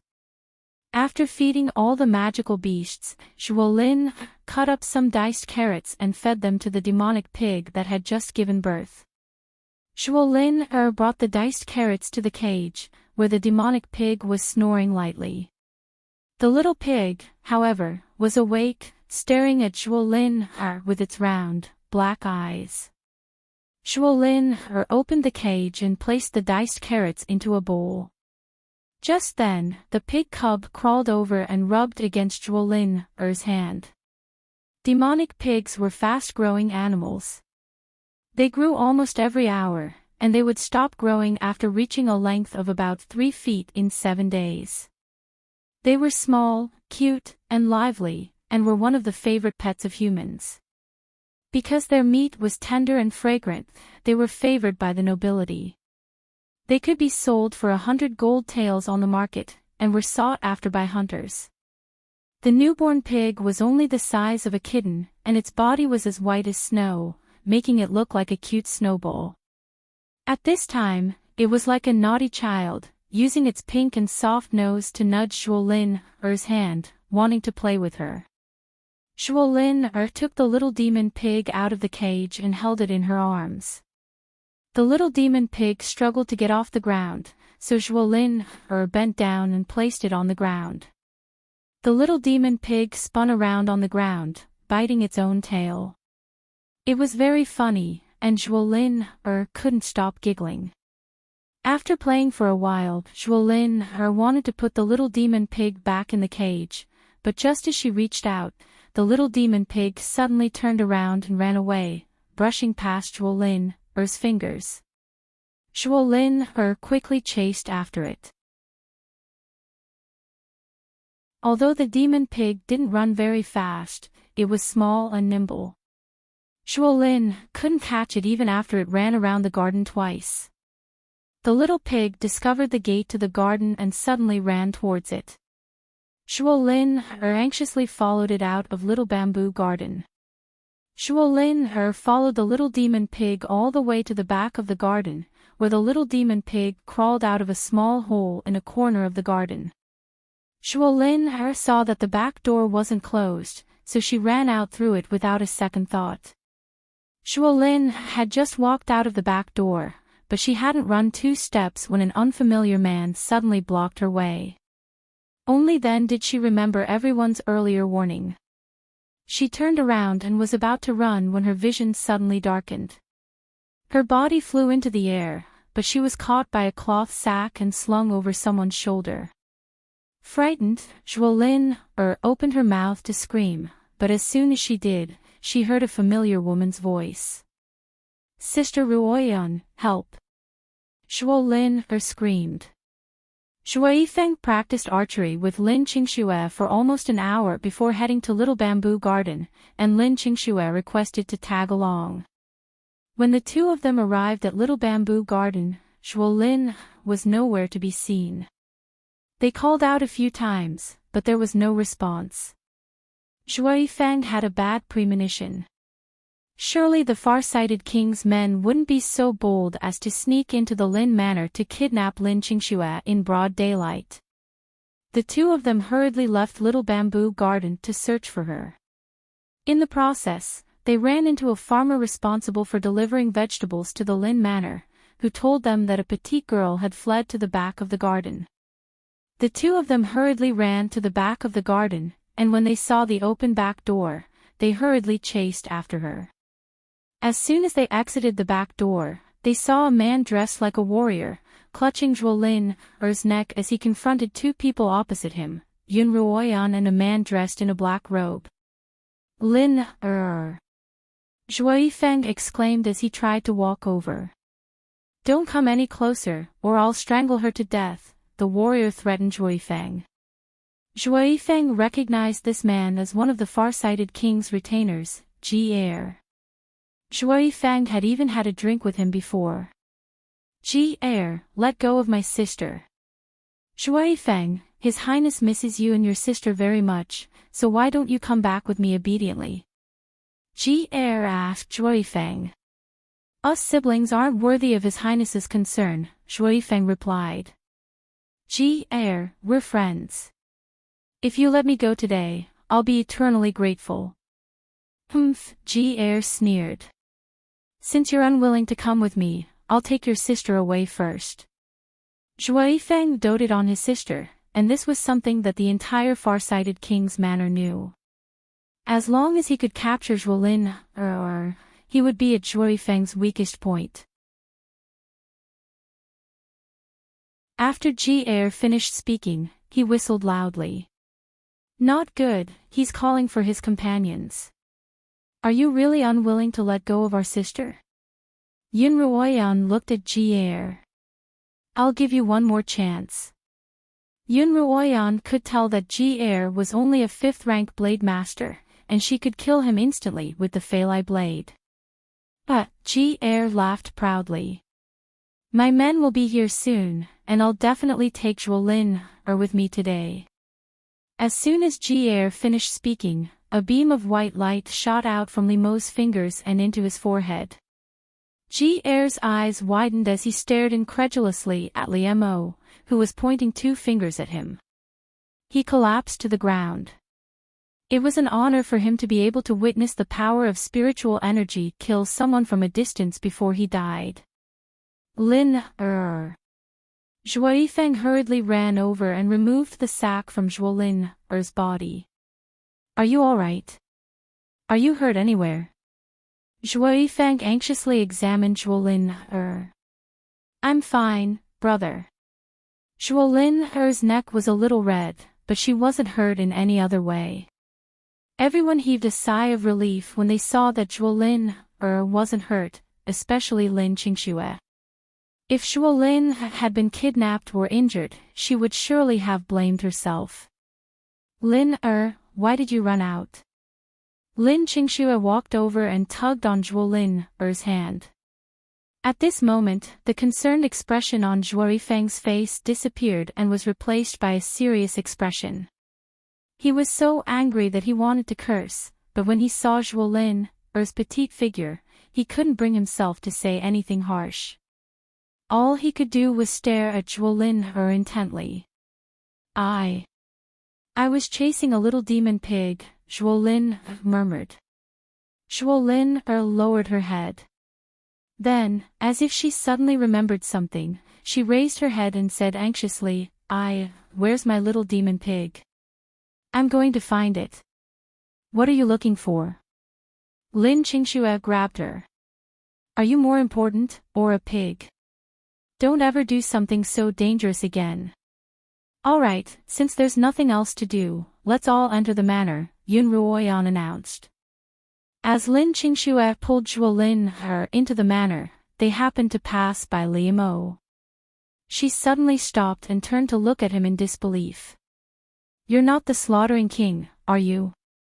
In the entire capital, Lin Qingxue could only think of the slaughtering king, Li Mo, who was dressed in an ink-black robe that could emit spiritual energy and kill without leaving a trace. Li Mo didn't answer her question. Instead, he turned to Yun Ruoyan. "I'll be heading back first." Yun Ruoyan nodded in agreement. "You're the slaughtering king, right?" "You must be." Lin Qingxue was a little excited. She was a hot-blooded girl, and she had long been fascinated by Li Mo. "That's great. I've finally met the slaughtering king," Lin Qingxue exclaimed. Liamo ignored Lin Qingxue and turned to leave, but Zhuyi Feng's low voice came from behind him. You're the slaughtering king, the one who slaughtered tens of thousands of beastkin. Liamo continued walking toward his carriage, as if he hadn't heard Zhuyi Feng's words. Although Liamo didn't admit it, his silence was a tacit admission. Zhuyi Feng clenched his fists as he looked at Liamo's back. The enemy who had slaughtered his own beastkin had suddenly appeared in front of him. Zhuyi Feng's heart was in turmoil. The image of his beastkin lying in pools of their own blood appeared before his eyes, and he could hear the anguished wails of his dying mother. Zhuyi Feng's father, the general of the beastkin, Zhuo Bufan, had died in that massacre. When his mother heard the news, her sickly body couldn't take it any longer, and she died with her eyes wide open. His mother's final instructions were to take good care of his sister, and to avenge his father. Liamo, hand over your life. Zhuyi Feng shouted as he punched at Liamo's back. Liamo, be careful. Yun Ruoyan knew that Zhuyi Feng wouldn't be able to hurt Liamo, but she still couldn't help but warn him. Liamo still didn't turn around, but an invisible barrier of spiritual energy seeped out of his body. Zhuyi Feng used all of his spiritual energy to land a punch on Liamo's spiritual energy barrier. Zhuyi Feng felt a powerful rebound from Liamo's body to his fist. Zhuyi Feng was sent flying out uncontrollably, crashing into the wall of the courtyard with a loud bang. Brother! Brother Zhua! Zhuo Lin and Lin Qingxue ran over at the same time. Zhuyi Feng leaned against the wall, a trickle of blood dripping from the corner of his mouth. He stared at Liamo with beast-like eyes. Liamo, I'm going to kill you to avenge my beastkin and my father. Zhuyi Feng spat out.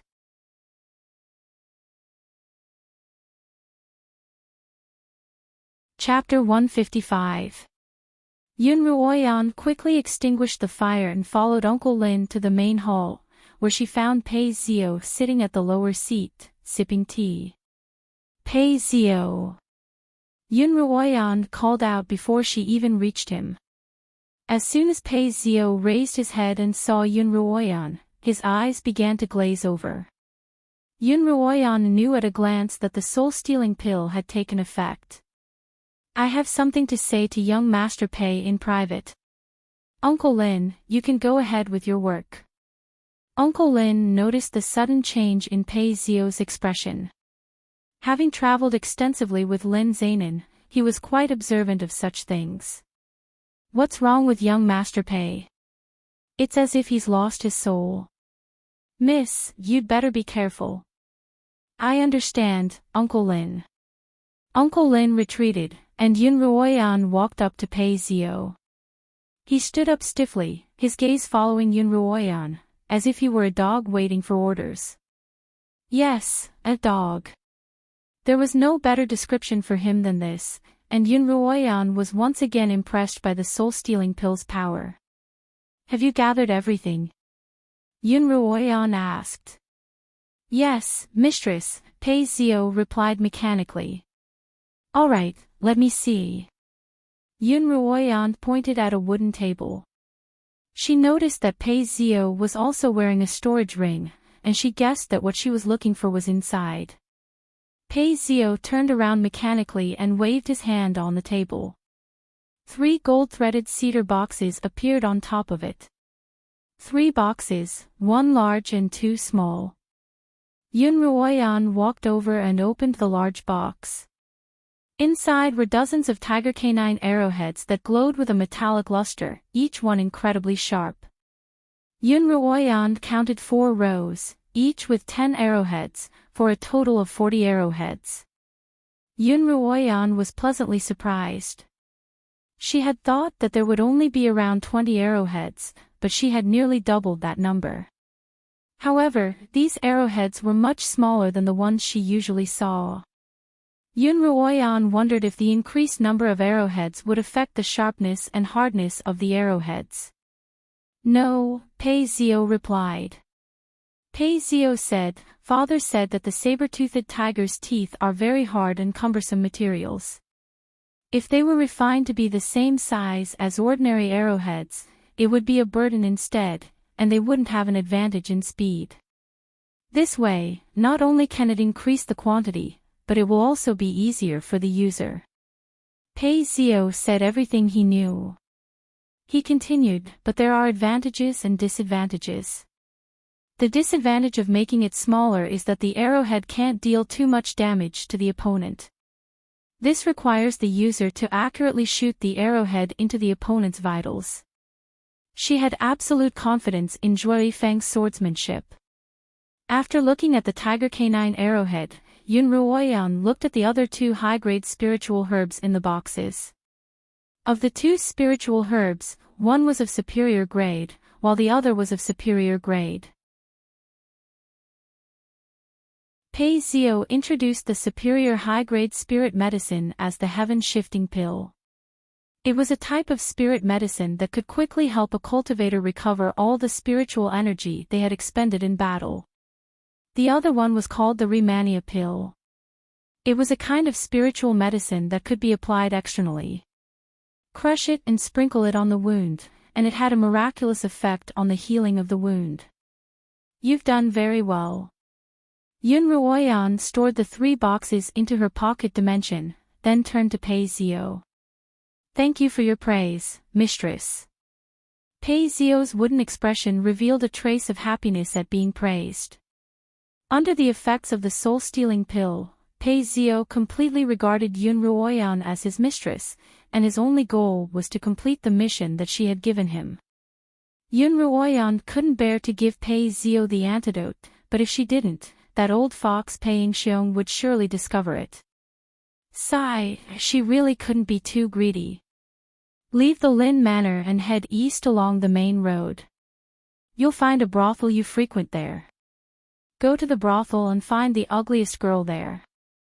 Then, please her and sleep with her. After you wake up, take this pill I gave you." Yun Ruoyan took out the antidote for the soul-stealing pill and handed it to him. "Yes, mistress," Pei Zio replied respectfully as he accepted the pill. "All right, you can go now." Yun Ruoyan waved her hand, and Pei Zio turned to leave. As Yun Ruoyan watched Pei Zio's departing figure, a wicked smile appeared on her face. After Pei Zio walked out of the Lin Manor, he didn't stop for even a moment. After a few minutes, Pei Zio arrived at a brothel known as the Yichuan brothel. By this time, it was almost evening, and there were already a number of girls soliciting customers outside. "Young Master Pei, isn't this young Master Pei?" The ladies outside recognized Pei Zio at first glance and hurriedly surrounded him like stars surrounding the moon. Because Pei Zio was generous and often brought friends from noble families to this brothel, he was considered a VIP. "Young Master Pei, it's been a long time since you've come to the Yichuan brothel. We've missed you so much." The girls escorted Pei Zio into the brothel. As long as Pei Zio didn't see Yun Ruoyan, he would speak and act like a normal person. He smiled. "You're probably here for my silver, aren't you? Young Master Pei, it's been a long time since we've seen each other. Have you moved to a different brothel?" Madame Lin walked up to him. "Of course not," Pei Zio denied. "In the entire capital, only Madame Lin's brothel has top-notch goods. Even if I wanted to, I wouldn't be able to find a better brothel." Pei Zio's words made Mama Lin's old face smile like a chrysanthemum. She moved closer to Pei Zio and said, "Mama, I've left some fresh goods for young master. I'm just waiting for young master to taste them." Pei Zio was very particular about women. They had to be undeveloped, and they had to be beautiful. In the jargon of the brothel, they had to be fresh. Pei Zio had always been willing to spend money on fresh goods like this. "All right, madam, please introduce me to them." Pei Zio's eyes darted around the room as he spoke. "Young Master Pei, please wait a moment." The girls will be here in a moment. Madame Lin headed to the back of the hall. Pei Zio directly sat on a seat in the main hall. At this time, a lady lowered her head and buried her face in her hands as she served him wine. She didn't know if she was nervous, but she twisted her leg and almost fell. Be careful, Mississippi, Pei Zio smiled as he helped her up. He was an elegant young master dressed in a white robe. His smile was as refreshing as a breeze, and it immediately caused a group of girls to fall head over heels for him. But what the girls found strange was that young Master Pei, who had always had high standards, was smiling at the ugly girl. In the past, young Master Pei would always frown whenever he saw her, so why was he smiling at her today? How uncanny. When the ugly girl saw Pei Zio smile at her, she immediately steadied herself and giggled foolishly. She had a flat face, slanted eyes, bald eyebrows, and pouting lips.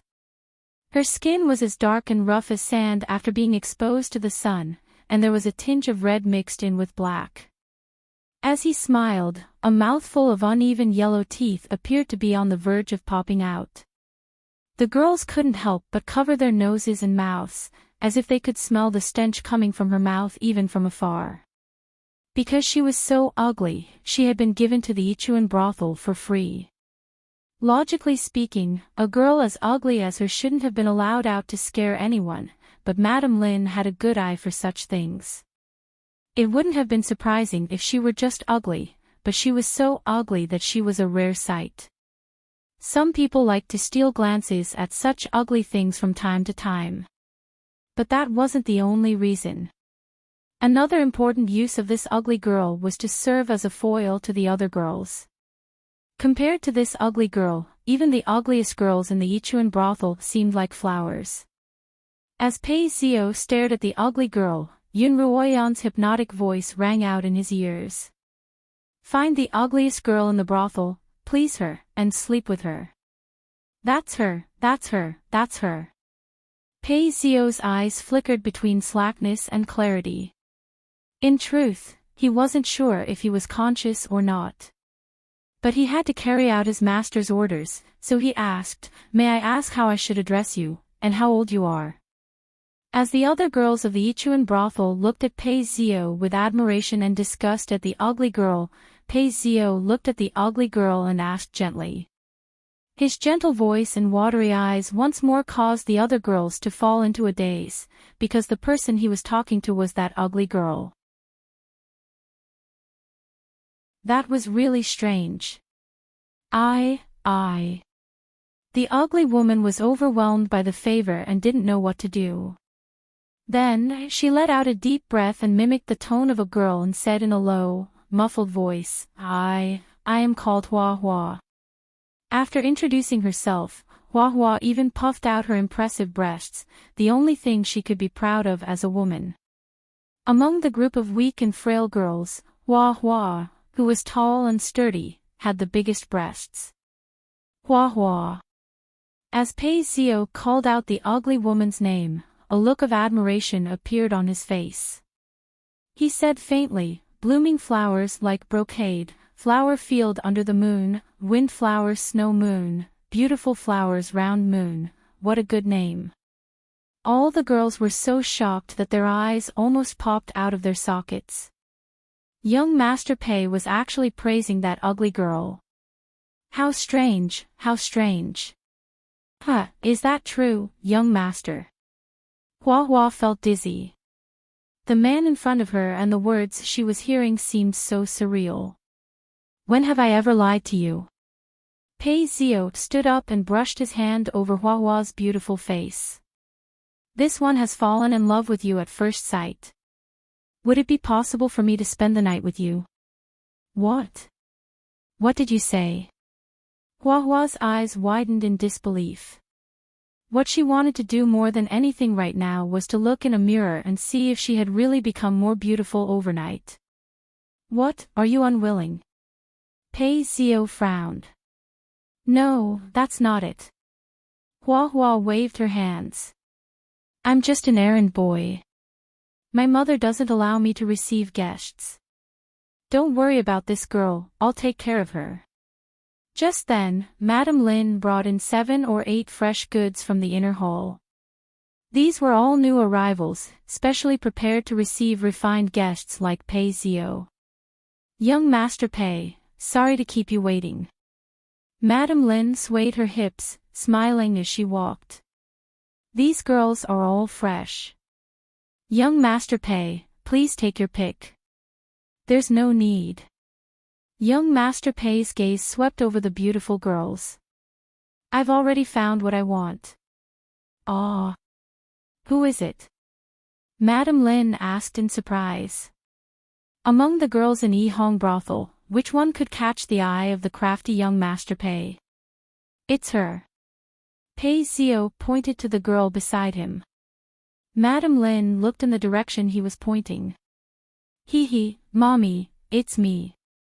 Hua Hua raised her beautiful face and grinned at Madame Lin.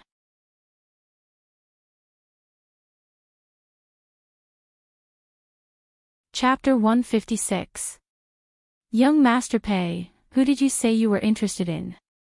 Madame Lin thought that she was seeing things and asked Pei Zio again. That's her. Pei Zio once again pointed at Hua Hua in front of everyone. What's the matter, Madame Lin?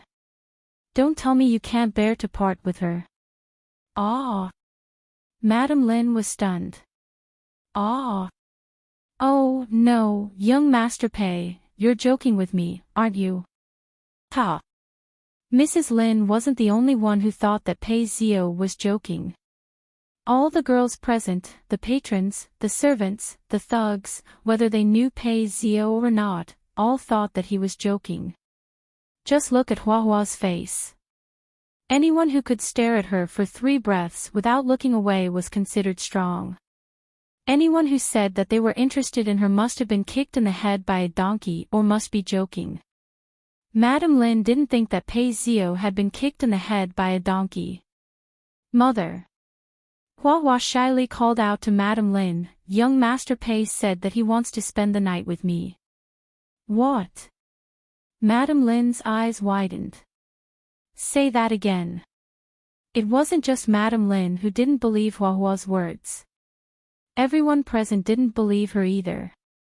This ugly girl must be crazy. She actually wants to spend the night with young Master Pei. Look at how ugly she is. Even a toad wouldn't be interested in her. She must be crazy for men. Young Master Pei was just teasing her, but she actually took it seriously. Why doesn't she take a piss and look at herself? Ugly words rang out one after another. Hua Hua innocently looked at Pei Zio with her chicken eyes, aggrieved and resentful. Pei Zio seemed to catch Hua Hua's gaze and immediately walked over to her side.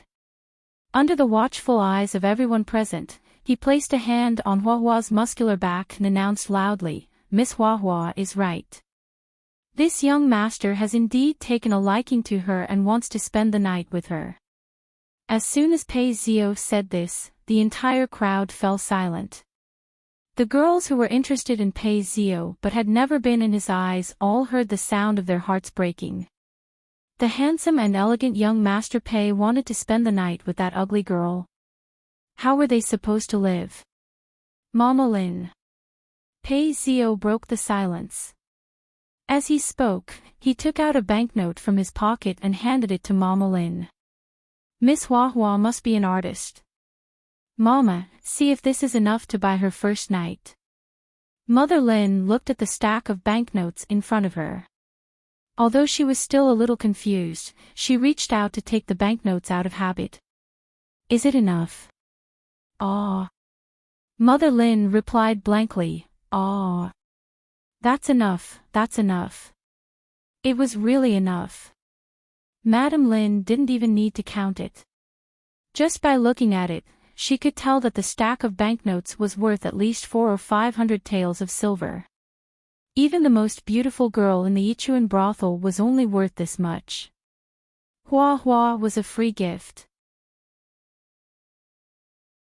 Mama Lin was raising her purely to ward off evil spirits. Who would have thought that one day, Hua Hua would be able to earn money for herself. Madame Lin immediately came to her senses. What kind of place was the Yichuan brothel? Wasn't it a place where men could do whatever they wanted? Not to mention Hua Hua, as long as she paid, she would have no problem spending the night with her mother. Young Master Pei is truly different from the rest, ha ha ha. Madame Lin waved the handkerchief in her hand, as if she were talking to any of the beautiful girls in the Yichuan brothel.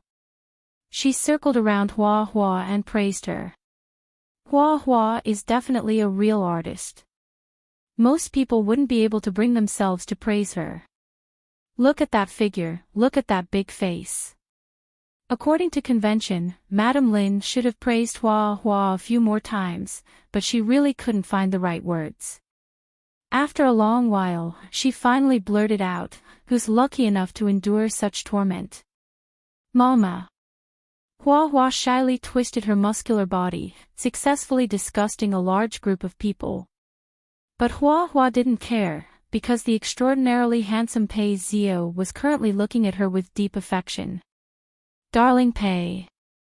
Although Hua Hua was very coarse, she had still been influenced by the Yichuan brothel for a few years, so she knew a little about the terms of endearment between a lady and her guest. As a result, she called out to Pei Zio in a hoarse and unpleasant voice. Darling Pei. Sho. Pei Zio reached out and placed a finger on her thick, protruding lips. Miss Hua Hua, are you happy? I'm very happy, darling Pei. Find the ugliest girl and please her. The first order had been completed. The soul-stealing pill was still in effect, and Pei Zio had to complete Yun Ruoyan's second order. Miss Hua Hua, every moment of the night is worth 1,000 pieces of gold. Pei Zio's peach blossom eyes sparkled as he looked at Hua Hua's body, successfully melting the lard that was her. Darling Pei, yes. Hua Hua's legs and waist had never felt so sore before, and even standing was difficult. Just then, Pei Zio wrapped his arm around Hua Hua's thick waist and tried to lift her up, but his first attempt failed. On his second attempt, Pei Zio used his spiritual energy to lift Hua Hua up. Young Master Pei, young Master Pei. Madame Lin immediately ran to the front to lead the way. We've prepared a room for you, please. Madame Lin eagerly led the way, while Pei Zio carried Hua Hua all the way to the VIP room on the second floor. Pei Zio's figure disappeared around the corner of the staircase, and the bewitching girls finally awoke from their daze. Unable to suppress the complex emotions in their hearts, they began to weep loudly. Oh my God! What's going on? I don't want to live anymore. What just happened? Am I dreaming? Pinch me. Ouch, it hurts. It's not a dream, it's real. Oh my God, I don't want to live anymore. While the girls were in a frenzy, the men who had come to seek pleasure were relatively clear-headed. Was that the young master of the Pei family? I think he looks like him, but I can't be sure. That's him, I see him here often. He just bought the first night of that ugly Hua Hua Hua. How could he possibly have the heart to do it? Oh my, these nobles are tired of pretty girls, so they want something more exciting. What a hardcore taste. Ever since then, Pei Zio's reputation for hardcore taste had spread like wildfire throughout the capital. The next morning, Yun Ruoyan woke up early, washed up, and put on a set of men's clothes. She was in a particularly good mood today, because if everything went according to plan, there was going to be a good show that she had personally directed. Because she was dressed as a man, she didn't leave through the front door. Instead, she leaped out of the back window. She jumped off the wall and landed on the ground. She reached out to brush off the dust on her robe and walked toward the entrance of the alley. After exiting the alleyway, Yun Ruoyan walked along the main road toward the Yichuan brothel. A carriage happened to pass by her. She didn't pay much attention to it, but the person in the carriage happened to lift the curtains to let in some fresh air and saw her. "Miss, what's the matter?" Cui Ju asked when she saw her mistress staring out the window. "Have the coachman stopped the carriage by the roadside? I want to get off." Yi Qianying turned around. "Ah." Yi Qianying's sudden order stunned Cui Ju. "Didn't you hear what I said?" Yi Qianying scolded impatiently. "Are you deaf? I want to get off the carriage. Have the coachman stop the carriage." "Oh, yes, yes, Mississippi." Cui Ju trembled in fright and quickly stuck her head out to talk to the coachman. Yi Qianying looked at Cui Ju's back, her heart filled with frustration. After He Xiang had been punished, she had changed 3 servants in a row, each dumber than the last. In short, none of them had gone her way. At this moment, Yi Qianying was on her way to the Yi Manor. Her wedding to the crown prince was imminent, and the Yi family, which had never been fond of her, had begun to curry favor with her. Early in the morning, the Yi family had sent a carriage to pick her up, saying that they had prepared a dowry for her.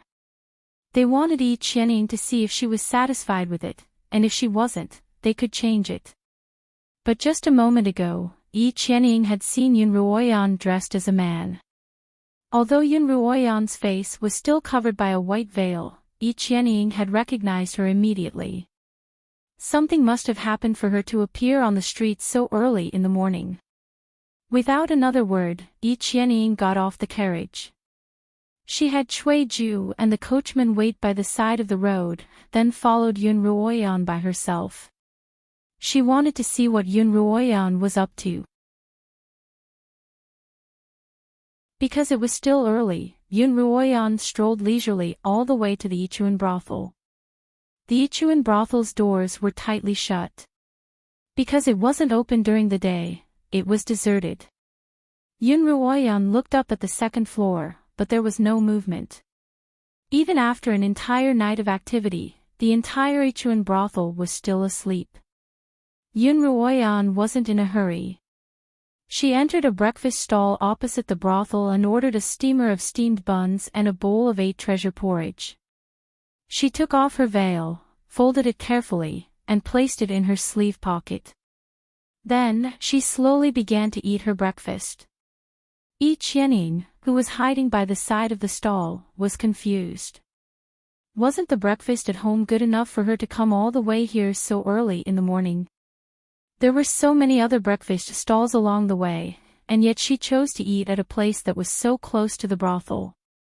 What a bitch. Yun Ruoyan ate a steamer of steamed buns, but there was still no movement from the Yichuan brothel, so she ordered 2 more deep-fried dough sticks. "Uncle, when does the brothel usually move?" Yun Ruoyan asked the old man who had brought her deep-fried dough sticks. The old man saw that Yun Ruoyan was a handsome youth, but he had an ugly birthmark on his face. The old man frowned. "Brother, why are you asking about such things at such a young age?" "Uncle, you've misunderstood," Yun Ruoyan explained. "My brother hasn't returned all night, and my sister-in-law is making a fuss at home, so my parents sent me here to look for him. However, the brothel hasn't opened, and I didn't dare barge in. I was hoping to find out more from you, uncle." "Oh, I see." The old man's frown eased. "Soon, some unscrupulous people leave the brothel before daybreak. Those who come here openly will leave around this time. Most of them will directly come to this old man's shop to finish their breakfast before leaving." Just then, a figure suddenly flew out from the second floor of the Yichuan brothel. As the figure flew out, there was a scream that pierced through the sky. This voice was rough and unpleasant to the ears, causing people to involuntarily shiver.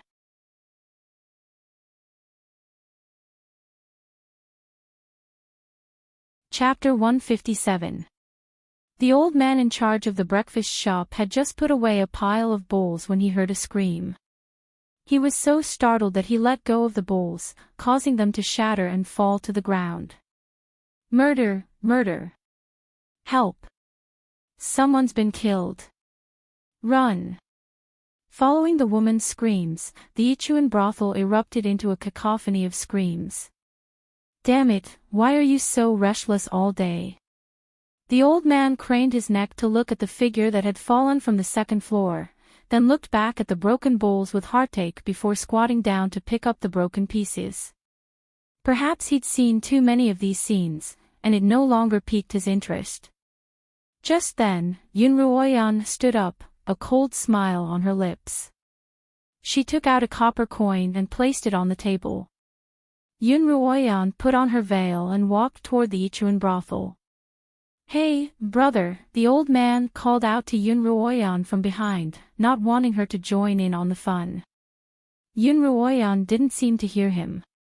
She had already reached the Ichuan brothel's main entrance and was standing next to the woman who had fallen from the second floor. Yun Ruoyan couldn't help but think back to her past life, when Pei Zio hadn't returned home for several days. Yun Ruoyan had assumed that he was busy with his business and hadn't minded. However, a servant had told Yun Ruoyan that the reason Pei Zio hadn't returned home wasn't because he was busy with his business, but because he was visiting the courtesans of the Ichuan brothel. Under the servant's encouragement, Yun Ruoyan had mustered up the courage to come to the Ichuan brothel to look for him. However, before she could even meet Pei Zio, she had been humiliated by her mother. Madame Lin had summoned the ugly girl and pointed at her, telling Yun Ruoyan, "How can someone as ugly as you have the cheek to call a man home? If you don't give a man a way out, he'll divorce you." From that day onwards, Yun Ruoyan, who had already felt inferior and timid, became even more timid. She no longer dared to ask about Pei Zio's affairs, for fear that he'd divorce her. It was only later that Yun Ruoyan found out that the servant had been planted by Yi Qianying, and that the humiliation had been arranged by Yi Qianying. Yun Ruoyan sighed and squatted down by Huahua's side. As she looked at Huahua, who was coughing up blood, she couldn't help but feel a little sad. Thanks to her thick skin, Huahua didn't die immediately. However, her eyes started to lose focus, and it seemed that she wouldn't be able to survive. Yun Ruoyan sighed again. She placed her finger on Huahua's forehead and transferred some spiritual energy to her. Huahua coughed twice, and her eyes focused once more. Seeing that she could still be saved, Yun Ruoyan took out a life-saving pill and fed it to Huahua. Huahua took a deep breath. In the end, she was still alive. "How are you? Are you all right?" Yun Ruoyan asked. Pei. Huahua still called out Pei Zio affectionately. Yun Ruoyan knew that she had done quite a bit of harm to him, and she felt a little ashamed. Huahua had never harmed her, Yun Ruoyan had only used her to get back at Pei Zio. Yun Ruoyan took out a bag of silver and placed it by Huahua's side. "Last night was just a wet dream. Forget it. If you want to live, take this money and leave this place." "No, I'm not leaving. I want to find my dear Pei." Huahua couldn't understand why Pei Zio, who had been gentle with her for an entire night, would suddenly kick her down the stairs. Just then, the tightly shut door suddenly opened, and a dozen or so men and women ran out, all of them disheveled. What happened inside? Yun Ruoyan tugged at one of the girls, who was still in a state of shock. Murder, the girl stammered. Who killed? Young Master Pei, he killed my mother. And so many people. As soon as Pei Zio opened his eyes, he obeyed Yun Ruoyan's orders and swallowed the antidote. As the effects of the soul-stealing pill wore off, he gradually regained consciousness. As he regained consciousness, Pei Zio was horrified to find a naked, ugly, and revolting woman lying next to him. Ah! Shocked, Pei Zio turned over and fell off the bed. Huahua was startled awake, and she looked at Pei Zio seductively with her beady eyes. "Pei Zio, you're awake. Thinking back to the night before, Hua Hua still felt as if she were floating in the clouds. Why are you here? Pei Zio pointed at Hua Hua, his face full of fear. He looked around. This was the Ichuan brothel, a place he frequented. But he couldn't remember how he had ended up here. More importantly, why was he sleeping on the same bed as this disgusting, ugly woman? What in the world had happened? Have I been here all this time? Hua Hua pouted her thick, swollen lips and smiled shyly. Last night, Pei Zio, you were very gentle. Pei Zio's head exploded, and a few scattered images flooded into his mind. His eyes were bloodshot as he stared at Hua Hua, who was lying on the bed. Pei Zio, what's wrong? Hua Hua didn't understand Pei Zio's expression, so she propped herself up. The blanket slid off, revealing a large patch of rough, black and red skin. Ah! Pei Zio suddenly felt like he was going to go blind. He clutched his face, tears streaming down his cheeks. Pei Zio, what's wrong with your eyes? Hua Hua grabbed a robe and draped it over herself. She got off the bed and walked to Pei Zio's side, reaching out to help him up. Get out of my way! Pei Zio shouted and kicked Hua Hua's chest. This kick contained all of Pei Zio's spiritual power.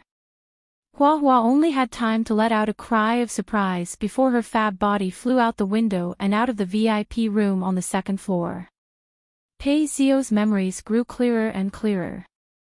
He remembered how he had entered the Ichuan brothel, how he had spent the night buying Hua Hua, and what that night had been like. Pei Zio lay on the floor in pain, his body curled into a ball. His stomach churned. Madame Lin heard the commotion upstairs and pounded her way up to Pei Zio's room. She knocked on the door. Young Master Pei, are you all right? Madame Lin laughed as she knocked on the door. Last night, the commotion in the room had been so loud. Just thinking about Hua Hua's body and voice gave Madame Lin goosebumps. Honestly, she couldn't understand how young Master Pei's tastes had changed so much. But he was rich. It was true that the rich were good at causing trouble. Young Master Pei, breakfast has been prepared for you. You and Miss Hua Hua. Before Madame Lin could finish speaking, the door suddenly opened. Pei Zio stood there, his face ashen. Madame Lin, who was used to reading people's expressions, froze. Young Master Pei, what's wrong? Madame Lin asked. Madame Lin.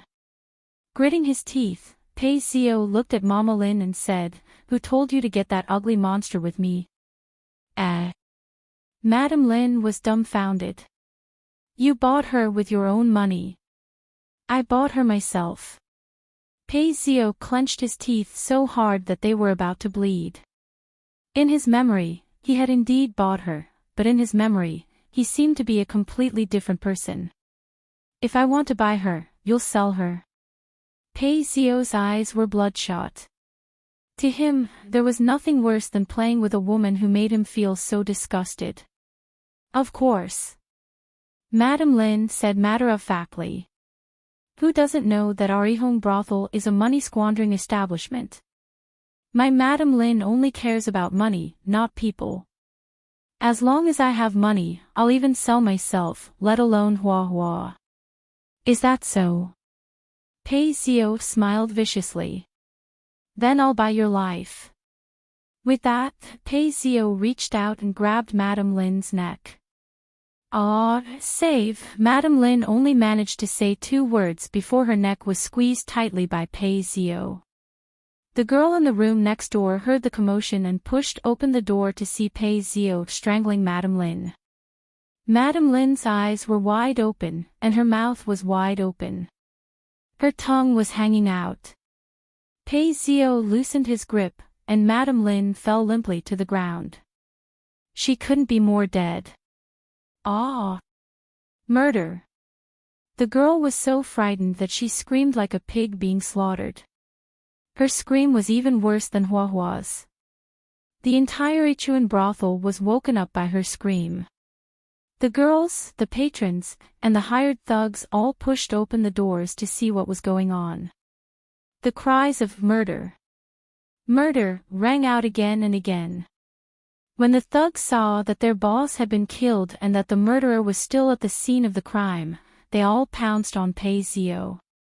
Pei Zio had killed Madame Lin in a fit of rage.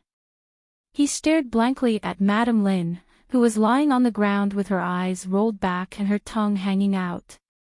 While Pei Zio was still in a daze, a few thugs surrounded him and beat him to the ground.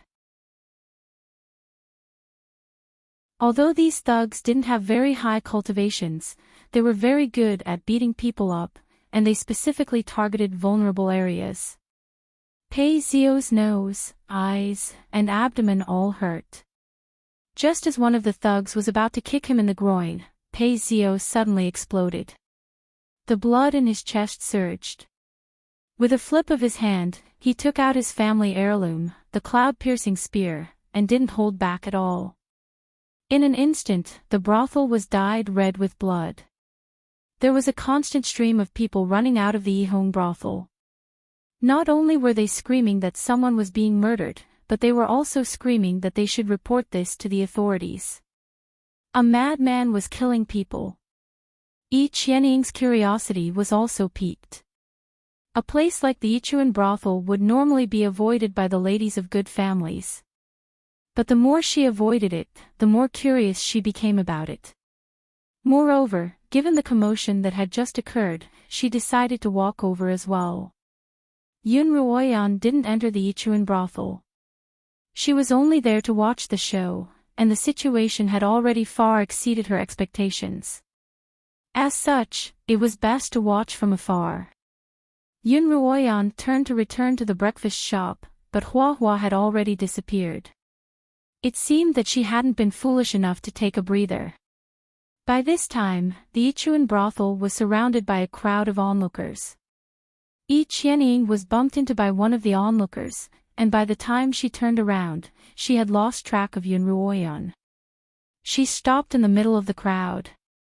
"What happened?" someone in the crowd asked. "Someone killed Madame Lin," one of the patrons who had rushed out of the Yichuan brothel replied. "Oh, it's that wicked old woman. Who killed her?" "Young Master Pei of the spiritual weapon trade." Yi Qianying immediately perked up her ears, as if she had been pricked by a needle. "Why?" "I'm telling you, there's something fishy going on here." The patron recounted the events of the previous evening. Did he really sleep with Hua Hua? Because of Hua Hua's ugliness, there was no one in the area who didn't know of her. He really slept with her. The patron exclaimed exaggeratedly. And there was quite a commotion last night, from Hua Hua's hoarse voice. The patron made an indescribable expression as he continued. For some reason, young Master Pei went crazy early this morning, strangling Madame Lin to death and killing many of her thugs. Isn't he crazy? He's not crazy. How could he sleep with Hua Hua? When the crowd thought of Hua Hua, they didn't know whether to laugh or cry. Yi Qianying clutched her handkerchief tightly, her heart filled with an indescribable mixture of emotions. You're tuning in to the Journey of the Soul YouTube channel. Don't forget to subscribe and join us on this journey to catch the most captivating stories.